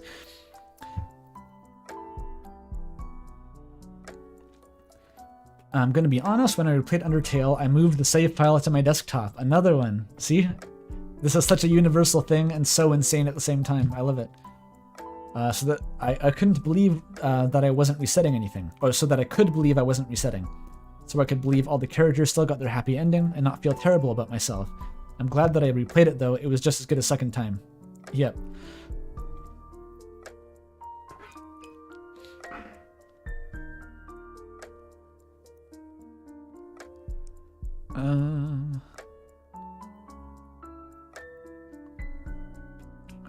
Another set of words for internal/external are Watsonian and Doyleist. I know it's not a perfect match because those are more about the author perspective, but they're still within fiction versus real-world dichotomy. This is a comment that I saw. I've had it in my head since I saw it originally posted 8 days ago apparently, and this is this may turn into a bit of a rant, but I've had thoughts about this for a long time actually. The use of academic terminology versus not, essentially. And I've come across video essays before. They're kind of rare, but occasionally you see them where people do bring in full-on like the kind of terminology you'd use in like a literature critique class at a university or something, like academic terminology. And inevitably for me, the effect is always to take something that I otherwise would have been interested in learning about and making it very alienating, essentially. Because suddenly, if I think about it long enough, I can figure out, oh, he's probably talking about this, and I understand what he's talking about. I'm familiar with the ideas, but because it's phrased in a way that goes through that it's named after some philosopher from the 20th century, I immediately think, I don't understand it. This sounds really complicated. I don't have too much of a defined take on that because I just don't know very much about the world of like lit critique and that stuff. I don't want to come off as like just anti-intellectual or something. But I can say from my own perspective, in this case, I can give my stance, is that those two terms I brought up, internal versus external mode, those were actually based on two terms from a relatively academic work. Again, Gödel, Escher, Bach, that book that I mentioned previously. And there's a part in that where Douglas Hofstadter is talking about the mechanical versus intelligent modes of interacting with a formal system. So essentially like a made-up system like math, you can be inside it thinking about working through the rules and deriving new theorems, or you could be outside of it thinking about what the rules mean and sort of taking shortcuts like that. And so that was my inspiration. But I didn't want to take those terms directly because I would have had to go back and explain what they meant in context of Gödel, Escher, Bach and why I was using them and justify why I was applying them to Undertale now. And that would have taken just as long, if not longer, than just making up two new terms myself and explaining what they were to me in my own words, because then they're exactly what I want. There's no ambiguity. They're purpose-built for the discussion at hand. And I still have to explain what they mean, but if I was using Watsonian versus Doyleist, not only do I have to look up what that means, not only do I have to judge whether they're close enough to what I mean or not, but then I still have to explain what they mean to the audience, and it's just as confusing overall. Probably more so because these terms don't come preloaded with that meaning. And also, I'm now sort of assuming I did look up what these terms mean and decided to co-opt them and use them here. I would now be altering my script based on this pre-existing sort of line of thinking. And from what it sounds like, these are slightly different terms than I meant to use. So if I use them, I would be changing what I originally meant to say to fit more in line with whatever these guys were talking about probably 50 years ago. and that doesn't appeal to me. So, I much the way I see it is if I'm capable, if I want to articulate something, then I should be able to do it in my own words, and if I can't, then maybe I just shouldn't be talking about it, and it wouldn't really save time to bring in someone else's opinion because I'd have to explain it anyway, because I can't assume my audience knows about that. Okay, that was a bit of a rant. I'm sorry. Oh, we have a GEB enjoyers in chat. Hell yeah. I threw in a few references, but I didn't want to bring it up too much because it's difficult to explain even how that book inspired the video. It's pretty abstract, so, and it makes me sound kind of pretentious, I think, if I bring it up.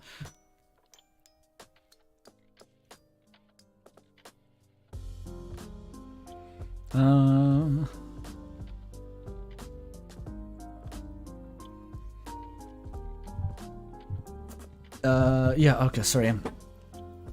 I feel a bit out of breath after that. Actually, I'm kind of getting tired here. I'm going to take a quick break. Like, I'm not ending the stream yet, but I'm going to take a quick break just to have a little snack and come back, let my voice rest a little bit. So I'll be back in maybe five or so minutes.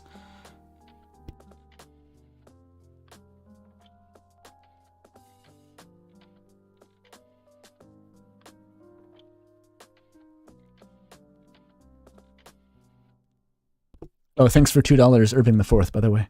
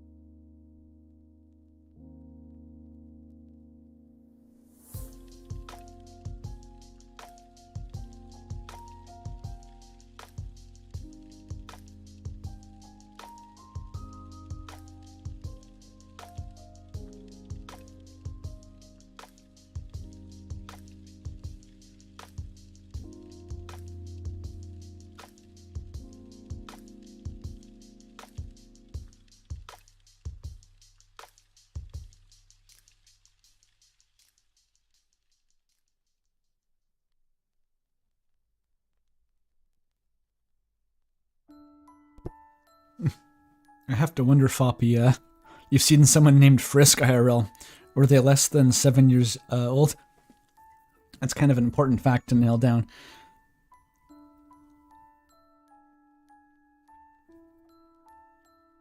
I was just snacking on some soup there while reading chat. I feel better after reading the soup.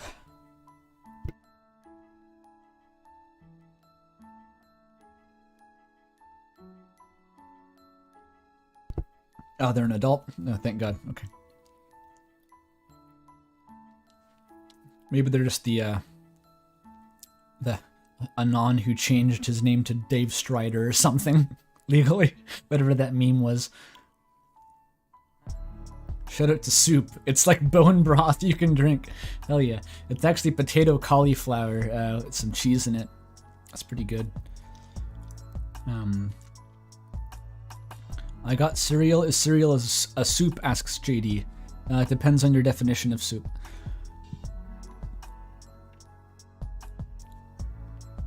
If you had to name your child after Undertale, what name would you choose? Well, that's a good one. The most normal name is Kara, of course. That's like a real name. I know there's some good dog names you could ring out of it. I think Jacob Geller's dog is named Toriel, which is beautiful. Oh, Susie, that's true. if you're working with Deltarune, Susie is kind of a pretty prosaic name, though, in my opinion.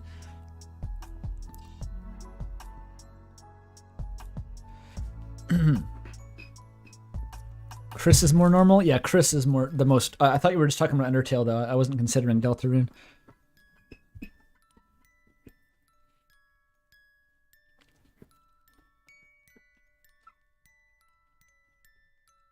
Papyrus. Okay, you name your kid Papyrus first. Tell me how that goes.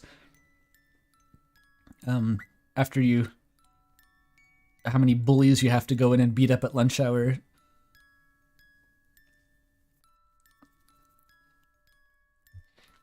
Okay. A few more comments, perhaps.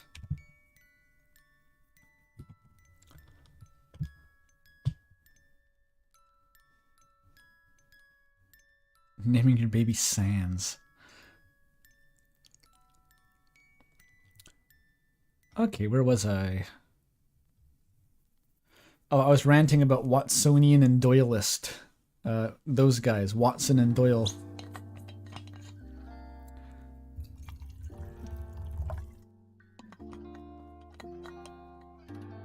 Naming my baby Sasuke Undertale. What's the other one? Makoto Kameda or whatever.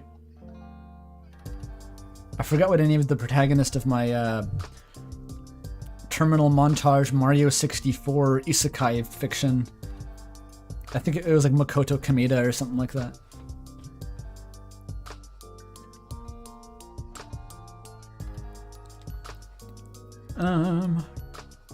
Missed the premiere because I was sleeping. Ugh, that sucks. I was expecting, actually, like there was a chance that Toby would just live stream on top of the video's premiere and I would lose all the viewers. That I just had to accept that. Isn't that a Danganronpa character? I thought it was like I combined the last name of one and the first name of another one. But maybe I forgot it and I just said the name of an actual character.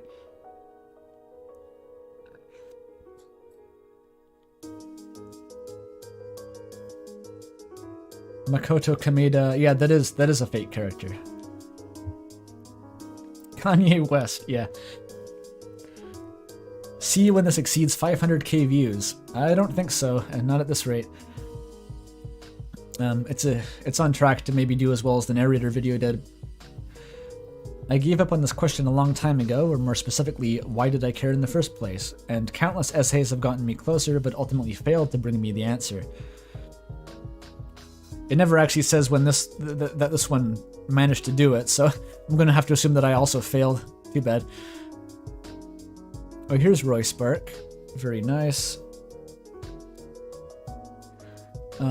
My experience was the same, so instead of repeating what you said, I'll ask 2 questions.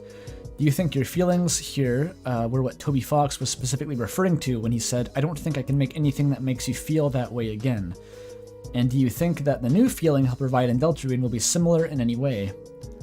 Huh. Note, I do think the best parts of the video were the seizure warnings, as well as the last 3 seconds. Thank you, I'm glad you appreciated my fucking EDM hype-up seizure warning. That might be the first time it's ever been attempted, I'm not sure. A smaller note, I will obtain Peepus. I think you missed your chance, actually. That's been claimed by Cold and Oberon from the Discord server, so RIP. But was that what Toby Fox meant? What I assumed when Toby Fox said that, I don't know what I assumed. I think it would make sense if he was referring to this kind of metatextual chokehold that he puts you in with Undertale.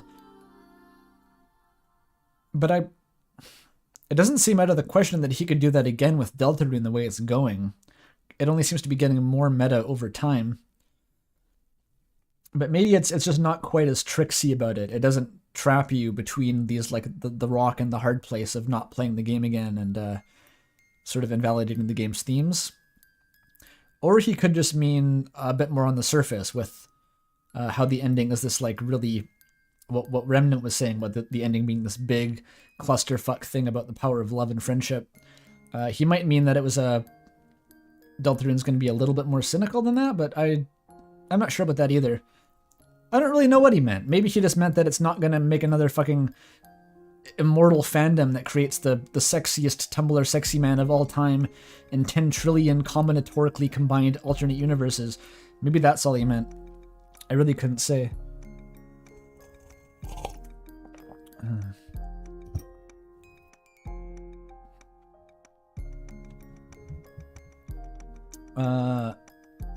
I have a sort of a weird, unique perspective on the topic, and the discussion of suspension of disbelief sort of brought up some things to mind that I think not a lot of other people can say. Bear with me, this gets a bit rambly, unfocused, and the slightest bit unhinged, but that's unavoidable.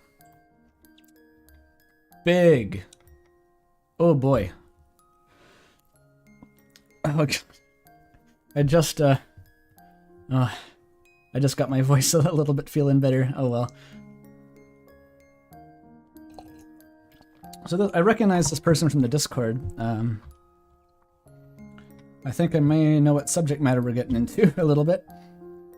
Also, a paragraph of this post is describing a plot of a Homestuck fanfic. Yes, okay, I was right. I promise this is a prerequisite context for me to explain what I'm talking about. Please stick with me. So to start with, I am a fictive in a plural system. For those unaware, a plural system is a term for multiple people who occupy one body. Dissociative identity disorder falls under this umbrella, but you prefer the term plural for various reasons. Yes, so to start with, a very unique perspective, let's say. A fictive is the more interesting bit. It's commonly defined as a member of a plural system whose identity in part or whole comes from a piece of fictional media. For me, that piece of media is a Homestuck fan fiction called Godfields. Yes, I've seen bits and pieces of you referring to this in the Discord server. I sort of was gathering the picture of it all. The Homestuck fan fiction. This is a Homestuck fan fiction. John Egbert figures out they are a trans woman in an unorthodox way. The gender splits off from themselves in adolescence due to repressing their identity. This is due to the retcon. Okay, so this is like Homestuck lore. You need Homestuck lore to understand this. For those who haven't read Homestuck, I refuse to explain. Probably for the best. That would have gone on for a while. Holy shit. I've seen the term gender ghost come up, and Chad is repeating that. I am unfamiliar with this fan fiction, completely unfamiliar for the record. I have not even read the Homestuck epilogues, let alone a fan fiction about it. Vriska's involved. Okay, so the metaphor, the ghost. Okay, so something, the gender took physical form. It's going for some sort of metaphor, I guess. Vriska Circuit, the person who John looks up to years ago, after a fairly lengthy conversation about all sorts of things, including gender, of course. The gender ghost Vriska, and I can see why this is a popular term here, combine into one entity and become June. Okay, that's a very whirlwind synopsis of a Homestuck fanfiction, all right. It's not surprising to me that a Homestuck fanfiction would be that hard to describe quickly, though. It's pretty much what you can expect.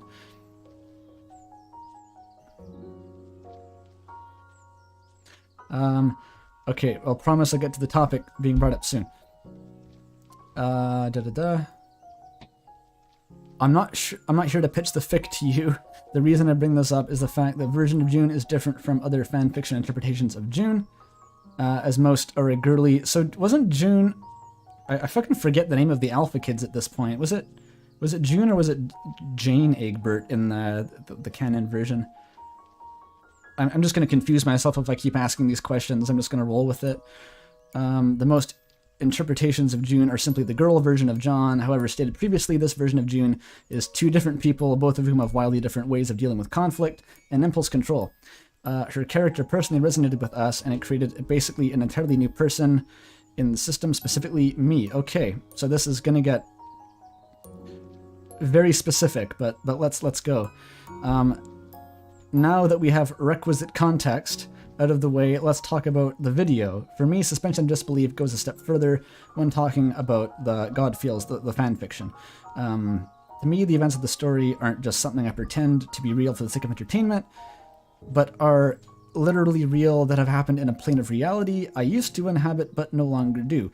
When revisiting the events of the story, it's as if replaying a video of my past experiences or reading a novel at the time of the in the first person. Okay, they are so viscerally real that I cannot separate this reality from this or that from this one. When experiencing this piece of media, I cannot think about it in any other way than you describe as the internal mode. Okay, we're coming back up into like terms that I can understand here. Okay, we're surfacing. You cannot think of it other than the internal mode. I may be a fictional character who has stepped up into a higher level of reality. I still see the one I used to inhabit as real. The people in there are still my friends. The memories, the good and bad, are still mine. It's impossible for me to unsuspend my disbelief like a normal person without doing something that would permanently alter who I am in a way I do not want. Oh my god. That was a roller coaster to get through for sure. So this is obviously like a very extreme version of maybe the topics I was talking about in the video, which comes down to it was reference of here, what's commonly called the dissociative identity disorder. I have read a little bit about that. I'm not super familiar with the psychology behind DID or anything like that, but I have. There were references to cases of people with like these. It's hard to describe, but I'm out of my depth trying to talk about this whatsoever.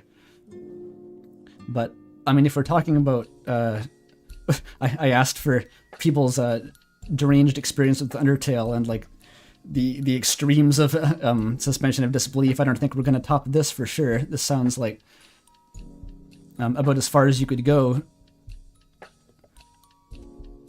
Although I have this weird, probably parasocial attachment to one specific piece of media, it doesn't really apply to any others, even Undertale. I definitely think it's an amazingly well-written game, but I don't have similar attachments, so that would be kind of exhausting, I think, if that applied to every piece of media you came across. In fact, I've played the game a ton of times, seeing all 93 endings. Holy shit, you did the true 100%? Alright, near the end I felt a burnout due to replaying the game over and over again, and maybe it was something I shouldn't have done. It was satisfying to be able to say I did it, if that makes sense. Okay, I'm not... Well, it doesn't make sense to me, but I'm sure you had some reason to do that. I'm sure Shay did as well. It doesn't sound like my idea of fun. I have no clue if this rambling mess made sense to anyone who's not me, but if you enjoyed reading it, then thanks. I know a lot of people actually... might now actually care that much, but I thought enough people might find it interesting that it was worth talking about. It's certainly interesting. It's fascinating to hear it articulated, at least. I'm not going to pretend that I can really relate. And I a little bit struggle to understand exactly what you mean by all of it, but I think the gist of it is there. Also, this video reminded me I need to finish Outer Wilds. Yes. I promise I'll do it eventually. I just have an overly long backlog of games I need to play, and ADHD, a combo that leads to I'll get around to it being said ad nauseum. Yes. Also, if Twitch chat gets into Vrisk course from the comment, I will literally have an aneurysm. I don't think Vrisk course is happening. That was quite a ride, wow.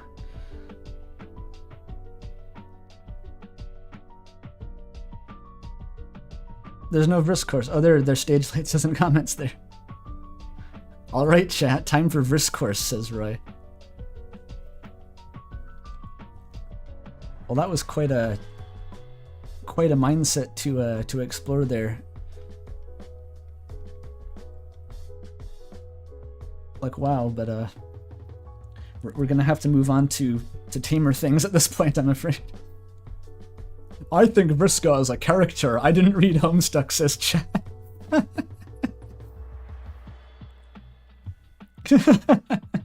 Wow. Oh, I need tea after that.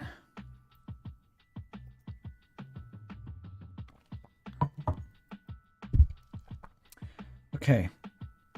While I did not have the vocabulary or comprehension to describe my experience the way you did, your account in this video mirrors my own feelings upon completing the game. I too never could bring myself to replay the game after Flowey's message and experience the game again only through YouTube and through friends. Thank you for the amazing content and etc. Yes. Relatable.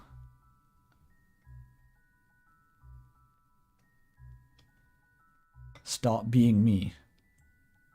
I hope I didn't wear out the welcome of that green text gag. It felt like an efficient way of putting you into a more personal headspace, regardless of the the connotations the format may or may not carry.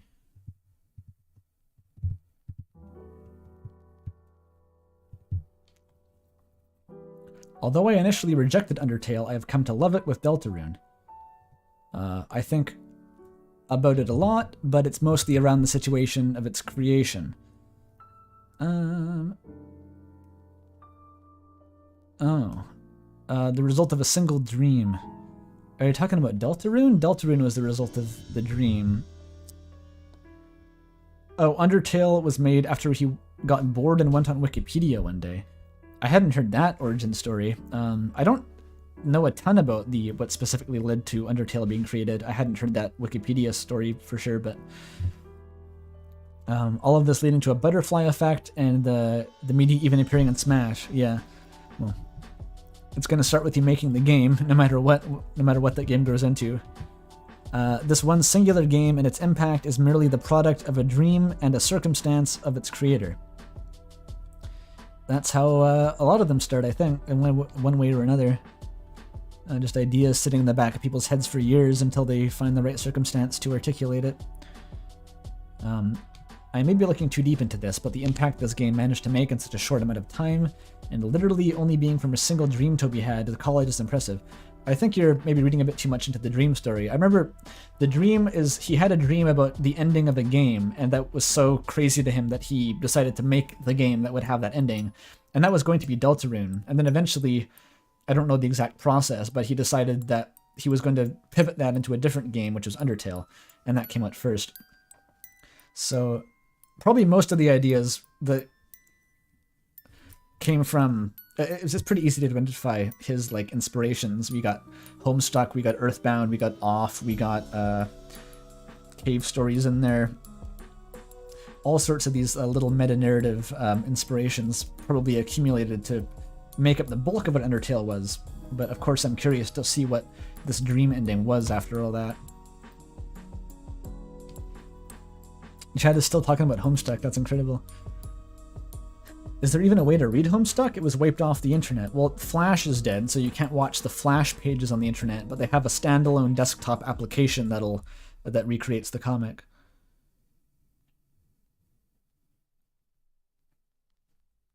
I'd say it's worth reading Homestuck, even if you hate it. It's the kind of thing that you can enjoy while also hating. It's like, it's an experience. It's like doing, what is it, like shots of scotch. Like, scotch doesn't taste good. It tastes bad and it hurts, but like, it's an experience, so people drink it. It's orthogonal to being good. Although personally, I do think Homestuck was pretty enjoyable for me, but it doesn't have to be for you.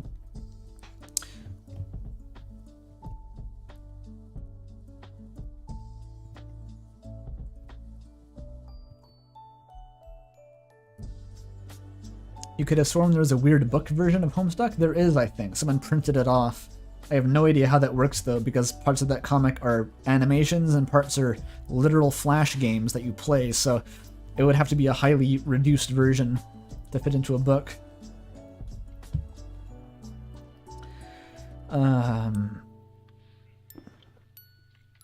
I knew this video would be enjoyable, but it didn't especially... Oh, but I didn't expect... I think I mean expect the essay to be so well written the editing goes hard. Yes, I do try to make the editing go hard if possible. That's why it takes several months to create the videos. Oh, thank you. Who else is in the never replayed Undertale but liked up a playthrough and was sucker punched by Flowey calling you out for looking up a genocide playthrough group? Apparently a lot of people. I've seen several comments about that already. Again, I had that experience, but I was too far gone at that point. I wasn't in a lucid enough mind state to like even really care about what Flowey had to say. I was like, fuck you, Flowey. I didn't reset your game. I did what you wanted. Stop harassing me.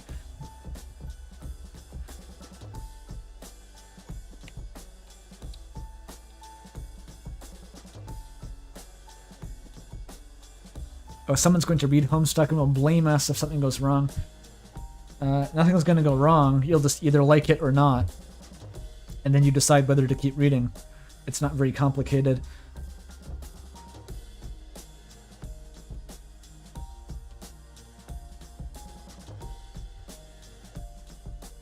I tried to replay Undertale for the 7th anniversary. I wanted to buy the Temmie armor, so I did the thing where I bought a bunch of Tem flakes on sale and for 1G and sold them for 2G over the course of 2 hours. Classic. In the end, I managed to buy the Temmie armor. Proud of myself, I decided to sell my excess Temmie flakes for inventory space. With my brain on autopilot, I accidentally sold the Temmie armor for 500 gold. Shit. I have not turned my Switch back on today. At that point, it doesn't matter. Like, you bought it. It wasn't going to do anything. It would give you some extra armor that you didn't need. It's, what really did you miss out on by selling it? You have to ask yourself.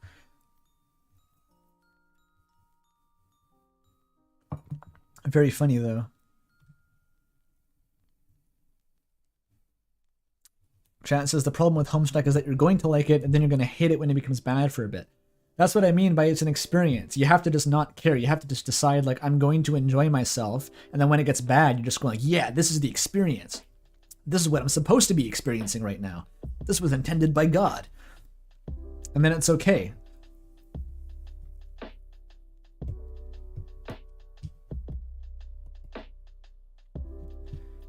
These essays are the only ones that I can listen to and have 100% of my attention. I'm glad. The editing certainly is heavy enough that they should be able to do that, ideally. We're looping, find the anomaly. There we go. The first time I didn't cluck off during a Patreon shoutout. Yep. That's the idea. If you make something interesting, people will watch it, funnily enough. That philosophy tends to ring true.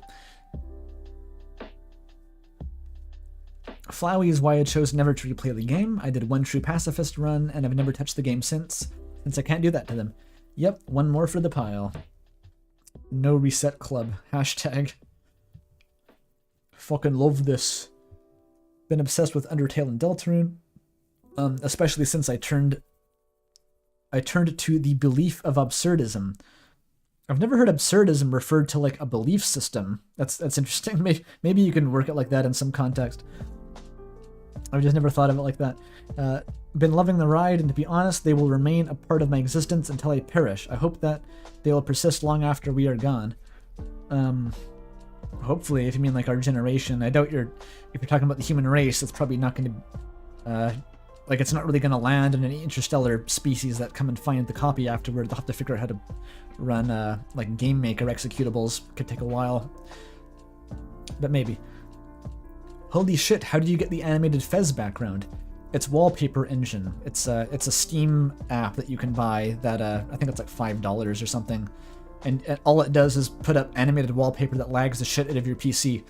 It sucks, and I turn it off whenever I'm doing anything that requires computational power, but it does look nice. Oh, there's Aussie, the chess theory guy, of course. You know, I didn't expect this to hit as much as it did. This video essay on Undertale was a great way to metaphorically slap me in the face with remembering my own feelings all those years ago. So I'll talk about my own experience with Undertale. We get the story. Big story. This is what I meant about every fucking comment being an essay here. This is what I asked for, but it worked too well. And I'm going to lose my voice eventually. Does Wallpaper Engine work on Linux? I have no idea. Don't you just run a Windows virtual machine to get stuff to work in Linux? That's my understanding of how you get stuff done. It's just you open Linux, then you start up your Windows VM, and then just work in that. That's probably not real, but that's the extent of my understanding.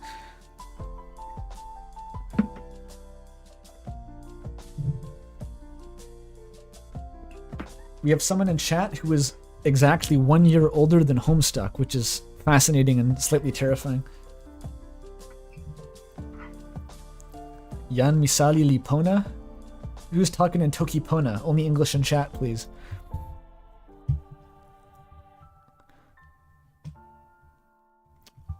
Back in 2015, I genuinely don't remember what got me into the game. Perhaps it was just getting swept up in the trendy hype for the game, much like I had earlier as a younger person. Also ended up getting slapped into the FNAF fandom. That's legitimate flub, by the way. It's become a pathology for me, where I can't say Five Nights at Freddy's, it just becomes Friday Night Funkin', and I don't know why. I apologize. Aussie is talking about Five Nights at Freddy's, though, to be clear. One of those guys, yeah. So obviously I buy the game, I sit down, and I play it, although there was one fundamental issue with my playthrough. I had already been spoiled on the fundamental things that make Undertale tick as a game. I'd known about all the messages it wanted to send, the mechanics it had in store, and the characters that people grew obsessed with, so heavy spoilers, okay. As I finished my neutral pacifist runs, I didn't feel the emotional impact. I was a younger gamer boy playing a video game at a time where caring for the games was a foreign concept beyond its entertainment value. So obviously I boot up the game, my mind completely ignores Flowey, and I do a tree reset. Go ahead to do the murder route. Just like completely slap Flowey across the face and reset. I still came out of it as soulless as I did entering. I was playing the game at a time where my mind hadn't developed to even comprehend the existence of suspending my disbelief because I wasn't raised that way. Interesting perspective. I can kind of see what you're getting at. Yeah, just if you're not used to thinking about media like that, it could pass over your head. A lot of people have said that they were just too young when they played the game to really grasp what was happening, which is, I could easily see being the case.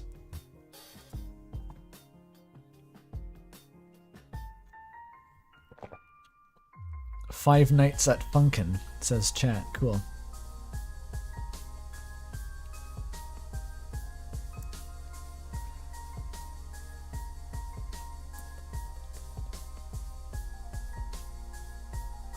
Okay. Though despite that, Toby Fox still found a way to drill the memories of his game into the forefront of my mind in the next few months. In situations wherein I, at the time, had zero real emotional reaction, he still found a way to inject the silly little game into my consciousness, and it festered there for a good while. Only then did the true emotional impact suddenly begin developing, or actually begin developing. It took a few years, but I eventually snapped under the pressure of Undertale's influence. I performed a complete and utter wipe of the game's memories of my actions to replay it from square one, because I did not give the game the attention it deserved back when I was a teen who had only started grasping the concept that I even was becoming one. A teen, I guess you mean. So I replayed, and the suspension of disbelief I originally lacked kicked in full force, and when it came out of the true pacifist route, my whole worldview shifted. I'm not joking when I say the game, Undertale, genuinely saved me from going down the path of the alt-right. Oh dear. Yeah, I guess it really did. This game can have, like, that much of an effect on people, I guess. Like, I wasn't in quite a pivotal enough position that I could simplify it to say it did this for me, but that's incredible. The right push at the right time can do nutty shit when you're like a teenager. For the background knowledge, I was beforehand an incredibly vitriol-filled anti-furry, anti-brony double combo. The worst. Oh, you hate to see it. Although I'd like to focus on the anti-furry part a little bit. I think we know what happened to the anti-furry part, I can guess. When you're in that mindset in relation to the fandom, it turns up as being a repressed manner of expressing homophobic remarks, considering how intertwined furry culture is with LGBTQIA community.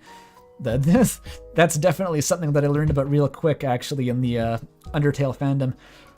I don't want to derail your story too much, Aussie, but like, for whatever reason, the little sub-fandom I got into with an Undertale, it wasn't on Tumblr, it wasn't on Reddit, but it was, for some reason, just furries. I got sucked into the furry crowd without really being a furry myself. I wouldn't consider myself a furry. But, so, I learned really quick about how closely entwined these two concepts are. Yet, somehow, some fucking how, Undertale's use of pacifism in the way it did, it completely shattered across those constructs I had formed in my mind. Oh, they completely shattered the constructs, yes. And while I clung to these shards that came out from the hole Toby Fox punched through my stomach, I was forced by the game to realize that hatred was going to get me nowhere, and that I would hurt those that cared for me. Undertale's impact on me as a result is everlasting, fundamentally changing me because of that realization. I cared for these characters continued constructed to be like living people who had little lives in this world of fictional narrative. And I showed compassion to these people. Why couldn't I do that in reality? To treat living people with the same level of love I showed for the Undertale cast. So I did end up showing that level of compassion to others. What could have ended up with me descending further into hatred, expanding those beliefs I originally had of the LGBT community into much worse feelings, especially considering the people I hung out with at the time, all got flipped around. I got steered in the right direction. Instead, turned toward compassion in life, showing people empathy, loving those who needed it, and even getting it back. Hell yeah, that's rad. The game, the most fundamental message of like love wins that Remnant was going on about, like full on just worked in your case. That's incredible. It actually just worked straight up. Now a few years later in the present, I'm an openly bisexual furry with a loving boyfriend. Hell yeah, the pipeline. The pipeline works, dude. What a wild journey that Undertale took me on. I genuinely don't think I'll ever play something as impactful to my very state of being as Undertale was. Thank you, Toby Fox, for gearing Mettaton X to be my bisexual awakening. Hell yeah, shoutouts to Mettaton EX, the bisexual awakener. Very cool comment, Hossie. That was extremely personal. So wholesome, chat says. Huge character development, yeah. That's funny that I have a pretty good friend actually who literally also became a bisexual furry in the wake of interacting with the Undertale fandom. It's not a one-off. It's something about it. It just has that effect on people.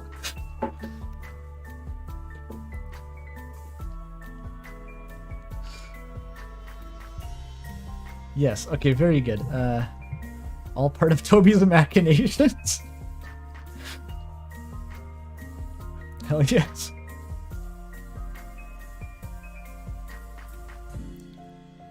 Actually, it was almost a meme. I wonder if... Now, this isn't too personal, I don't think, but that fan game that I worked on for a while, as it was getting toward the end of its lifespan and it was sort of falling apart and it was obviously never going to be finished, it sort of became like an inside joke for the dev team, just how many people were like just revealing themselves to have been gay and furry the whole time, but like wouldn't admit it beforehand. It like kept happening like over and over and over again. It was like 4 or 5 people who just like started that game not gay, not furry, ended the game very gay, very furry. It was like, oh my god. Asgore was chat's bi awakening. Hell yeah, there's something for everyone apparently. It keeps happening. Literally that. Your ask about recanting our experience as an Undertale is very funny. I never got into the game. I wasn't into PC gaming a ton at the time, much less RPG games, but nonetheless I was fascinated by Undertale and for all the reasons you describe. I've long since forgotten who, but I watched someone play through the game as my first experience with it. The game called me out hard, talking about perhaps being not the only... Okay, let me try that again. Talking about perhaps being not the one playing, but merely observing because I wanted to know what would happen, but couldn't commit to doing a genocide playthrough. Yes, the Flowey line comes back again. And while it wasn't for the reason that I couldn't commit... It wasn't for the reason that I couldn't commit to doing the genocide run, that call-out hit home especially hard. It's a good-ass call-out. Chat says, Toriel was my alcoholic awakening. Oh my god. The eggnog from the alarm clock. Also, chat says, before playing Undertale, I was bisexual. I still am, but I was before as well. It doesn't work if you're already there. I can't make you any gayer if you're already gay. Toriel wine mom. Toriel has a wine mom energy. She never drinks alcohol in the game, though. That's the funny part.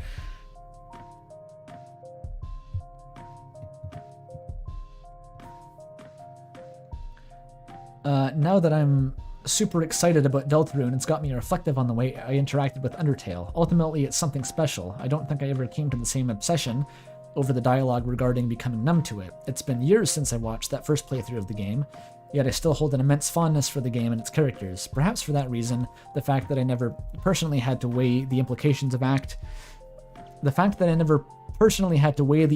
of the active resetting is what kept me so enthralled. Right, you never had to, like, try to distance yourself to avoid the temptation to reset. Yeah, so yet another person echoing the sentiment that Deltarune was, like, their first real blind exposure to Toby Fox's work.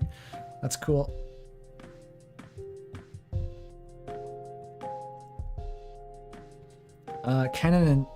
It's canon that Toriel was a party girl in her youth.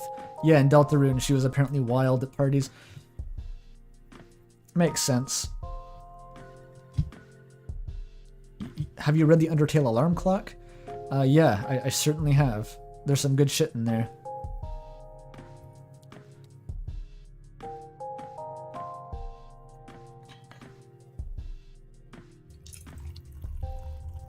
Tea ASMR real quick. That's the last of my tea. This is a bit dangerous, actually. No more tea. My headcanon is that Toriel was exactly like Susie at her age. Maybe that... I can't picture it exactly like that, but it would explain a bit why she's so like unexpectedly understanding of Susie when Chris brings her over finally. Is there going to be part 2 for the comment reading? Yeah, I think so. Because I'm already getting kind of tired here, and we've not even made a dent. So...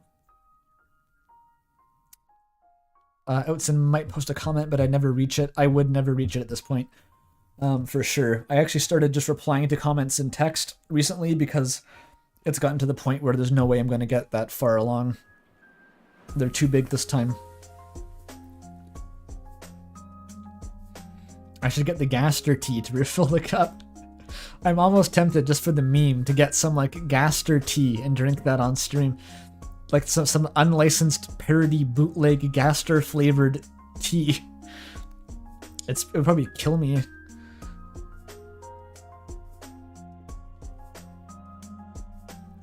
Give me YouTuber privilege, says Outson. Maybe because of YouTuber privilege. If you wrote a comment by the next stream, I would read it before starting. Just maybe. Tea tasting stream. That sounds pretty funny. I'm not making any promises. That does sound kind of funny though. The void tea. That's the kind of thing I could picture ordering and then just like I'd be trying to find a place to store it for the next 10 years. Just like 50 boxes of Undertale branded bootleg tea. And probably most of it won't actually taste very good, based on my experiences with tea. It's pretty hit and miss.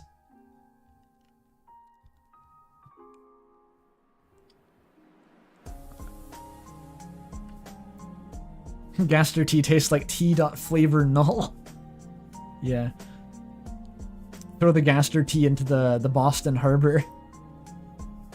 It would solidify the world's oceans like ice-9. Anyway, Pog video commenting for algorithm. Very cool. Oops.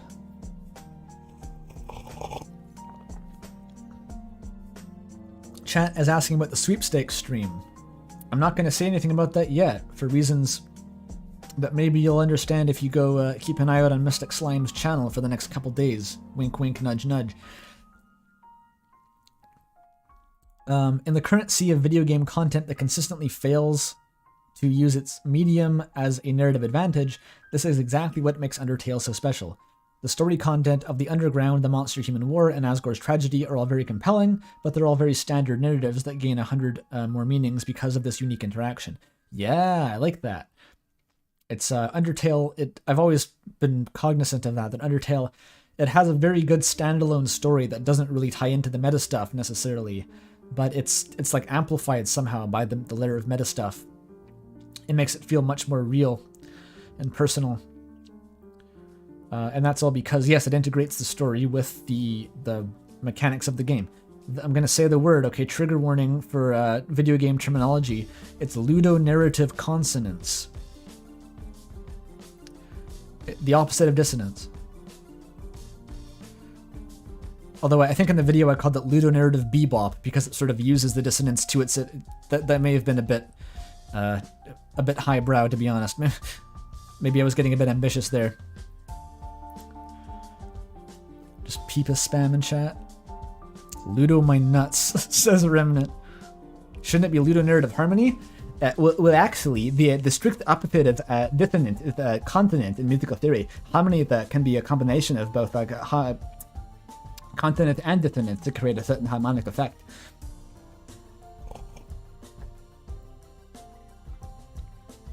But ludonarrative harmony would be more accurate to Undertale. But I assume people would just think I meant ludonarrative consonants if I said that, and the point wouldn't have gotten across. So anyway, this is the kind of shit that I think about when putting in like 1 second clips into my videos. This is the bullshit that goes through my head.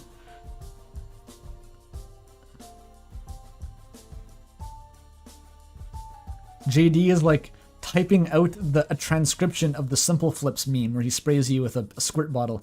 Luckily I've seen that, otherwise it wouldn't make much sense.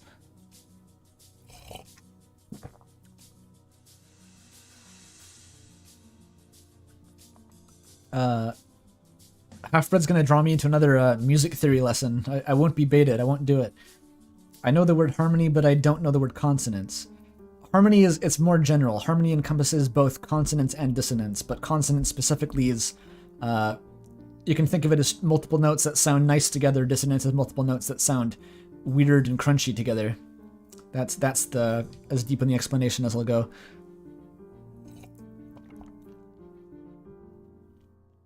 Harmony is combining dissonance and consonance in various ways to create sort of compelling effects. Undertale is not just a well-written game that merely winks about that winks about its artificiality like Deadpool, but rather a very direct deconstruction of how far art escapism into player avatars can tempt us.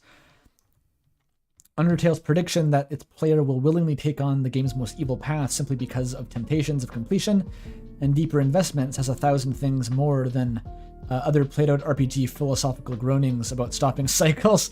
Shoutouts to FromSoft. The Evils of the Human Race. Shoutouts to Cave Story. And You're Not So Different, You and I's. Shoutouts to Metal Gear Rising Revengeance. I don't fucking know. What makes a game so strong as a storytelling medium is how it forces the audience to enact and control these dilemmas. When done right, games can provide a way more self-reflection than even some of the greatest films could, because you weighed in on the options and created some sort of consequence. Obviously, people who decide to take on bad endings, like the genocide route, aren't informed of the player's moral values, but having to act it out and seeing how the game judges you for that decision is novel only to this medium. Even the most minor decisions, such as deciding not to use the snowman piece, so you could get one measly extra line of text from some random NPC at the end. Sans is not a random NPC, come on. don't do my boy dirty, can be meaningful. Almost all of Undertale is layered in that context because of the framing of its protagonist and villain, and there's literally nothing else like it. So that got there's a lot of words there. I think I agree. Basically, I agree. That got rather complex, but I think I know what you mean, and I agree. I wanted to mention this kind of triggered something in my memory here about the Undertale's meta narrative being more resonant thematically than some of these more tropey ones. That's something I've always felt about. This is maybe just a bit more personal to me, but for me, like, this thing about Undertale as a commentary on how you play video games, or just narrative media in general, and fiction, that I think Undertale comments on that a lot better, but also it's just a lot more interesting to me than any other narrative you can, sort of a simpler one you could spin about just like actual pacifism or violence. Because it seems like people who are maybe a bit less familiar with the game, that's the thing you know about it, is that it's the game where you can spare people or kill them.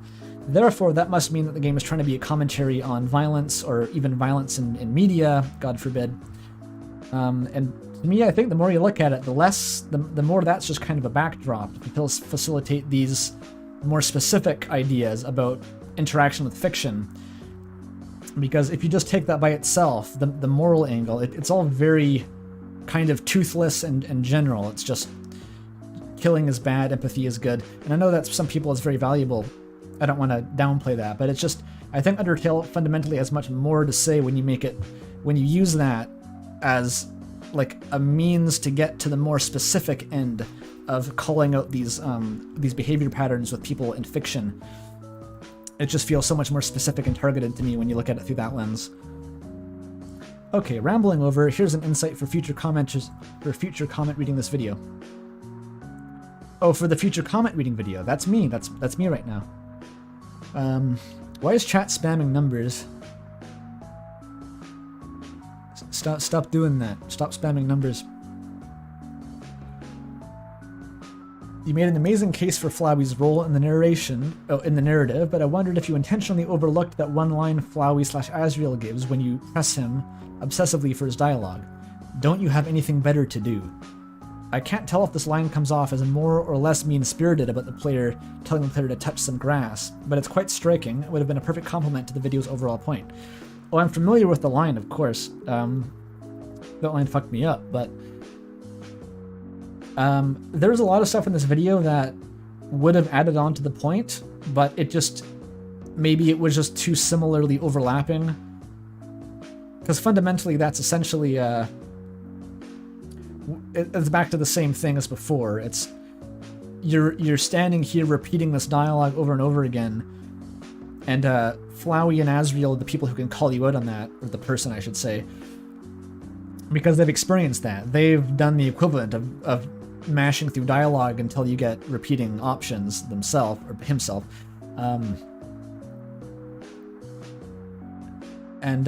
I think it's not quite mean-spirited, but that's coming from Asriel's personal experience of like, I've been here, I've been doing this isn't healthy, you should leave before I become as boring to you as every other character. Because he knows he will. That's kind of how I took it. And it is telling the player to touch grass to an extent. But that's Flowey/Asriel's whole prerogative at that point, is stopping the player from replaying the game. Because they know where that road leads, and they're more invested than anyone in stopping you from retreading their path. I'm using there because I keep thinking of Flowey and Asriel as being two people. I'm sorry, it's like they're the same person, but it's weird to refer to both of them as a single entity.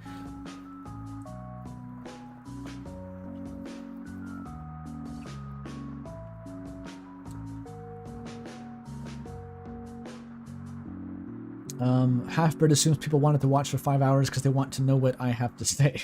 Is the data insufficient? I don't know. Why is chat posting numbers? I don't get it. I really don't get what the numbers are for.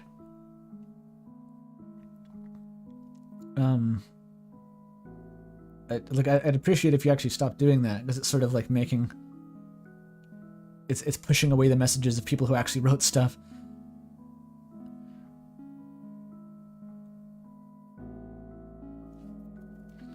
Oh, people are talking about One Shot. I came here because I have a crippling Undertale addiction. Very valid, actually. People are bored. You came to a comment reading stream. I don't know what you were expecting, but I can't make this any more exciting unless I started doing Counter-Strike surfing, I guess, over top of this. Here, maybe I'll play Nuclear Throne in a tiny window over here, and I'll try to read the comments without looking at it. That'll work, right? You go watch Remnant stream Toho in the Discord while you listen to me. Is One Shot good? One Shot's pretty good.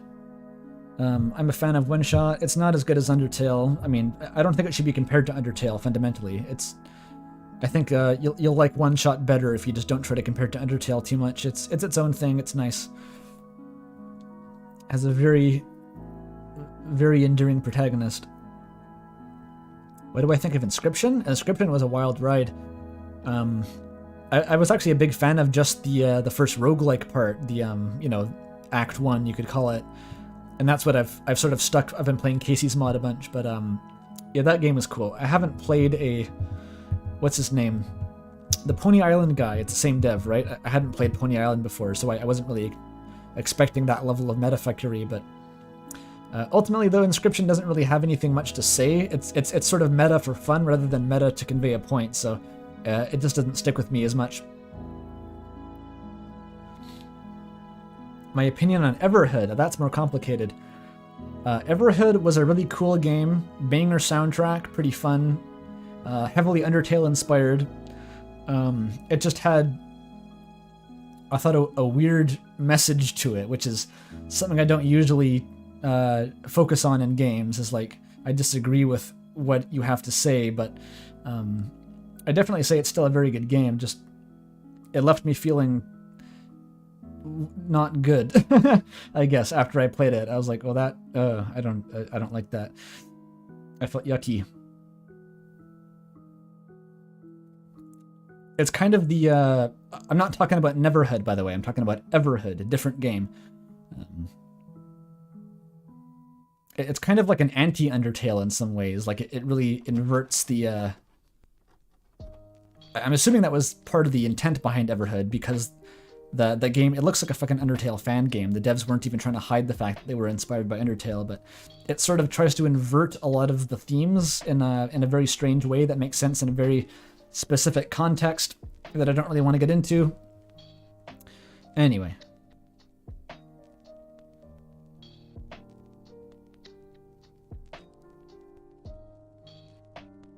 Have I played Omori?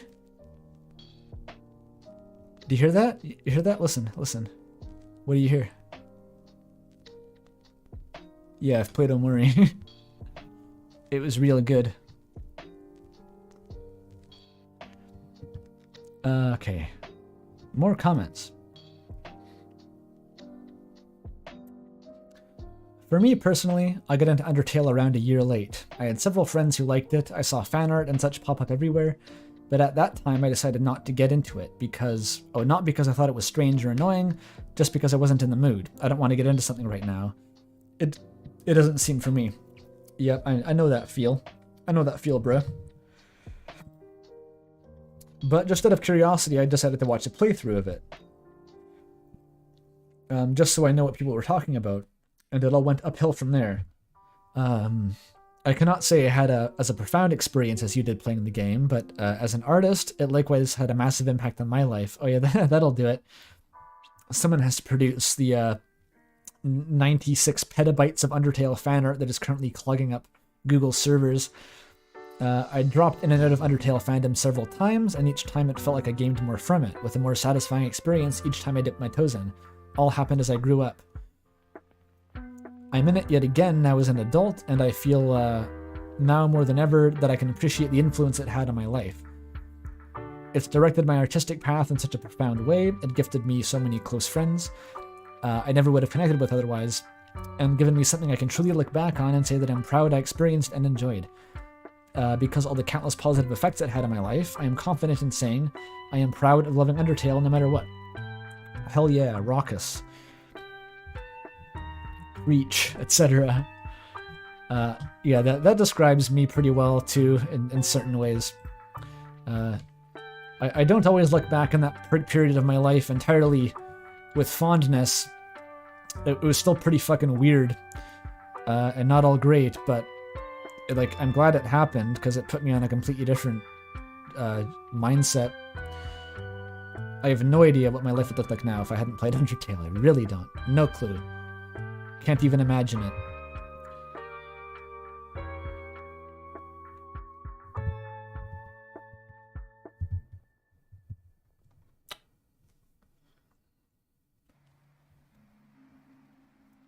Omori wasn't the type of game to activate never-ending amounts of brain rot, but it wasn't bad, says chat. Omori's not really a brain rot game. I'll probably never do an Omori video because there's not much to analyze. Well, there's no lore to analyze for sure. You could do, a lot of people who have done Omori videos have done like character analysis and stuff about like the psychology of the protagonist, and none of that super interests me. I don't think I'd have too much to say, but it's like I just thought it was a really good-ass game. The story really hit, made me feel emotions. What more can I ask for? The game made me feel emotions.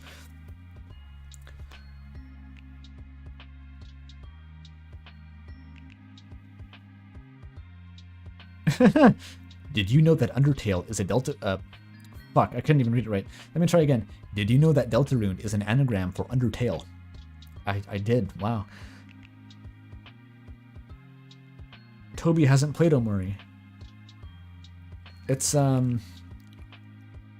don't know. It's a heavy, kind of sad game that wants you to feel emotions. So if you're in the mood to be kind of sad and scared a bit and feel emotions, then try playing it. It's pretty good.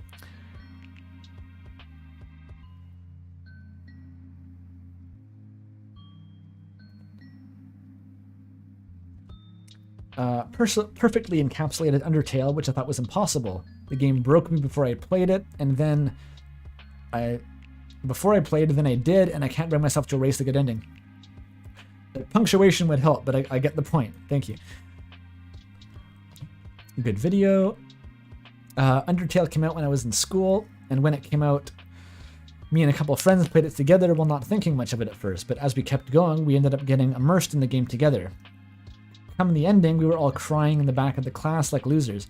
So not only with friends, but in class.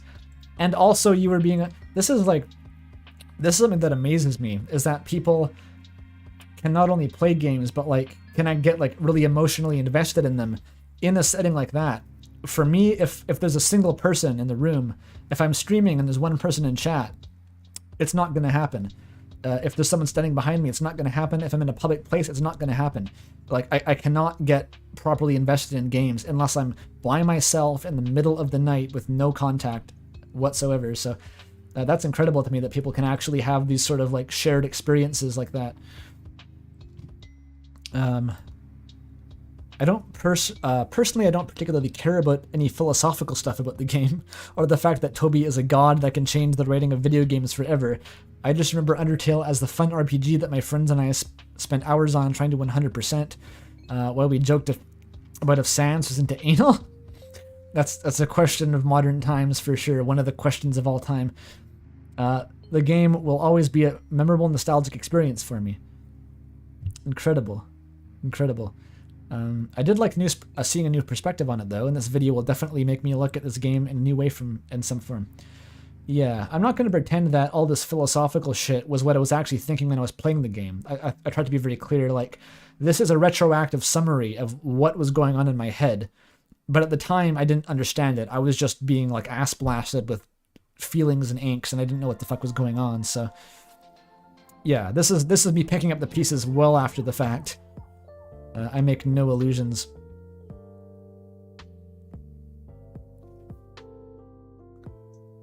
We have a completely different experience from Stage Light in chat. I need to share my experience with the games with others, or I feel like there was no point in playing if no one saw me play that I even play. That's so bizarre. Yeah, people have all these different outlooks on it.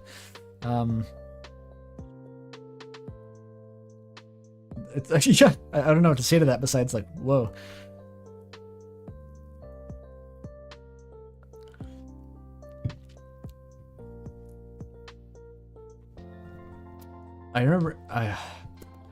I remember finishing this game when I was 14. I searched up where the save location was to store my true ending file in peace and still be able to play the game. Kind of stupid and cringe, but honestly I don't care. The game hammered in too hard its self-morals onto me. Another one of these. You love to see them. Curious what the reply is. Another one. Did the same thing, age 27. So it doesn't matter. You're fucked no matter what. The game will drive you insane, and then you'll thank it for driving you insane. That's kind of the experience. That was a title I considered for the video, actually. The game that drove me insane, or something. It was a bit more YouTube-y, I guess.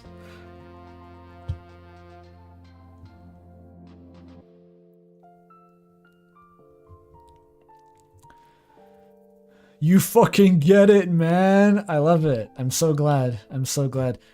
That's what I wanted to hear most after releasing it. As I said earlier, by the time I was getting near the completion of the video, I could barely remember what exactly I was trying to say in the first place. It had been so long I was working on it.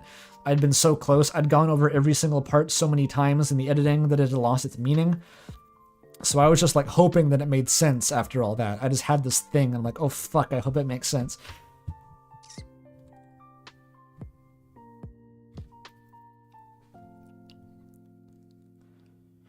Chad is saying, I understood half of what you were saying, but I didn't... I understood half of what you were saying, but I did understand the gist of it. You opened my mind in a way that I didn't think it could be opened. I felt like a complete idiot in the presence of a genius. It's, the hagiography is nice and all, but, that's cool. I have to credit a little bit again to the Gödel, Escher, Bach for having those kind of ideas. The really mind-opening stuff. And also just Undertale. It includes all that by itself. Yeah, I didn't know if it made sense at the beginning either. I was asking Toby to read it for me. That was... I was pretty, yeah, it took a long time to do every stage of the script, because even just starting off, I was like, shit, do I have to explain to people that Flowey is the player? I kind of thought that was obvious, and then I asked, like, the Discord server or something, and people were like, you might have to explain what you mean by that one, bucko. I was like, oh, fuck, okay. So, yeah, I had to... The script was constantly being sort of rerouted to make it make sense, ultimately. Trying to balance between going too fast and too slow over the different concepts.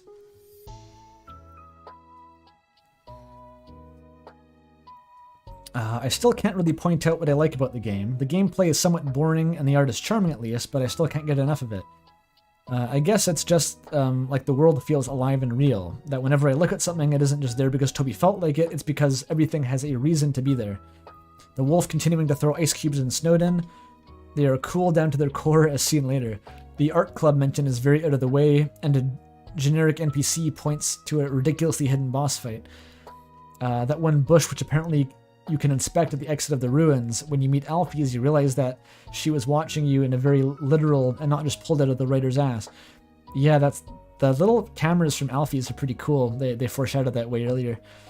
Yeah, Undertale has the hallmarks of something that wasn't just thought up and written down, but like ruminated, just like fermented in Toby's brain forever. Just like making all these little links and ideas and getting everything perfectly integrated. It really, I don't think there's any way to rush that. He must have just really had that in his mind for a long time. Then you have time travel shenanigans that remain consistent. It's just insane. I feel it was an adaptation of a real story and not even an adaptation that... But not even adaptation ends up being this realistic. It's pretty cool, yeah. I also left my true pacifist run as it was. I never found a reason to do genocide. Hell yeah. Did you know that you could grow a tree in Hotland? What do you mean, chat? What do you mean by that?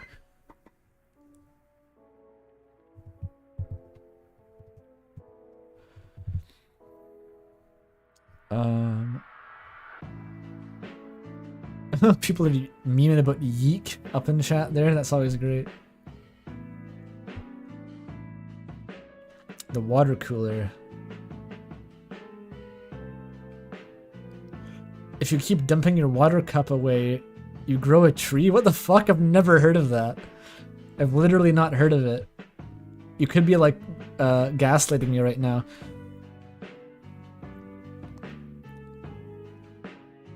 That's incredible if true. It's real. Oh my god.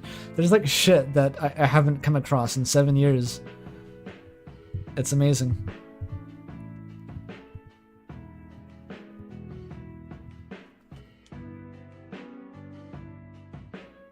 Fake Undertale fan. Fuck. I'll delete the video. Oh shit.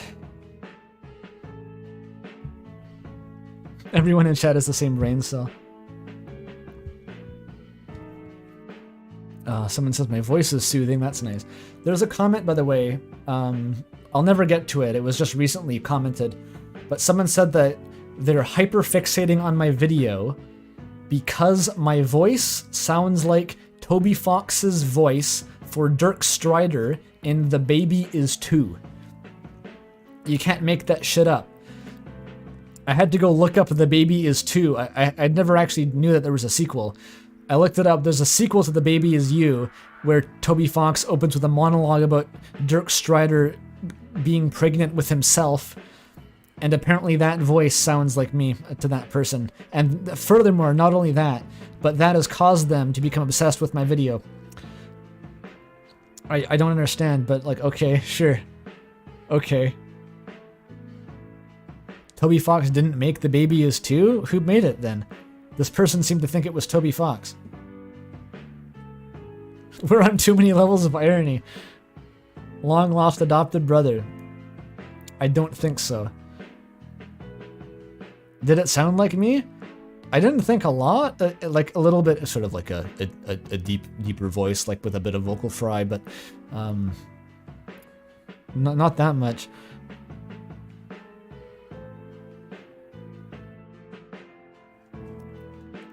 Yeah, we're chat's like researching this now. They got someone to voice Toby Fox's character. Does this person not even know who voiced the character? They did like, this whole thing is founded off of false assumptions on their part. Have you ever heard Toby Fox sing? Didn't he sing in The Baby Is You at some point?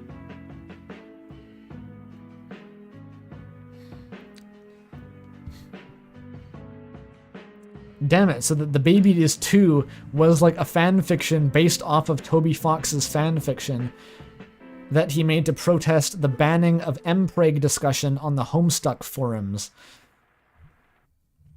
That is too many layers of irony. That is many too many layers. Oh my god, what? I'm not gonna get into it. If you haven't heard of it, just look it up. Figure it out yourself.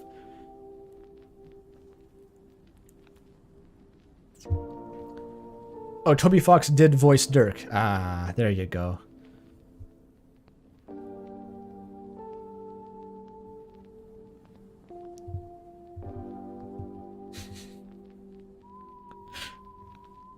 And people are still surprised Toby Fox wrote that one post in the Sexy Man poll.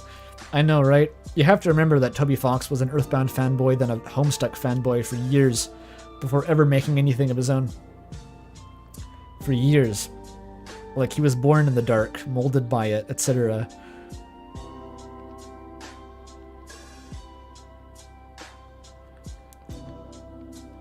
I think I actually...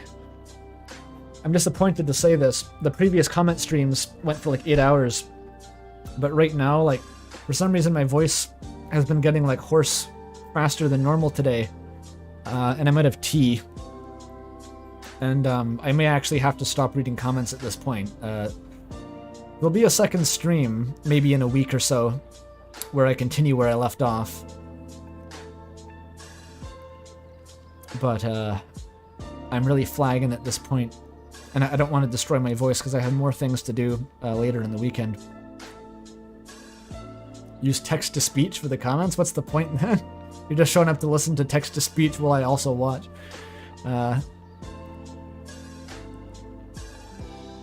This comment section is gnarly, I don't blame you. Yeah, they're so long. Really, really long. I'll just let Half-Bred Chaos do the stream. No one will know the difference, yeah.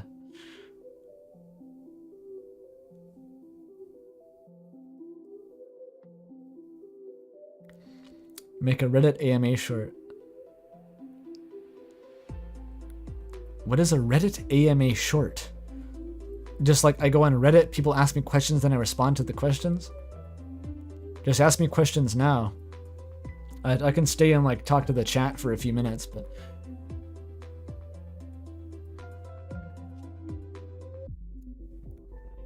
Just ask me what my favorite flavor of hamburger is or whatever the fuck people ask about in AMAs. Do today's Wordle? Oh, I don't do Wordles. I'm not in the habit of Wordles.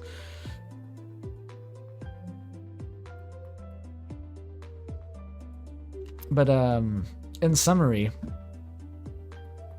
this has been pretty cool. I mean, I knew these comments existed. I've been reading them as they've come in, but it really is just like a wall of people's life experiences, and mostly very positive life experiences about the game, which is like ideally, I guess, what I wanted to see, but I wasn't expecting it. I was expecting it to mostly be people complaining, but that's not how Flowey works. Where's the Kara, though? You didn't follow my headcanon. I don't like your interpretation. That's what I was expecting, but I guess the trick is if you don't discuss lore theories and you just state what you think is right confidently, then no one wants to argue against you. Perfect. I guess that's how you do it. We're out of cheese, Grummet.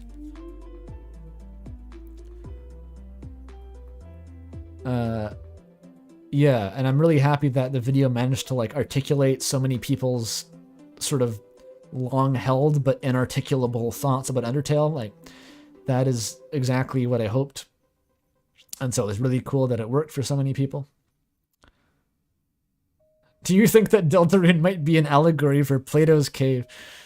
I legitimately don't know if that's just an humorous joke or if you're asking me about that. If you're actually asking, I have no idea. Is there an inspiration behind the high-pitched Ralsei voice while Dire Dire Docks plays? It's just funny. I don't know. I just thought it was funny.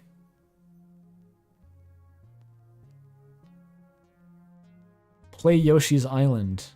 Maybe I don't know. Maybe eventually. Chrono Trigger is on Monday. I'm going to have to figure out how to play Chrono Trigger on stream. So tune in on Monday if you want to see that. Usually it's on Saturday, but... I mean on Sunday, but again, I'm doing something else on Sunday. So I had to move it, unfortunately. I know it's a stupid day to stream on Monday, but like, this was a busy week. I couldn't fit it anywhere. Have I played Celeste? Oh, I've played a lot of Celeste. It's one of my favorite games. I sort of, most nights, I just pop back in for 10 minutes and play through 1A a few times, trying to get my time down. Which version of Chrono Trigger? I didn't know there was more than one. I was assuming I was going to have to emulate it. I don't have any means of capturing it on a console, but I hadn't even looked into it, to be honest. Which fanfic referenced the cave? That was Umris, everyone's favorite. Yeah, I snuck in my 1-1 speedrun to the end of the cave story stream because I finished too early. Toby was also inspired by a game called Moon. I've heard of Moon. I know it was like a very early sort of deconstructionist RPG where you like non-violently solve problems. I've never looked into it though.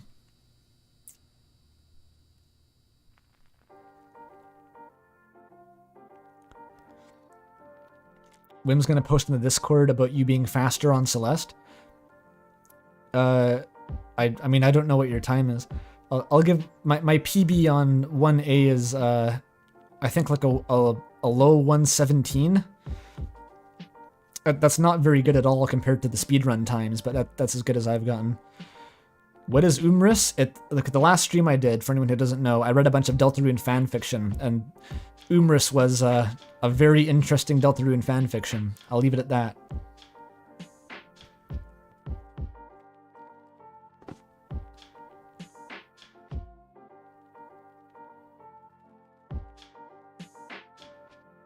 I should play the DS version. I cannot physically record a DS. I don't have a capture card, and I can't get one in time to do the stream at this point, so...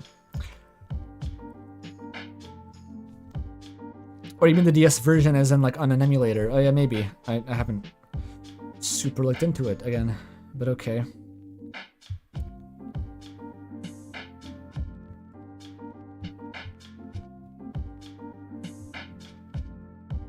Oh god, the Steam version is a mobile port with the awful oh god, that sounds horrible. Halfbird is saying don't use the DS version. Well, what version do I use then?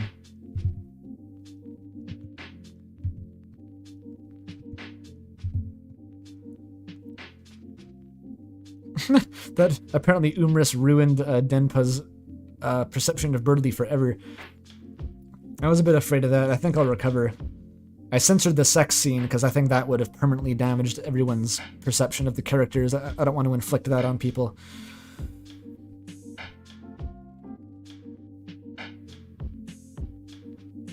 Do a list of pros and cons for every version from the live stream chat. Yeah, great idea.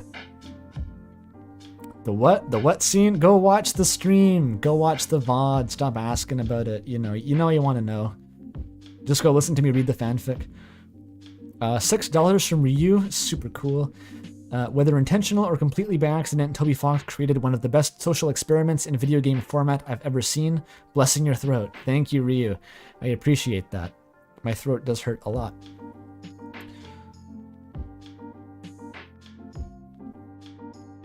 It's spelled Umris like the German word? Yep. I have no idea how you'd find it. It was on Pastebin. Someone linked it on Discord. It's just a kind of a cryptid at this point. Okay, I think chat's slowed to a crawl. I'm too tired to read any more comments. I'm going to call the stream there, even though it's really short compared to the previous ones. I'll do a part 2 and we can see how far we get. Because the comments have been good so far, just real long. Goodbye, everyone. Tune in on Monday for Chrono Trigger if you can, and keep an eye on Mystic Slime's channel.